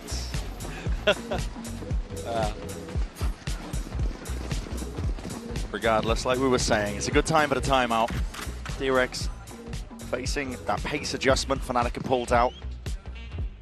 It's not their first rodeo. So now you're expecting DRX to come back in here and try to slow the pace down, bait out the fights from the defenders. See if Boaster and Milan are one step ahead, whether they can adjust their own style too. Any confirmation over here from the drone, and Chronicle might think about ulting, but he's walking up. He's walking up. Deep. He's freeing. He's found himself that opening fight as well, but Kayak is happy. Responds to the opposite side of the map, out towards Garage. That's Hyunmin dropped. No theft, hold on. Spotted out where Crashies is, a flash as well, but he's repositioned, there's Paranoia, they don't know! It's a half clearance and Crashy thrives underneath it. Buying enough time for the rest of his team to get in. It's an anger smoke place, and this is dangerous territory, dangerous indeed. Bane rattling a couple of heads, trying to knock it all together, but that is way too much to deal with. Fnatic, the Timber's trying to be turned up against them, but they are happy as anything to play up to that pace. What a wild play for Crashies. 99% of the time, players are leaving the site there. And instead, he tucks into that deep corner. And it's so unexpected. DRX don't even think to clear it. It's mad. But sometimes you need to be a little bit mad in these big games. Oh, no one. DRX knocked down onto an eco. The adjustment, anticipating what Fnatic are doing, but not quite well enough. Freeing has an angle over the top of this. Boaster's looking to challenge from short. Backs it up as the drone clears down long, and Freeing hears all of this. Here's the footsteps. Right time to strike on this one, and there it is. Head clean off the shoulder. Hunter's Fury being offloaded, an attempt to answer back, but that isn't all. And Crashes like, wait a minute, they could push me on A long. I have to cancel this. I think that's just a straight up misclick, I think. I think he just got panicked. And now DRX are looking to exec on B. Ring inserted himself in through short as well. He's sowing confusion, misinformation. Alpha, ADS up sharp still. Surgical with a shot. Maka with the plant out. Crashies, they just missed each other in terms of that timing. Boaster might go for a reclearance of his own, but they do need to be wary of this one. Hopping up behind, Crashies' patience played and pays off beautifully. Nice little two-piece. And a lockdown even inserted towards the tail end. They want to seal this one up. Getting a move on, Boaster knows it. He hears it, all sound cues falls to him. And Fnatic are well back into this map.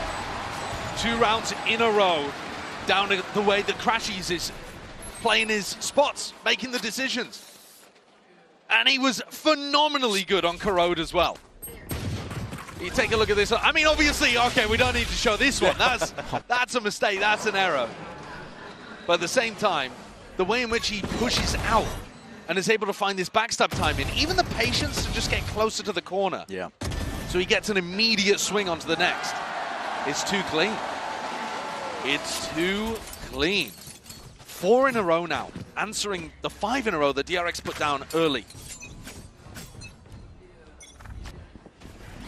Guns in the hands of DRX though. This is, again, all in over towards A. Boaster hears it. Calls for reinforcements. Drone sees a lot of them. And they're already calling for the players to move forwards. That is spam into the corner. Mako didn't know where to stand into that one. TP as well, unexpected as anything. Another fight taken towards it. This is so damn aggressive. Fnatic, they don't let them breathe, man. Not a single inch of space is given up. There needs to be a course correction for DRX. Everything they're doing, butting their heads against a brick wall against the might of Fnatic. And they're playing like they want to get themselves into another grand finals, but for the first time, they'll be champions. This already was an adjustment though. DRX managed to tuck themselves into the other side, but they weren't anticipating that recon dart being there. The whole point was they get somebody deep and you actually have a crossfire, you dodge the Paranoia reclear. But the adjustment again coming out from Crashies is so clean. You gotta go away from him, man. Yeah. He's taken over. He's absolutely taken over. He knows what it takes to get to a grand final, especially the top tournament, the best spot, the biggest stage of the year. Doesn't stop. Eco round overall, but there's a tag and damage done through the wall. Alpha, with him gone, a lot of the setup removed, and again, the call for the speed up. To double dash over, the recall as well, going to be pulling them all the way back, but again, okay, follow the traces, and you're going to be finding your marks. Damage done to all of them, up on top of logs. They are not ready for this.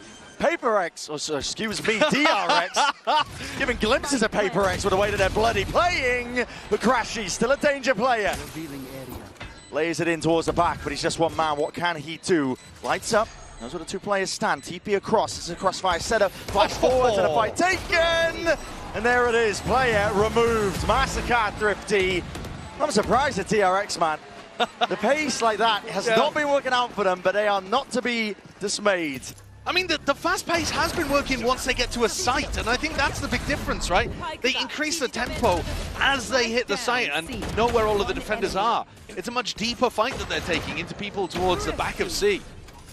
So funny that you called them paper X. They really are. They are playing like that. Hide the names and looking like them. Those big fast-paced exec moments really do show you what Pacific's up to. 5v5 though. Heading into the final round, guns on either side as well. So a straight-up rifle round. Kayak pretty close around here. And Alpha, he sees it. He's spotted that. The gate crash. Blind in your face. TP to be taken. Inter into the back. It's a fake one. Double dash over towards him, but that's a pocket to play in. Alpha strikes where it hurts the most. You don't have your diligence if you're not clearing this one out. Hyunmin is just trying to punch a hole through the defense. It's too much though. Way too much. And just like that, in rapid succession, it's Fnatic trying to end this one 6-6. Even up the half, blind in your face, shots fired in the dark, but surely a matter of time, and it is. Drawn up level, Fnatic, they're the ones in control. A sick recovery in the half from Fnatic when it looked like DRX could run away with things. What a play. What a nice little pocket for Alpha to navigate around, and even when lit up by the drone, managed to take down Hyunmin too. Perfect adjustments from the last time they played on Haven. Fnatic learning. And all the big players coming out. Kayak, Alpha, and of course Crashy's keeping it up from Corrode. The tension is there. It's getting to that point in the series, but for now we're going to send it down to the stage. Lewis standing by with a legend of the sport who knows what it's like to play in these very scenarios.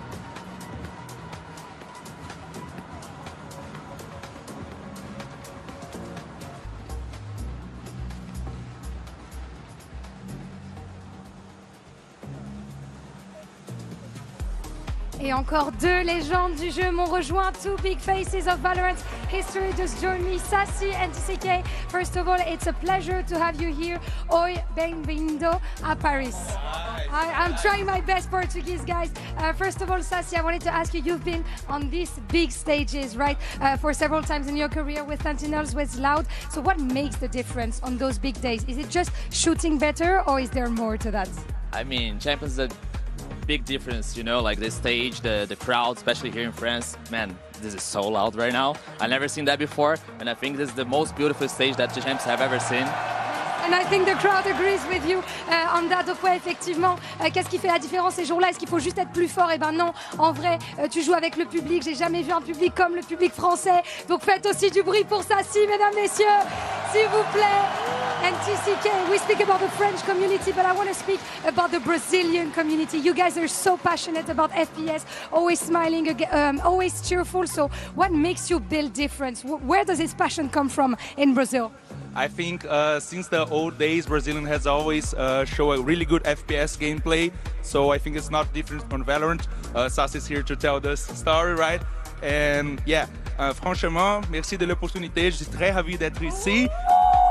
Voilà, c'est franchement une chose de fou.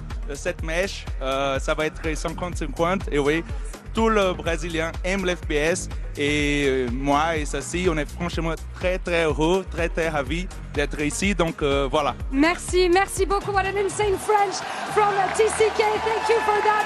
On est trop contents d'être ici. Les Brésiliens, on adore les FPS depuis très longtemps. And let's see now. Thank you, boys. Obrigada. And let's see now who takes the lead on map 3. It's properly heating out here in Ecor. I mean, the crowd raring to go. The French crowds are never disappointing in esports, really. This is no exception. Fully turning out for this one. But this kind of rumble and uncertainty is what we were questioning, and that's going to be weighing on the minds of some of these rookie unknown players. But for one of them, really, he's just been lighting them up. Kayak has been unstoppable, really. Yeah, he's been playing a great game. Sometimes was a little out of the fight as well, actually, in that half. Just posted up with an operator on the other side of the map, but still found his opportunities to get seriously involved. Playing the Yoru, he can instantly respond to the action and playing as one of those flooders behind the rest of the anchoring Fnatic squad. Now, they came up with some great adjustments, right? To be able to recover that half and also to stop a similar 10-2 performance for DRX's attack side. now the pressure is on DRX to make similar levels of adjustment because they only won a single defense round last time these two teams played on Haven, and then their defense was shocking on Corrode we just watched. So a lot of questions asked of them. Whether they have made those adjustments, we will find out. Opening here for round 13. Hyunmin's burned the refract already for a little walk down mid with Mako. Didn't see anything. And the slower that Fnatic play, the more likely Hyunmin is to just waste that ability. Flashback spotted. Forced to retreat there with a gate crash, already trying to post himself back up, but this is a setup here. Mako holding close. A shoulder might spoil the party. Reveal his position before he's known, and he's trying to re-clear off into the corner. Overwhelmed, potentially damage. Oh my goodness! Coverage there from Chronicle. Bottom section of mid. Could have been even more deadly at that, but Mako still delivering, still raining down those blows. How on earth was he able to get so much value for just going on that swing? Just absurdity. If we wanted to see the course correction, it starts here in round 13, and with a pistol round under their belt, DRX can be all smiles. Absolutely. Last time they lost the pistol on the defense half. Look at the damage he's done. That's mad. I mean, he's doing that before the saturate even really comes through. Crazy stuff from Mako with a classic. But yeah, last time they played, DRX ended up losing that defense side pistol and got bonused afterwards, and it just ended up running away from them. This time winning double pistol should put them in a position. A great chance to win here on Haven. Doing a thing. Turret gone, that's a okay! Large face with the presence here. Fnatic are never down and out for the count, even with the weaker weaponry. Fight taken forwards towards them. Reaction here from DRX, but this is overwhelming. Potentially there, the bodies are just toppled! Backflips occurring onto the B site. And all in the name of Fnatic. They spill it out in the blood of their enemies. What a return. And it feels inevitable at that. Bane, he didn't come into this with much weaponry whatsoever. That's laying at the feet of his comrades. He won't be leaving with much either. Damage under Kron. 7 bullets. Rapidly from behind, crashes onto the flank. This surely should be a done deal. Finished business, especially with the damage done to Bane. Steps forwards. Chronicle, safe pair of hands for this guy. That's a ridiculous thrifty round there for Fnatic. The first 2 kills happened so fast, but also, am I mad, or was DRX trying to take that long-range fight with a Spectre of all weapons? Not too sure. Currently had that in his hand. God, that shot to Mako as well. Adjustment. To the classic from that kind of range. Mastercard Thrifty comes out at the perfect time to get Fnatic. Bro, guys, I'm the GOAT, bro. I mean... Well, listen. Yeah. You're making a way, you're making a claim for it, Truer words never spoken. The winningest player in Valorant. Quote, I am the GOAT. Fnatic do win this one. They will be sailing into that grand final as a chance to claim a trophy that has always eluded them. It can be better to lose the pistol and win the follow-up here, because you're more likely to have ults online to be able to snowball the attack side. So, as much as we were talking about round 13, DRX avoiding disaster that had visited them previously, they actually might be in just as bad of a spot, looking to potentially get bonus. Last time they got Alpha Year's Killjoy ult up, which is a nightmare to deal with, because then you have to play retake against the Viper, which is horrible. You never want to be doing that. Now, though, DRX are deliberately leaving A open for retake, just gambling on the eco. They hit a drone now, break the turret. Signs of life over towards A. You're saying it's a bit of a gamble. Deep push up mid. Mako alone in this play, though. And there's an alarm bot. Yeah. Should be open for the taking here. The A site momentarily there. Smokes on smokes here, pushing them back, and the paranoia is the extra element, just in case. You can see Diligence there with the anchor smoke. Yeah, definitely. Looking to put down the snake bite, throw down a little bit more utility, and buy time for the orb to come back up. Paranoia, dart, double dash forwards. Hold on, he's playing this one into the anchor smoke. This is rapid by DRX. Kills acclaimed across the board. But a weaker weaponry, surely they can't stay the hand of them. Up from the high ground, Kayak's got his eye on it. Flash in your face, and he's made it a 1v1. Flash back versus Kayak. Yoru v Yoru, and it comes down to the finer margins. The tiniest of details. But an angle locked down by Kayak ensures that the round is theirs. The Outlaw doing huge work there, just calming all of that instability. What a shot to open from Flashback. These A retakes. Fnatic know how DRX like to play them, but the explosivity bears mentioning. And that's through the Viper Orb, where you're taking decay damage constantly. Double dash into the anchor smoke cooked them. Yeah, it's a mad one. Time to jump.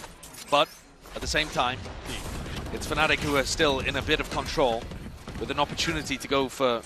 Hey up, hey up, hey up! What an adjustment! Micro flick to the dome, flashback is gone. Out for the count in this round.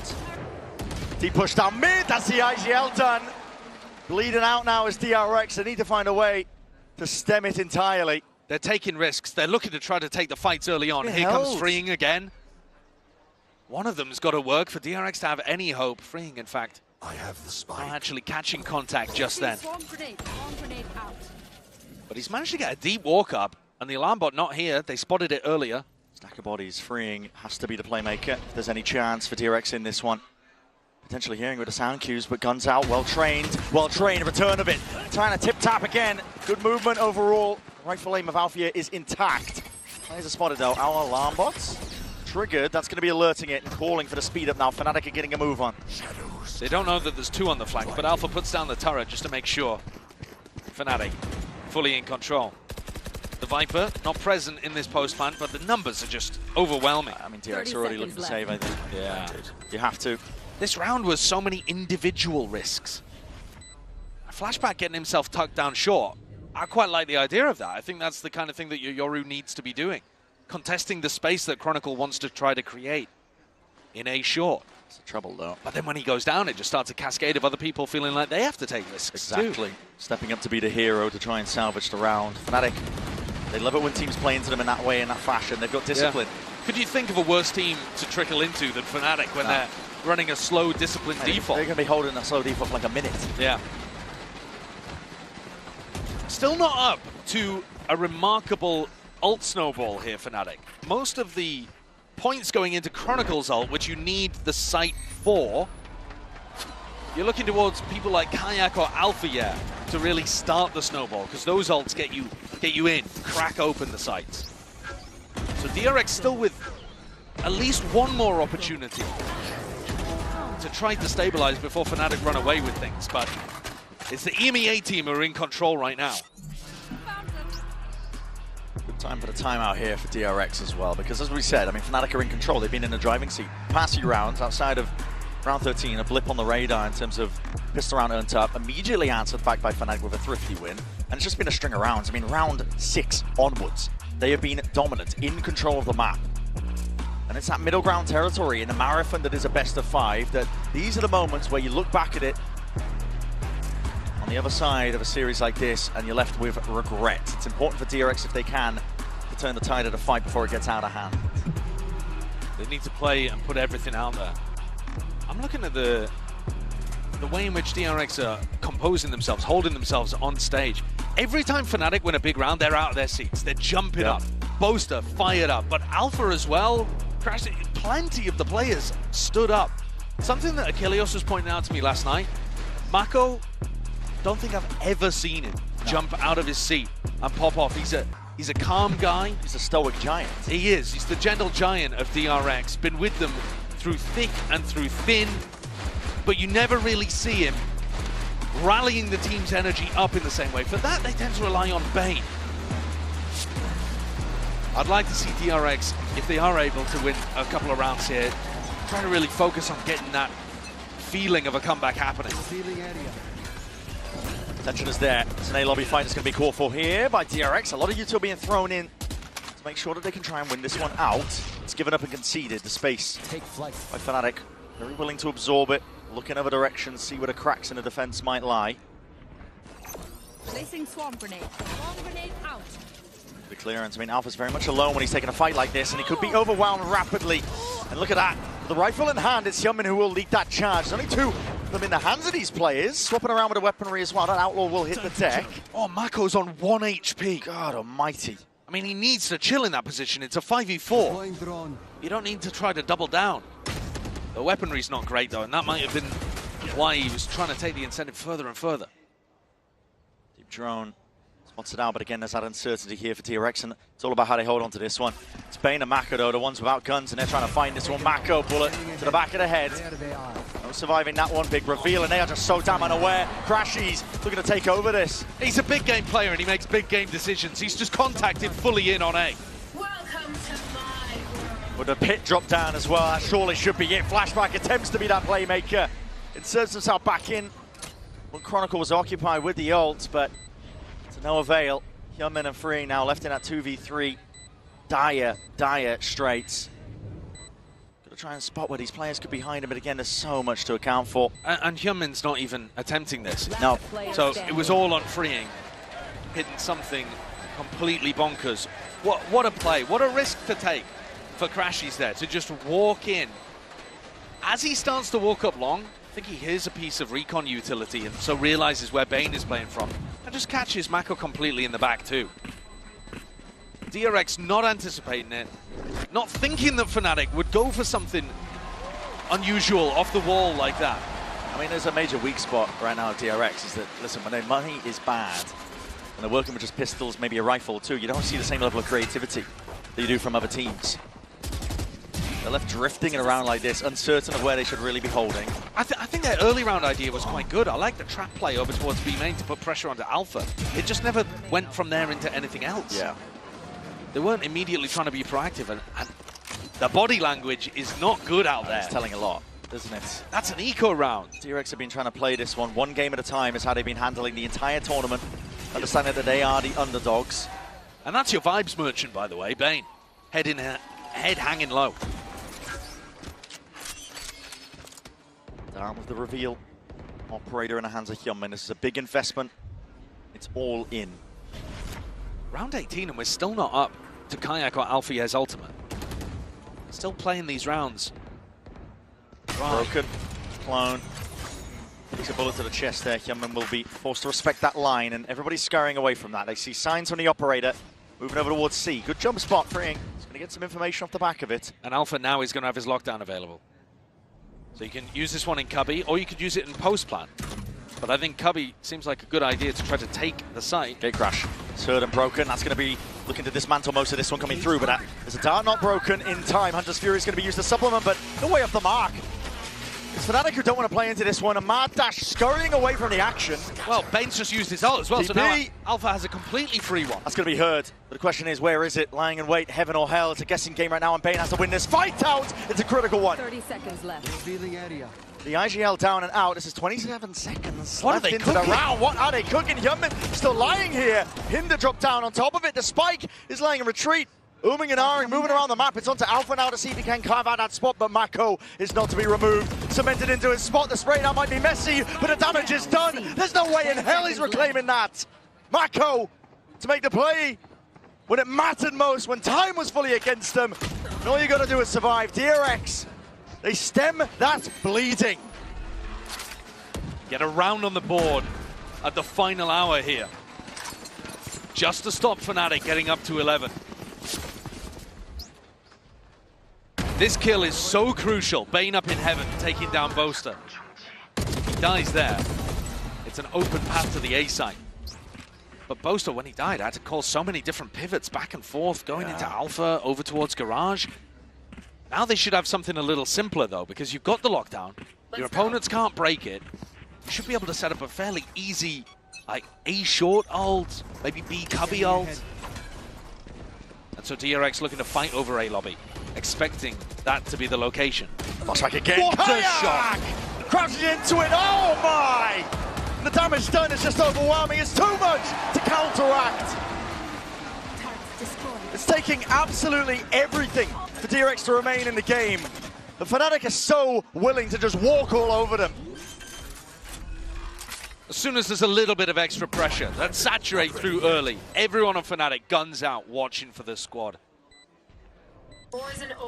Watching for the play, ready to punish at all times. It's smothering out there. Reminiscent of what they were doing on Corrode too. DRX trying to set up for these fights. And just getting battered back. Alpha didn't need to use the ultimate. I think they were trying to make their way down short to get to get that one tucked into the little cubby, take the whole of the A site. Oh, now they've got Kayak and Crashies to play with as well. This is where it gets completely out of control for DRX. They're going to need something huge to get back in this game.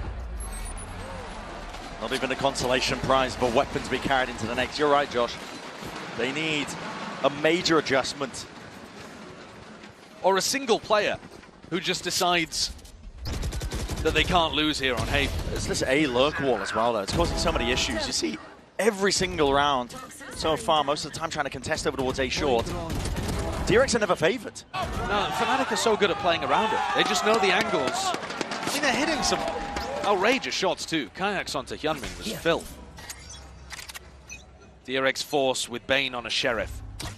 Deep cam broken immediately. That gets the acknowledgement that Freeing was looking for, and he's going to be feeling this now. If the dimensional drift popped off early, it's again a pace increase by Fnatic. Looking to clear most of the way in through the cage, and they spot out exactly where Freeing is playing. But he's going to try and take the play here. What is going on? Lit up Freeing, really being ISO. Booster! It's making matters and taking him into his own hands. Smoke blooms, blossoms, the recall just saves the day. Damage being done though on either side. Dimensional drift. It's a decision to be made here. Choosing to use it. DRX is sending it, flying forwards. It's getting that field, spots out the two of them. One is missing, flash into the back. Oh my! This is Fnatic fully taking over. DRX can't keep up. Huge mistakes at the end there for DRX. Toe-to-toe with Fnatic at the final moments there. And then a team flash comes through, blinds up Hyunmin. Nightmare scenario. Great entry. Poster playing off the back of his teammate. But DRX had a chance of being able to get back in. See what's going on? They're everywhere, they're like ants! That's the pace that DRX tried to play around, but the mistakes inherent within the way that they were playing. And now 4 rounds in a row would have to be perfection from here to drag it into OT for DRX. And they don't have the guns.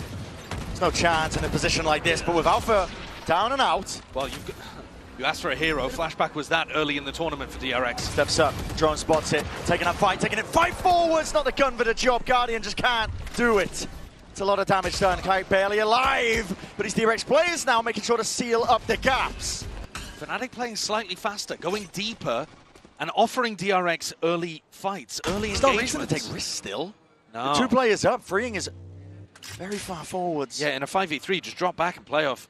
They can play off the trip. Could get caught here. You could feel the nerves in this game. No way. Fake clone. You're not doing it to him. Not like this. There's no way. There's no way. Surely maintained. I mean, that spells it out. The mental composure, the state of affairs for Fnatic themselves. They're still believing like they can win at any moment. Chronicle would have to do it in a 1v5. For now, I think DRX can breathe that sigh of relief. For a moment, but like we were talking about earlier, it takes everything for DRX just to fend off what Fnatic are doing. Yeah, they're barely keeping their heads above water. And this was a bit of a sloppy round from Fnatic. It was one where they went forwards and started scaling within the first 20 seconds pretty deep, offering DRX those early fights that they want to take. This one just really nice, clean stuff, but taking those kind of engagements deep down A long, deep down A short, on an earlier timing, I think favors DRX.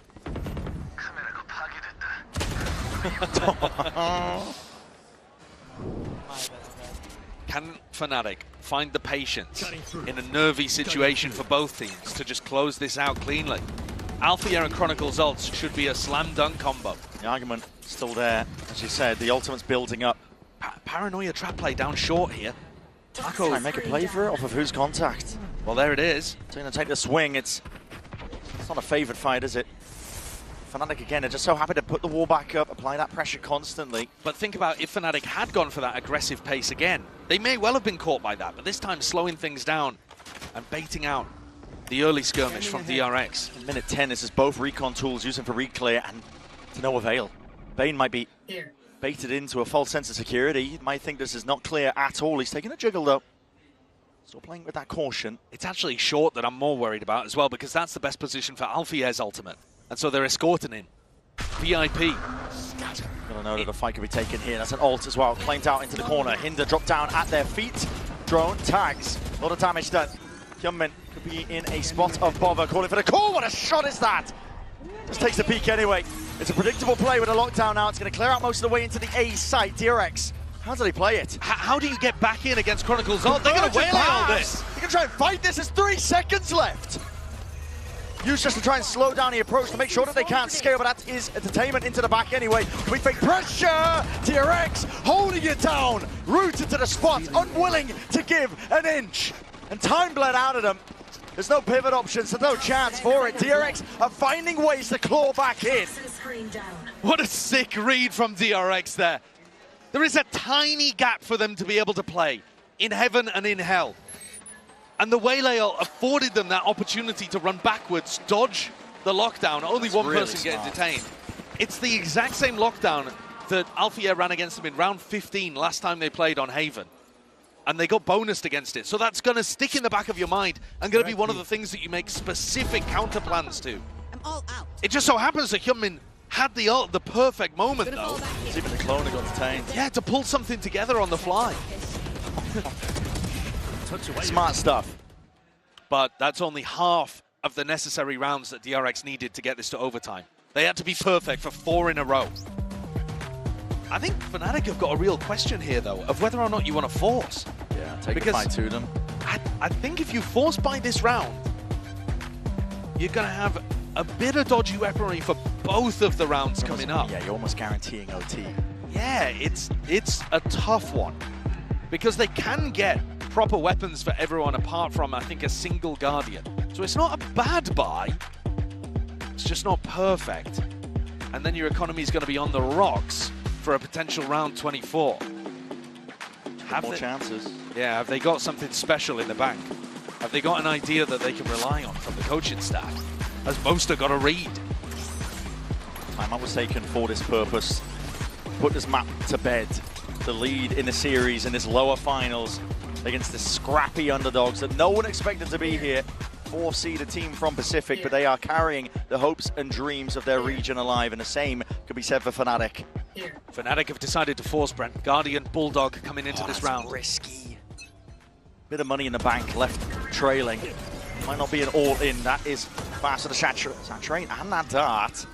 Broken in time. Kayak's still there. Trying to square up and take that fight forwards. It's a drone to supplement. Flashback his way. Flashback already left thinking that this wasn't real pressure. And now he's had to scurry back over to A. We can see that the main pack of Fnatic is trying to explore towards Garage and put a lot of pressure on Freeing. Freeing and Mako need to be perfect. Spam goes either way, goes both angles. Kayak feeling like he needs to take the matters into his own hands and win that fight up, but his flashback does him in. The adversary dismissed. And now all grouping up. Fnatic looking to explode on B. Into a B exec potentially here. Oh no, maybe going Garage. This trip has been up for basically the whole half, waiting, begging for Boaster to TP into it. Avoid it for now. It's Molly's on either side, trying to see if they can carve a path in. Pressures here, but it just feels like it's the one player. It's a fake that's being played by Fnatic. They're trying to make it feel like it's just Alpha into the front, the paranoia. Forwards, into the cage! Oh! They made their match! Double TP up, and it's a Boaster. Finger on the trigger a little bit faster towards it, but it's getting whiffy. Down into these tiny details. It's going away at DRX. Crashes in Alpha, forced to retreat and seeing if they can escape the ire, but it is just impossible. DRX dragging it back. From the very beginning of this half, DRX have been so ready for that B finish.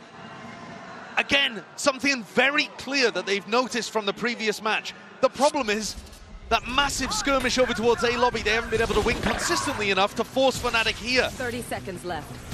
What a mad moment you've got of Boaster and Mako. The two leaders, the two legends just staring at each other at the top of B. And this, the final one that DRX need to win to drag us to overtime. Just to survive in a map. Tension is mounting. You can cut it with a knife at this point. Chronicles had this pit forever, Bren, and he's just never been in a position to use it. Count on your hands the amount of times he's been able to when they've got into a successful post plant. Drone takes the lead. Clone off onto another level of this one. Flashback hears it. There's signs of life. A lot of pressure, and Freeing needs help. He needs it now. Bullets raining down as a paranoia forwards, but they anticipate it. They buy their time and they temper the moment. Fnatic have found that opening, and it's going to take heroics, but Mako can't compete. not against it. Fnatic primed, the pit layer down, flashback finished. Fnatic surely have done it. All the way down to the wire. It requires miracles now from Bane and Hyunmin. Sharpshooting is a given to even stand a chance, but look at the Merc, look at the Gloom. You have to try and get past Chronicle. So keen to punish, so eager for the blood, and this is it. Haven is Fnatic's 13-11. Despite the best ever to DRX, it is Fnatic now leading in this finals. Incredible performance, remaining undefeated on this map at Champs. Really strong 13-11, fending off a comeback when it looked like it was going to happen there. DRX, though, I think, still believe that they're in this one. They've earned themselves a bit of respite for now as well. That fight back shows that they do have that dog in them. They can take it all the way. Just with that belief in themselves. We're going to go to a quick break. On the other side of things, our analysts getting us nice and ready. Do not go anywhere. You do not want to miss it. I hear a little jiggy. Oh, come on. Let me hit him with a jiggy. Let me hear you say, way-ho! No one. You think you come to us, Exite? Exite, look down, brother! Yeah, okay, focus.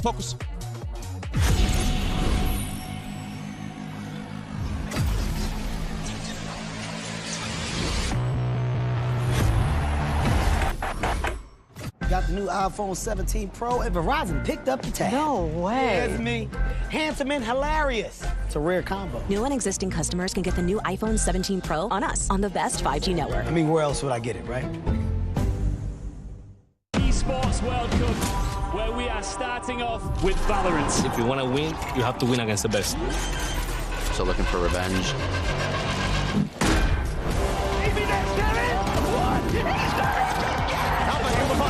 There's the shorty, and Alpha goes crazy! They've all battled through the pressure and expectation. Heretics have come back all the way!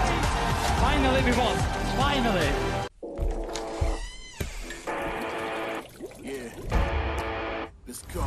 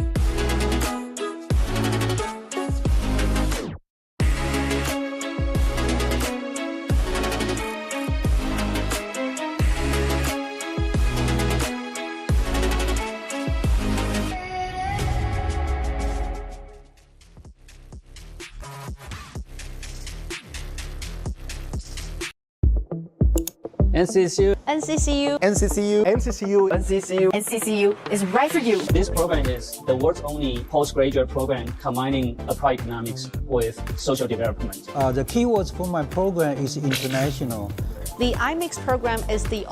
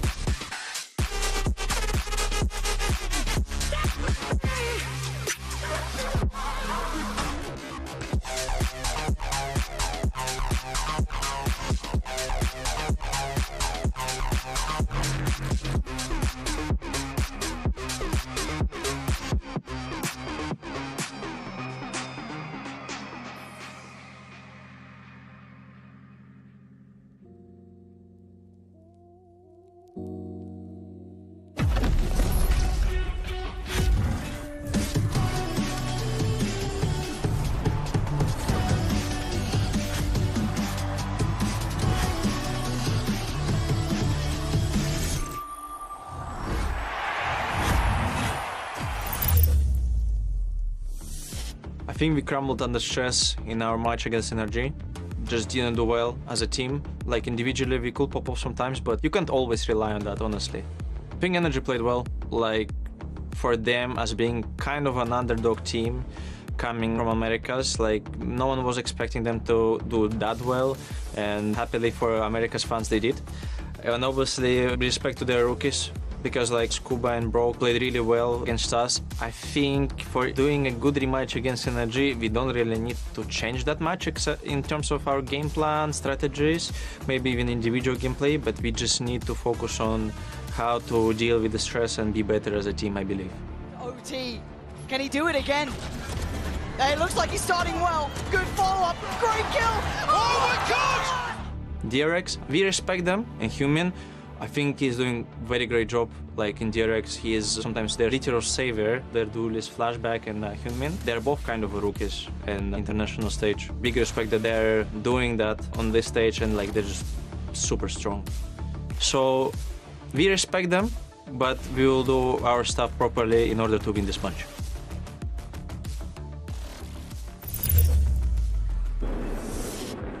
And there you heard Chronicle on our Omen player moment, and they are doing just that, one step away.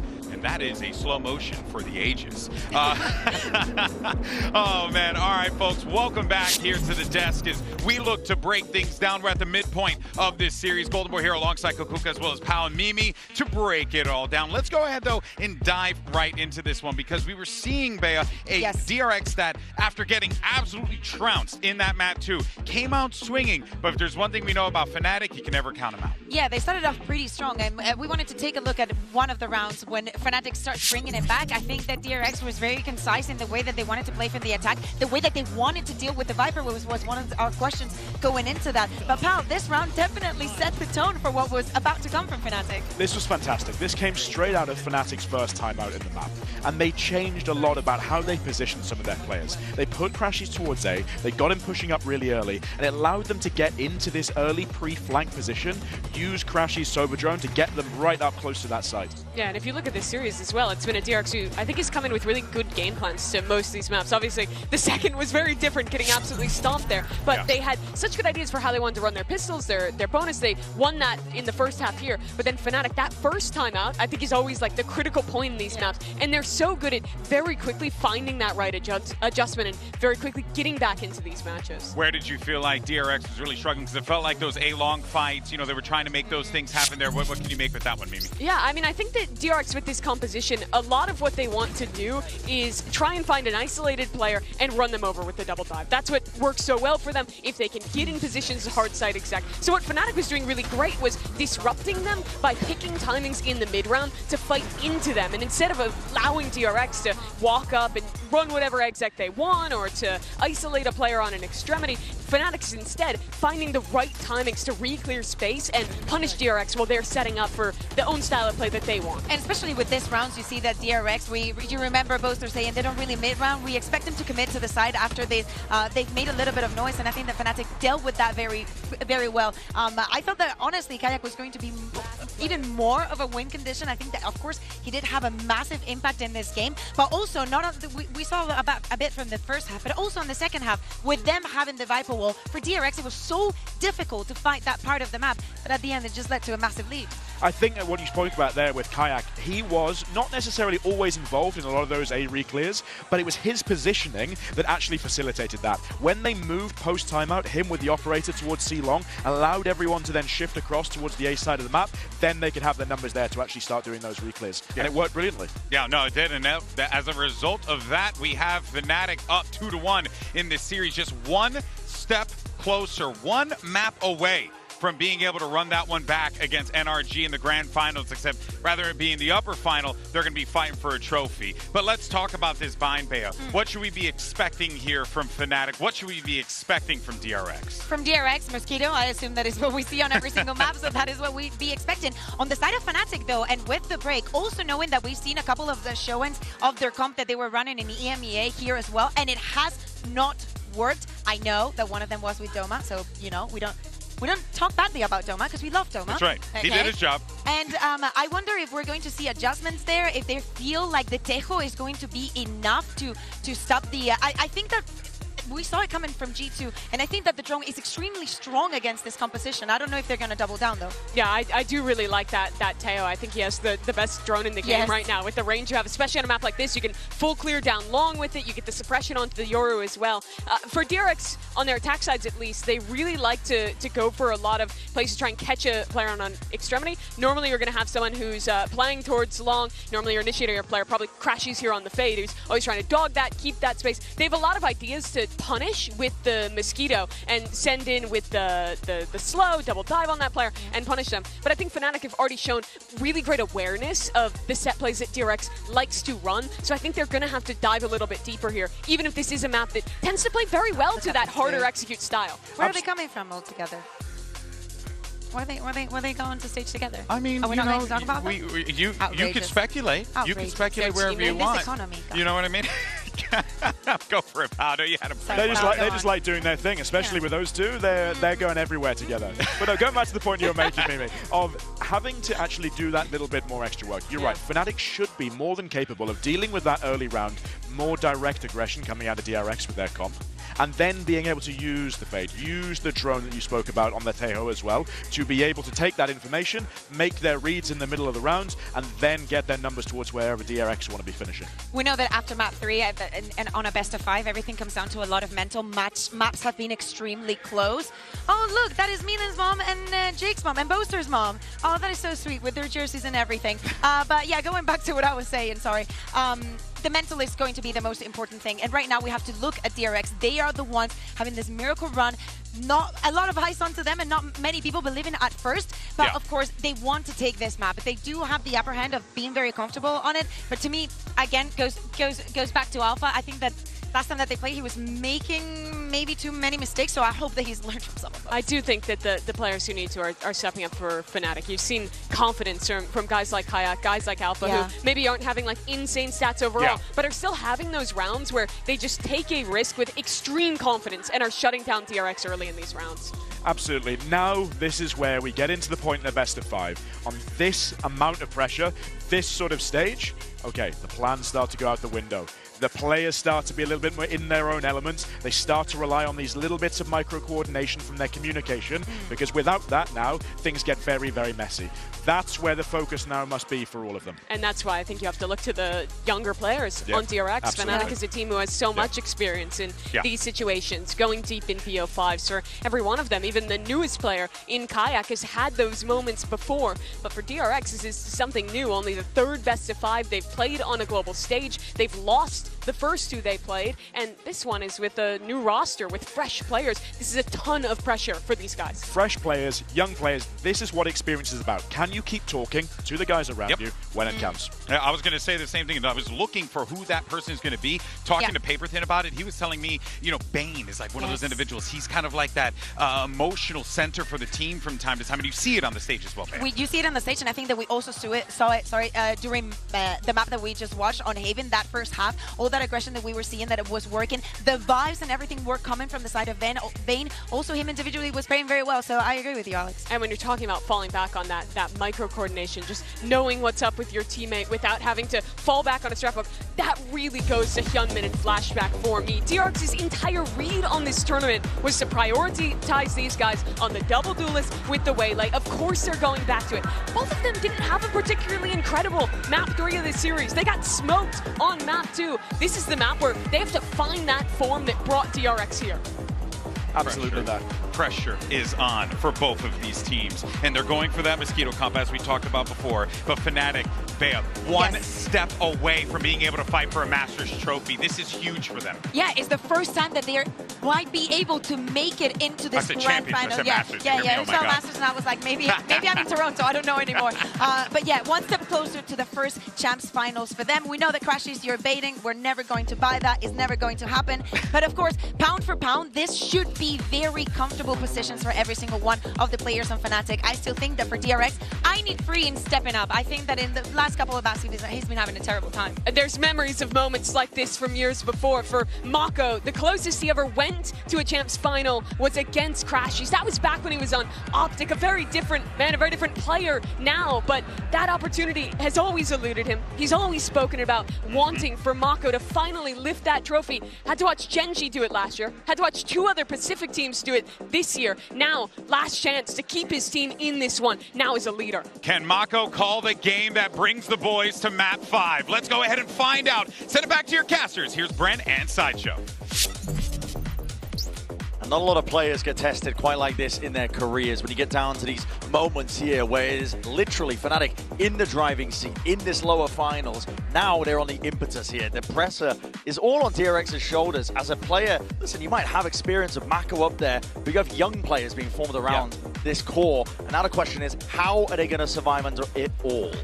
The last 2 maps that we have here in the BO5, though, are both maps in which you've seen DRX have 3-0 records at champs. Yeah. So they're very strong here against the rest of the field, and it's where Fnatic have been a bit more shaky. So I think if they play like they have done at the rest of the tournament, DRX can make it to a match 5. They can make it, perhaps, still to the grand finals.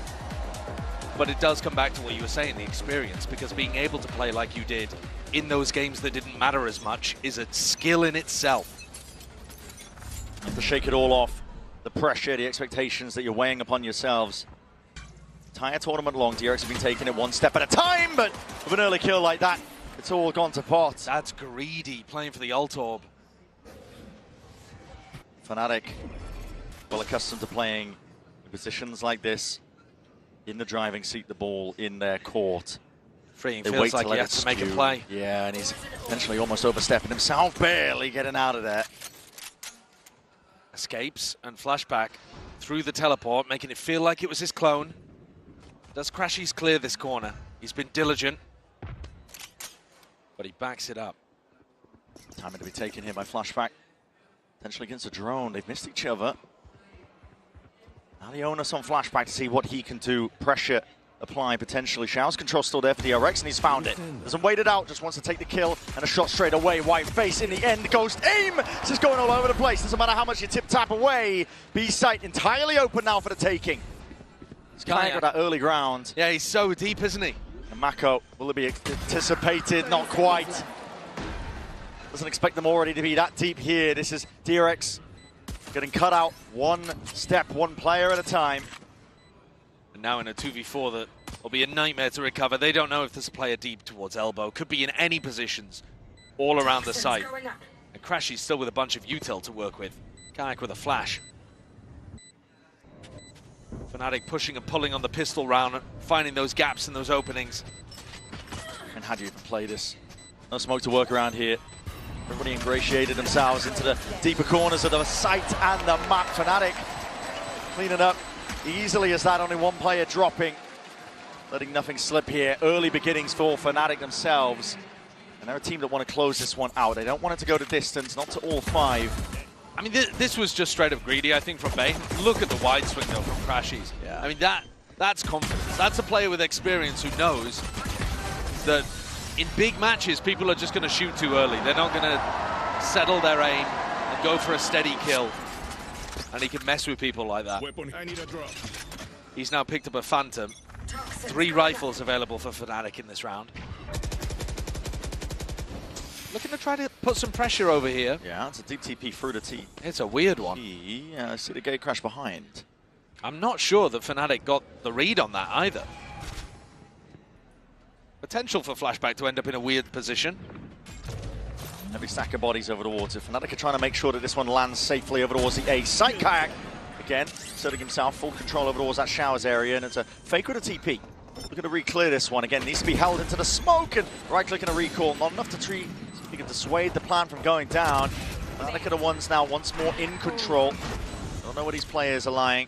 Salvos as well going to be meeting.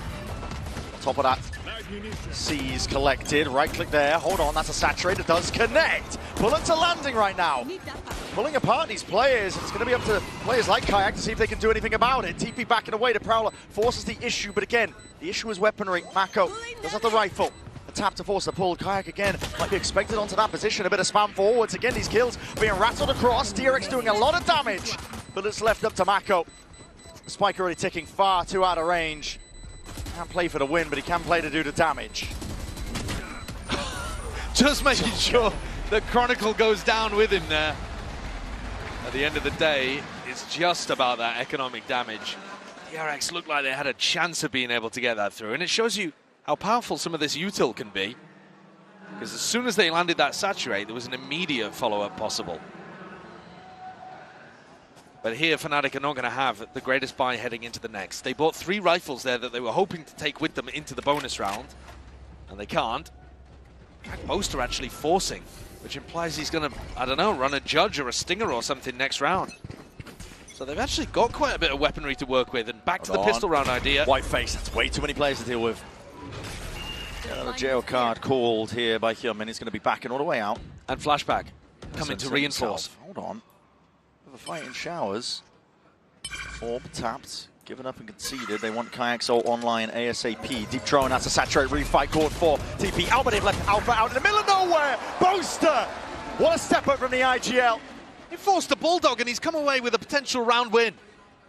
And look at Crashies. Look at all the space he's gathered towards the back of A. Freeing is on an island. He is. So tight in the corner here. Clearance will spell defeat. Here's the pressure, here's the footsteps, wall goes up. Crashes all the way around to the corner, it's getting cleared out, they know roughly the position. Gotta suspect that something was up, especially with Crashies in such a deep spot, and none the wiser.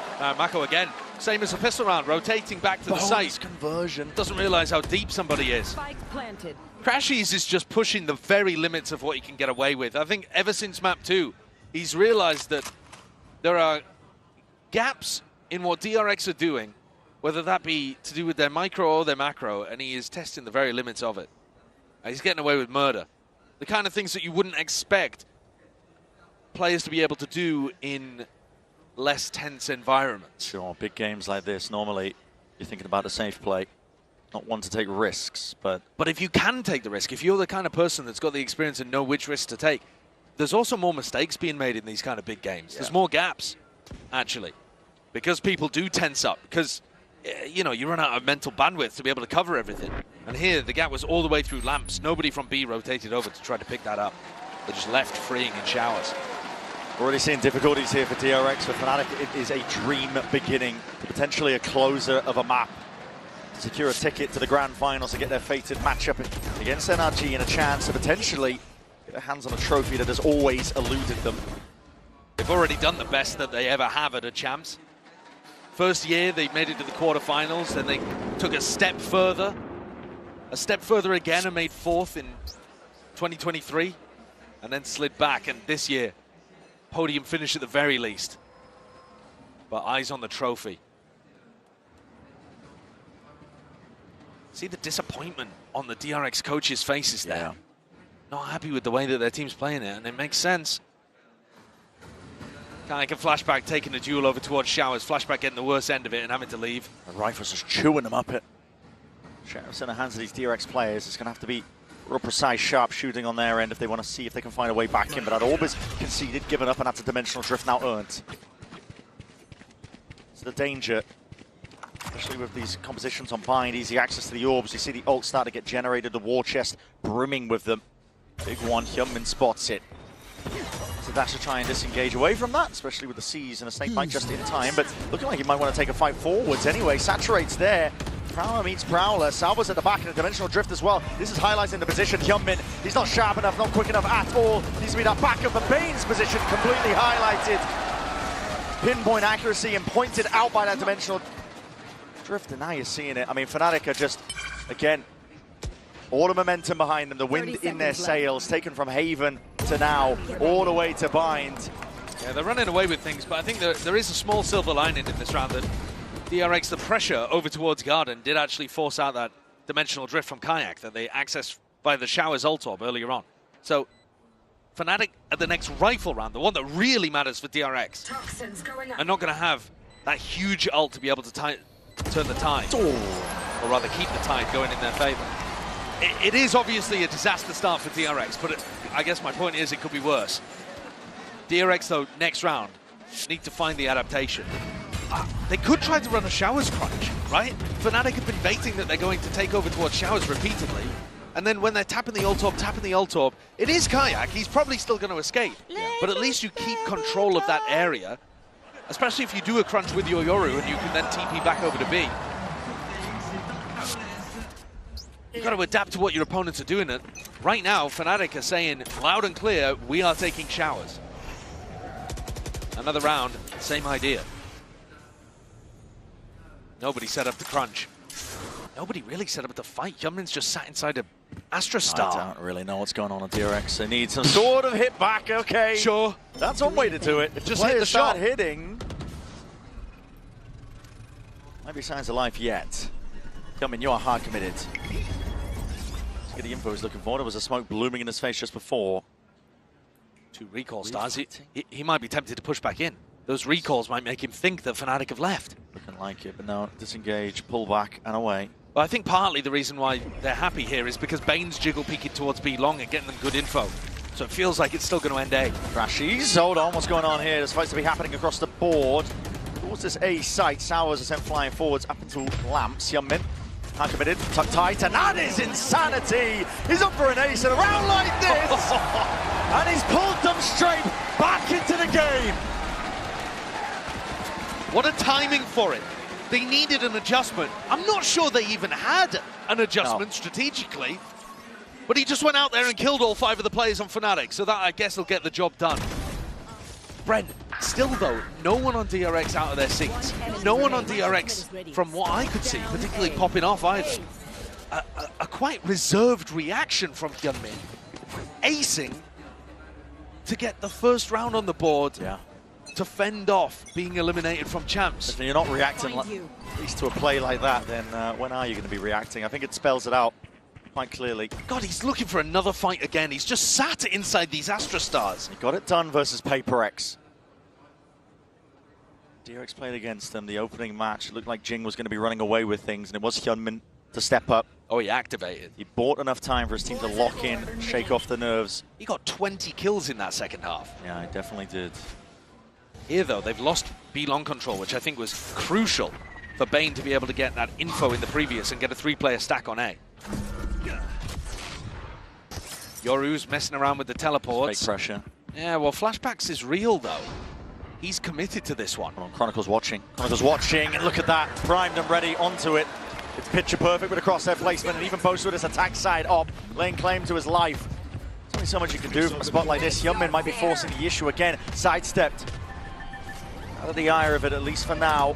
Nightfall's going to be sidestepped. Horn forwards again, sees close quarters. Crashies, more than ready.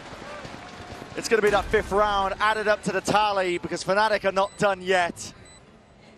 Picture perfect response from Fnatic. One blip of Hyunmin acing and Fnatic straight back into things. Real calm. As soon as the teleport noise is made, it could well be a fake, obviously. That's what happens when you have Yorus with clones in on bind, but Chronicle tucked into a corner, make sure that he gets the punish onto Flashback, and then the attack side up that Bosa loves to bring out on this map. Punishes an info peek over towards Short as well. Mako has had the wrong read on where Fnatic are ending every single round. Yeah.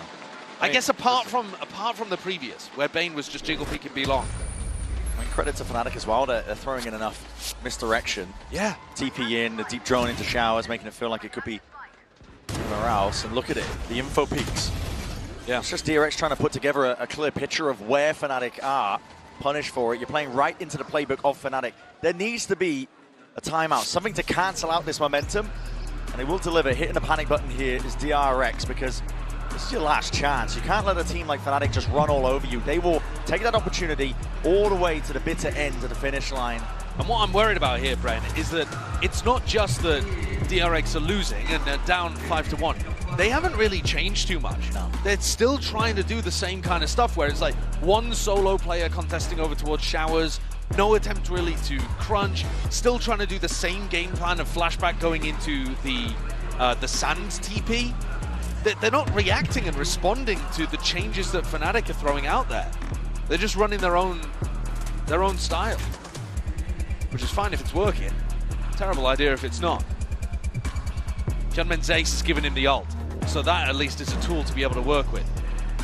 But you know coming out of this that Boaster's going to twist things around, right? You know coming out of Dermy's timeout, it's an opportunity for Fnatic to try to land a curveball. Something weird. Sort of idea to get them back on track. The last two BO5s that DRX played, very different teams. I should say that to start. It's only Mako really that remembers those games. But they both went to 5. So in spots where DRX has made it to a 3rd place at Champs, semi-finals before, they've been able to go the full distance. Here it feels like they're running out of gas. It's that question of best of 5 territory. They have those hidden reserves. Can they pull and dig deep? What's the adjustment here? Bane taking a slightly deeper line over towards B Long, just getting in front of the Viper Orb. Still Hyunmin solo contesting showers. The only major difference is that Flashback's tucked up a bit closer in short. Not broken, 2 plays lying in wait. Bane is trying to make a play! Util into the hands, tries to adjust the aim, it's crashes! Left to contain, it's an even trade out. It's a very solo effort though. It is, and it's all feeling like heroics. Nothing really joint together from DRX, but maybe heroics is what it will take. Flashback. Alpha gone, out of the fight for now, but that operator still deadly and still goddamn dangerous. Close gets his weapon into his hands, you're playing right into the palm of his hands. Flash to reclear. So DRX with some information. Mako holds strong. Backed up. To the open with the smoke dissipating. He spotted this player out. Dimensional drift forward. No way! Sorry! It's all gone wrong. How has Boaster managed to punish Flashback there? Chronicle forwards taking a step, but this is free and crosshair placement impeccable, but it's a guessing game. This Boaster could be landing anywhere. He's gambling onto the A side, excuse me. It's freeing, is going to be left wondering now. Wipes the sweat off his mouse hand and gets the plant down with 10 seconds left on the clock. 10 seconds. Freeing, fairly far away. Boaster not with a great weapon for the job though. He's still going to be left guessing where could he be, but he's taking risks now to reposition. Has stars to work with and delay the plant. Big reposition. Wrapping all the way around. Here's it. Concuss into the pull. Disrupts it enough and buys him time. He's going to move on. It's knife out behavior. And Freeing still left guessing, but he's guessing incorrectly. The gambit going wrong. Smoke up, propped up. Showers of the TP, but that is going to be the snake bite, but it doesn't slow it down. What is that?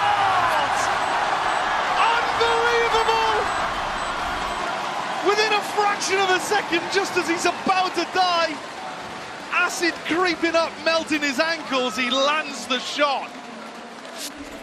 Top fragging for Fnatic. What's going on there? It's Boaster. Oh, he's outplayed him. Having an absolute life game. Oh, life out, anticipating it. Oh, he's done him.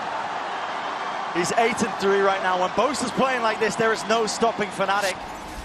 Boaster with the attack up on Bind. Actually an iconic combo. Made history with it. You're ulting now looking to do on it an again. eco. You've got Sheriffs to work with. Freeing's got a Stinger, a Viper's Pit, but it... There. It's pure desperation. It is, man. They're also just not doing anything different at the start of these rounds. I guess this time, with the Pit, they've managed to double up in showers. But they're just allowing Fnatic to run their game over and over again. Tap to bait, there's no refight. Alpha happy to pick up the orb, he's got his ult now. It's just got to be shots hit with the Sheriffs once more. Form factor. DRX put in so much reliance on their players to deliver with the mechanics.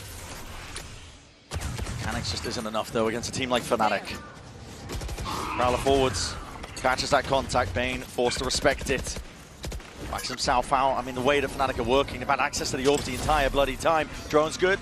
Saturate there, just onto the one, and it's being covered here. White face, white swing. Shots need to be landed, but they don't have the guns for it. It's a dynamic duo, Flashback and Hyunmin. They collapse under the might of that pressure. At this point, it's looking like an inevitable 7th round added up. Freeing has a gun that he could try spamming with. Plant's not down yet. Oh, God! What is that?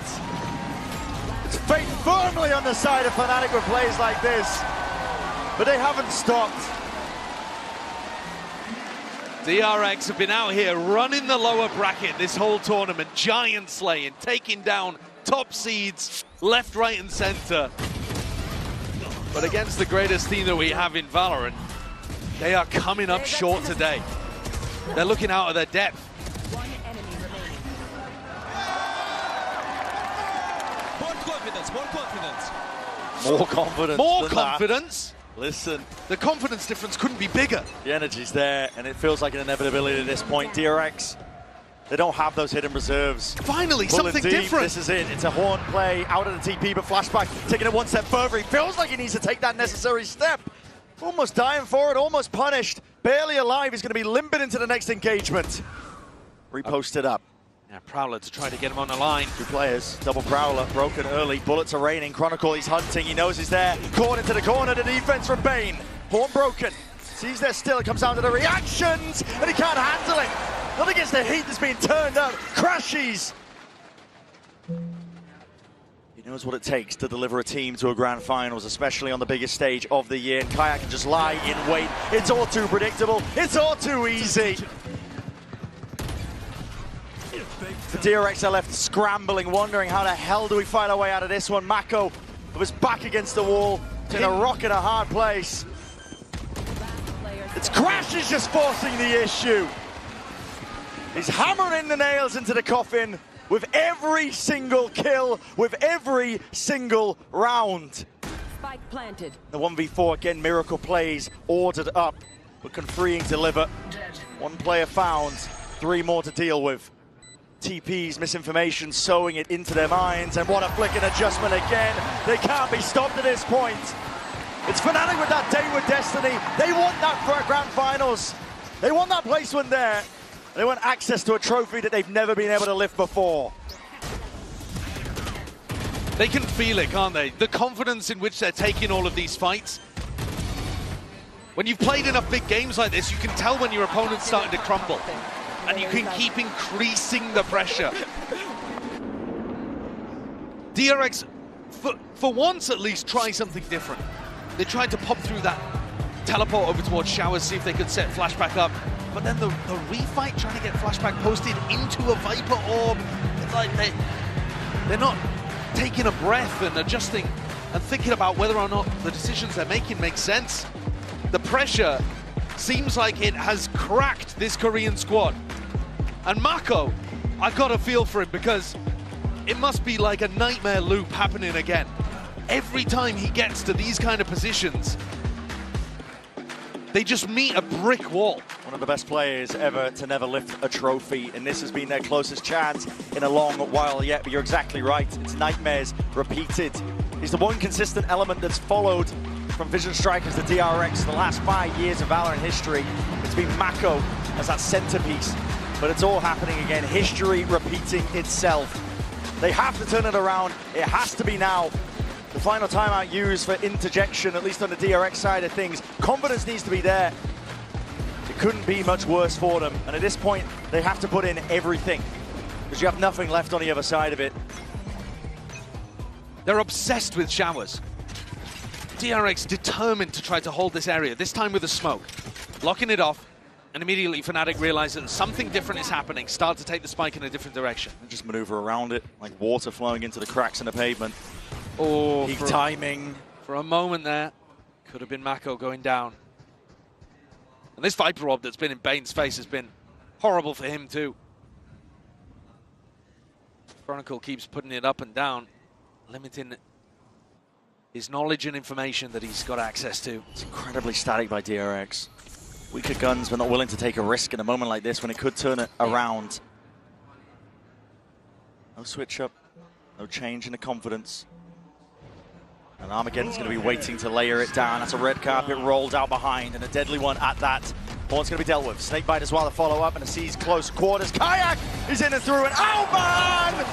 Heads are turned, and they were not ready for that. They had no clue. Kayak had an easy entry. Shooting players in the back, the side of the head. Bane and Freeing left reeling. And the retake just has no hope, surely. 3 Sheriffs. Kayak going so wide. Yeah. I mean, this is just mad confidence. It's done. The dreams for DRX, carrying the pride of their nation on their shoulders, the pride of Pacific. Looks like it will be ending here. It's Fnatic who are writing that next chapter, and they're using the blood of DRX to bloody do it. It was Chronicle, actually, who we just heard say that they felt like they crumbled under the stress against NRG. Remember that for all that we talk about Fnatic being in great positions before, Champs is a little different. They haven't even been in this spot, but they have so much experience in big BO5 games. And this time they're stepping up to the moment. Rifles back online for DRX, again doubling up, this time with the Viper over towards Showers. Slightly different setup where Flashback picks up Hookah and is able to teleport away to A if they need it. It's an operator. They've not at any point tried to fight Hookah aggro. Bane now trying to grab information over there. It does seem like a good defensive swap. I like the adjustment they've made. It's round 11. You're down 1 to 9. Too little, too late. It feels hopeless. The ult stacked against you. DRX might have them themselves, but they've never been put in a position to use them now. Drone forwards. Pressure applied evenly across this A site. Freeing and Mako are going to be asked the most. Can you hold back the onslaught? Showers control. Vitally important. Salvos to clear on at least one side of it. Orb up. Trying to make it difficult to tell when they're actually going for a big site hit. There are huge ultimates available for DRX. Mako's waiting, trying to figure out when to use his smokes, when to use his molly. And then, of course, he's got the orbital strike in the back of his pocket too. 30 seconds left. Star's going to be dropped down out of Dimensional Drift again to layer out a path to success. Or even the Cosmic Divide is seeing it. Everything being used. Conversion pass to slow down the approach. It's a flash in the face of Mako. He can't withstand it. It's too much. He turned up all the way. You're out of the bloody pan and into the fire at this point. It's up to Hyunmin to see if he can deliver it. Nightfall, ults, everything being invested. It's a last hurrah and a last chance at that. DRX, they got to win this out and they need to do it now. Bullets through the box, that's another kill claimed, and it's going even at that with a 2v2. Another flash still. Rapid action, Stars lay it down. It's never ending. The pressure being pushed. One tap, forces it to pull, finding it. Seconds being bled out, stun connects. Chronicle slinking in from behind. The deliver of death and more. And he's hunting for that chance to gain another trophy. They're just not worried about anything. He's running front of the waylay ult there, Chronicle, scaling with the spike, and then the post plant walks fully through lamps about as quickly as he could without making any noise.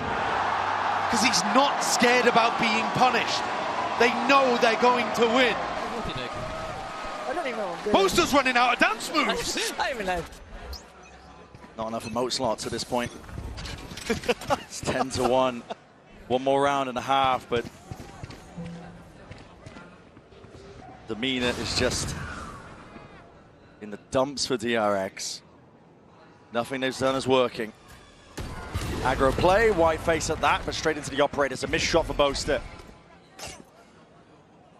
Every time they try to take the fight, somebody on Fnatic just backs up. And DRX never get that clean engagement they're looking for. No. Meanwhile, they lose space elsewhere. It's a masterclass in calling that's being worked by Boaster. That's a really good indication of Bind defaulting. Kayak, it's a fight taken. It's just a stun off the contact. Even if Kayak is alone, it's a gate crash to get out. There will be no trade in sight. And again, risk to be taken. Freeing. Oh, yeah. Stepping forwards. Might be able to catch the timing again as back's turned towards him, but he fires too soon! And he's lit up on either side of things. Kayak rejoining the rest of the pack. One last chance here, but Maka's not even going to get it. With the molly layered down, a short control is theirs. Time is ticking. It's Fnatic that are working him like a fiddle, though.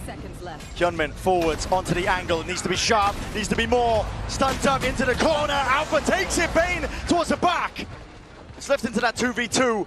One last chance to really correct the course. Fnatic sidestepping, dwindling into the fight. Damage done to all of them from behind. Mako gives him a lifeline, a shot in the dark. But they have to follow it all the goddamn way. It has to be perfection on the second half. DRX have put themselves in such a hole here. It's a nightmare scenario, a 2-10.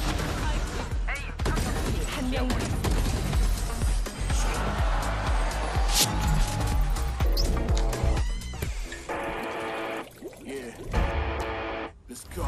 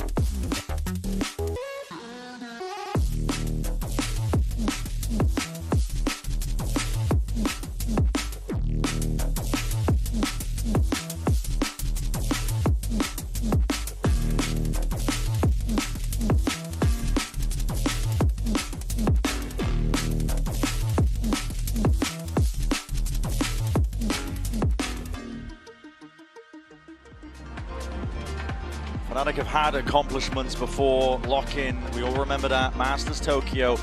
The one big one that's always eluded them has been that Champs Trophy, and now they stand on the precipice of making it further than ever before for a chance to potentially take it to NRG in that uppers all the way. Dance and really a date with destiny for themselves. Here's Boaster in your Coinbase Econ Report, putting down a fabulous first half, buying up the operator and getting great value out of it too. I think the calling though was just masterful. It was. In that half. The way that he danced around the fights that DRX wanted to take. And let me be clear, it's also a crumble from DRX. There's no getting around that. But the mental fortitude being shown here couldn't be more different on both sides. And now it just falls to Fnatic to close things out cleanly and not give DRX a shred of hope.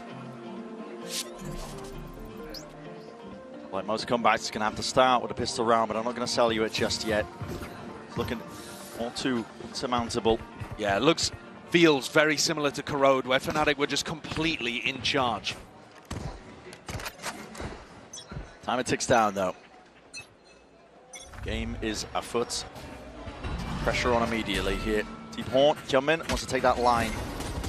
Most will catch a contact to most of that one here. It's immediately going to be blooming that smoke in their face, making it difficult for DRX to get sort of foothold. Flashback, the furthest one in, over towards Showers. Had a very rough half. Inexperienced player looking to try to get a bit more confidence, taking the challenge. Out there, he's eager for that fight. Feels like he has to redeem himself, perhaps. What a util collapsing onto A short. Deadly trap, and even deadlier still, there's multiple layers to this. Players lying in wait like Crashies. Mayak's gone though. That's freeing forwards, but no follow-up onto Hyunmin. This is disjointed at best, yet DRX are still making the best of it. Find their way forwards, smoke dissipates, and with it the kills are claimed and collected. Corralda add it all up. DRX not finished yet. Another lifeline. Mako gave them one to end the half. And now freeing a Flashback combo together. I'm not even sure that he was intended to get that opener. That looked like he was aiming for the clone. Either way, 3 with 3. Flashback follows up. And DRX give themselves a shred of hope. The attack side execs, really strong. But we were talking about that on Corrode and they just never even materialized. No, and now it's all about just making sure that you have the weak spots.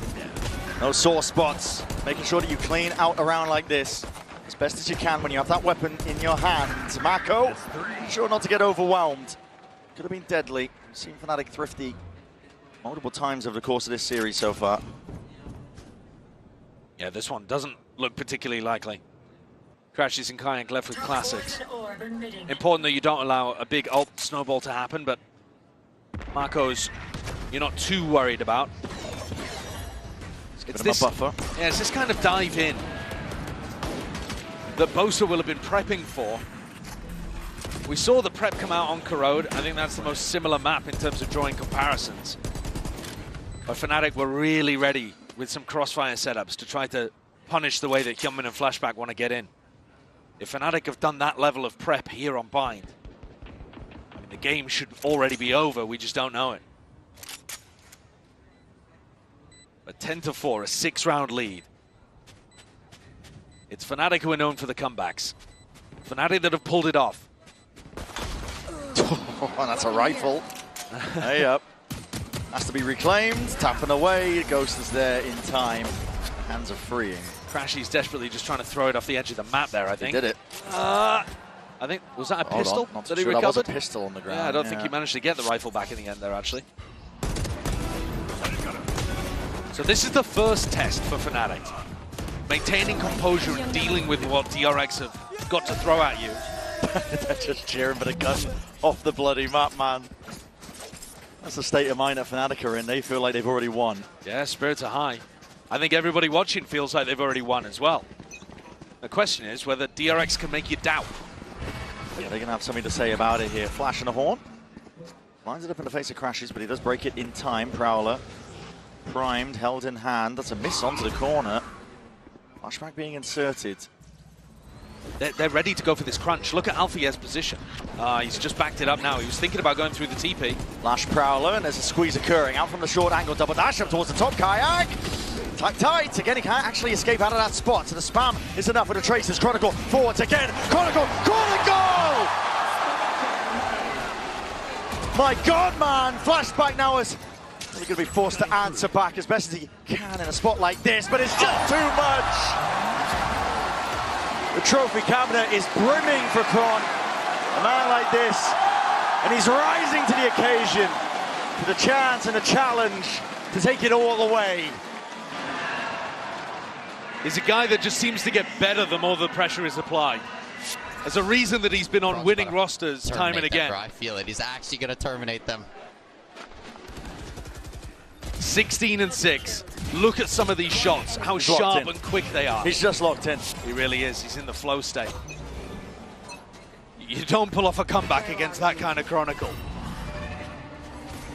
So the bonus round goes nowhere for DRX. And they have really one last hope at making this snowball a reality. Otherwise, I have the spike. It's doomed. Finished, done, dusted. It is your year done. Despite themselves setting low expectations, coming in as the 4th Pacific seed themselves, trying to take it one game at a time and having fun with it. Despair is creeping in. Yeah, you can't help but hope for more when you get into a position like this. Exactly, and then it all just becomes a little bit too real. Even if you were playing with a house money! Bait and switch. What a punish. And he is becoming the Terminator. Flashback, reels back. Grabs an ult orb, 2 away though still. Not close to providing that opportunity for his team to engage. They're going to have to do this one at 4v5. NRG were winning a bunch of them against Fnatic. But DRX got to go through a nasty crossfire setup here. How do you deal with it? Kayak tucked up here. Chronicle's going to be forced fight out into the open. That's a shot that does get claimed. Familiar position. Kayak still playing here. Will get traded out in the end. Even exchange at that. 3v3. DRX still to get that plant down, and the pressure is relentless. The util still coming out, and Alpha creeping from behind. He's found it. The right time to strike with Hyunmin gone. Comes down to the shots, and he needs to be landed now. DRX trying to carve a path, trying to carve anything at all. But 12 rounds is inevitable. Fnatic will not be denied. Huge performance out there from the players under pressure after Chronicle went down. And Fnatic get their way up to match point. They have 8 opportunities to close this game out in a 3-1 fashion. Not even seeing the 5th map here. They go on a rematch with a chance for revenge against Crashy's old team. The crowd behind them. DRX desperately clinging on. But this map felt like it was over a long time ago. Dream close to dying here for DRX. Flash forwards, aggression, name of the game. The weaponry not good. Judge staying in his rifle in hand, a Spectre maybe the trail at the end. Dimensional Drift earned up. It's all or nothing now for DRX. Taking it forwards here, but Fnatic gearing up themselves. Down into a short angle. Kron spotted out, outside of it. That's a Judge in your face, and the trades are coming in. Thick, fast, and ready already. Bane is running all over them, but shots in the back, shots in the dark. Oh! And that's surely done it. Fnatic, the uncrowned kings, are looking for that final trophy, that final throne that has always eluded them. They are coming for NRG's neck. An opportunity at revenge, well earned today. They fend off DRX twice in a row after these squads had gone back and forth across history. And Mako, a small smile on his face. It all crumbled around him today towards the end, but they can be proud of what they put together, this rookie version of DRX. Today though, not enough to be able to take down Fnatic. It's where that miracle lower bracket run will die. It will finish just before the finish line. But for Fnatic or Smiles, they have a date with destiny in that rematch against NRG. And a chance to lay claim and put their hands on a trophy. As I said prior, it's always eluded them. It's been the gap in the cabinet for DRX They can be proud. Bows across the board. 4th seed for Pacific coming into this. Yeah, and equalizing their best tournament run ever, which was a Champs in 2022. But Fnatic, you're right to put the focus there because they've never been in a Champs Grand Final. They know it, they've never even been in a Champs lower bracket final. And they played today, as you would expect, like the goats that they are.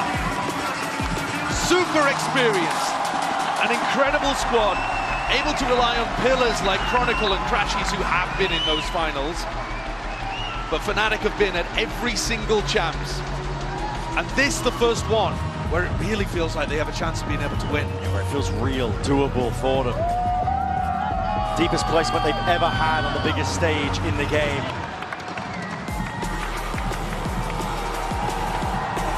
And awaiting them in that grand final, NRG. Showmanship towards the end there by Alpha. Respect. Yeah, that's the thing when you are so experienced, you know what it is to lose in those kind of moments too. You learn from those losses. Fnatic looks scary though. There's a couple of games here. I mean, Corrode and Sunset, they hadn't even showcased. Bind, they hadn't won on at this tournament. And so being able to turn around those massive maps, Sunset less so, but Corrode and Bind, they stomped today. Really absolutely dominated. It's pure showmanship, domination from them. But for now, we're going to set it down to the stage for the Horizon post-match interview. Fnatic est en grande finale. Fnatic in grand finals here in the EMEA. And I'm going to have to grab the hero of the day. Chronicle, you're going to be back at signing very soon. First of all, congratulations. What an insane performance, aura farming, everything. And I need to tell you that it feels emotional to see you back on a grand finals at Champs. It has been so long since the last time. We know that you guys were a bit disappointed after your match against Energy yesterday, yet you came today in such a big fashion. So what was the secret recipe for a speedy recovery like that? Fnatic always come back. I hope Energy will not forget about it tomorrow. Oh, so it's gonna be time for revenge, right? Du coup, on sait que vous étiez un petit peu déçus de votre match contre NRG hier. Vous revenez aujourd'hui en grande forme. C'est quoi le secret? Bah, tout simplement, NRG, Fnatic peuvent toujours revenir, donc ne l'oubliez pas. And we're gonna see that tomorrow, of course. And since 2021, we've been following you, and we've rarely seen you as emotional, as concerned about doing good for the boys as this year with this roster. So what makes it so special to make grand finals with these boys specifically? I think, honestly, I'm just happy for us because we had a rough start towards about this year, like literally maybe one of the worst kickoffs for us, and we come back to the stage so good, like a lot of second places in international tournaments, and right now another grand final of international. It honestly feels insane. Where you belong, Chronicle, I'm not gonna lie. Donc deuxième question, forcément depuis 2021 on te connaît, c'est rare de le voir avoir autant d'émotions, Chronicle, vouloir autant faire bien pour ses coéquipiers. Donc pourquoi avec ce roster-là en particulier? Bah, je suis trop content pour moi et pour mes teammates. On a eu un kick-off compliqué, un des pires kick-offs forcément de l'histoire de Fnatic, et du coup on est trop fiers. Do you want to say something in French maybe? No, NRG, we're coming for you, and we're going to be ready tomorrow. The crowd is with us right now tonight, and you better be ready. When you're eating your dinner tonight, you better know that we're ready. When you're watching our VODs, you better know we're going to be ready. And when you're in bed having nightmares about us, you know we're going to be ready. NRG, soyez prêts. Booster a des mots pour ses teammates, and I'm going to get back to you, Chronicle, for one last question. Chronicle, as a player, we've seen you growing. You know, we've seen you growing as an individual also. So looking back at it, those 4-5 years of Valorant, what are you the most proud of yourself, and what do you want to show NRG tomorrow? Honestly, our confidence, our consistency. Like, you know, there's not that many opportunities to play in grand finals of Champs, believe me. I played it once already, I played it the second time. I hope, and I'll try my best to make it successful now. Wow, and we trust you on that for sure. Donc dernière question, on t'a vu beaucoup évoluer, de quoi est-ce que tu es le plus fier? Eh ben j'ai déjà joué dans des finales de Champions, c'est très rare d'avoir cette opportunité, donc je vais la saisir et on va tout casser demain. Thank you so much guys, make some noise for Chronicle in the arena. Thank you. And we're gonna meet you tomorrow for grand finals. Fnatic versus Energy. See you tomorrow. À demain.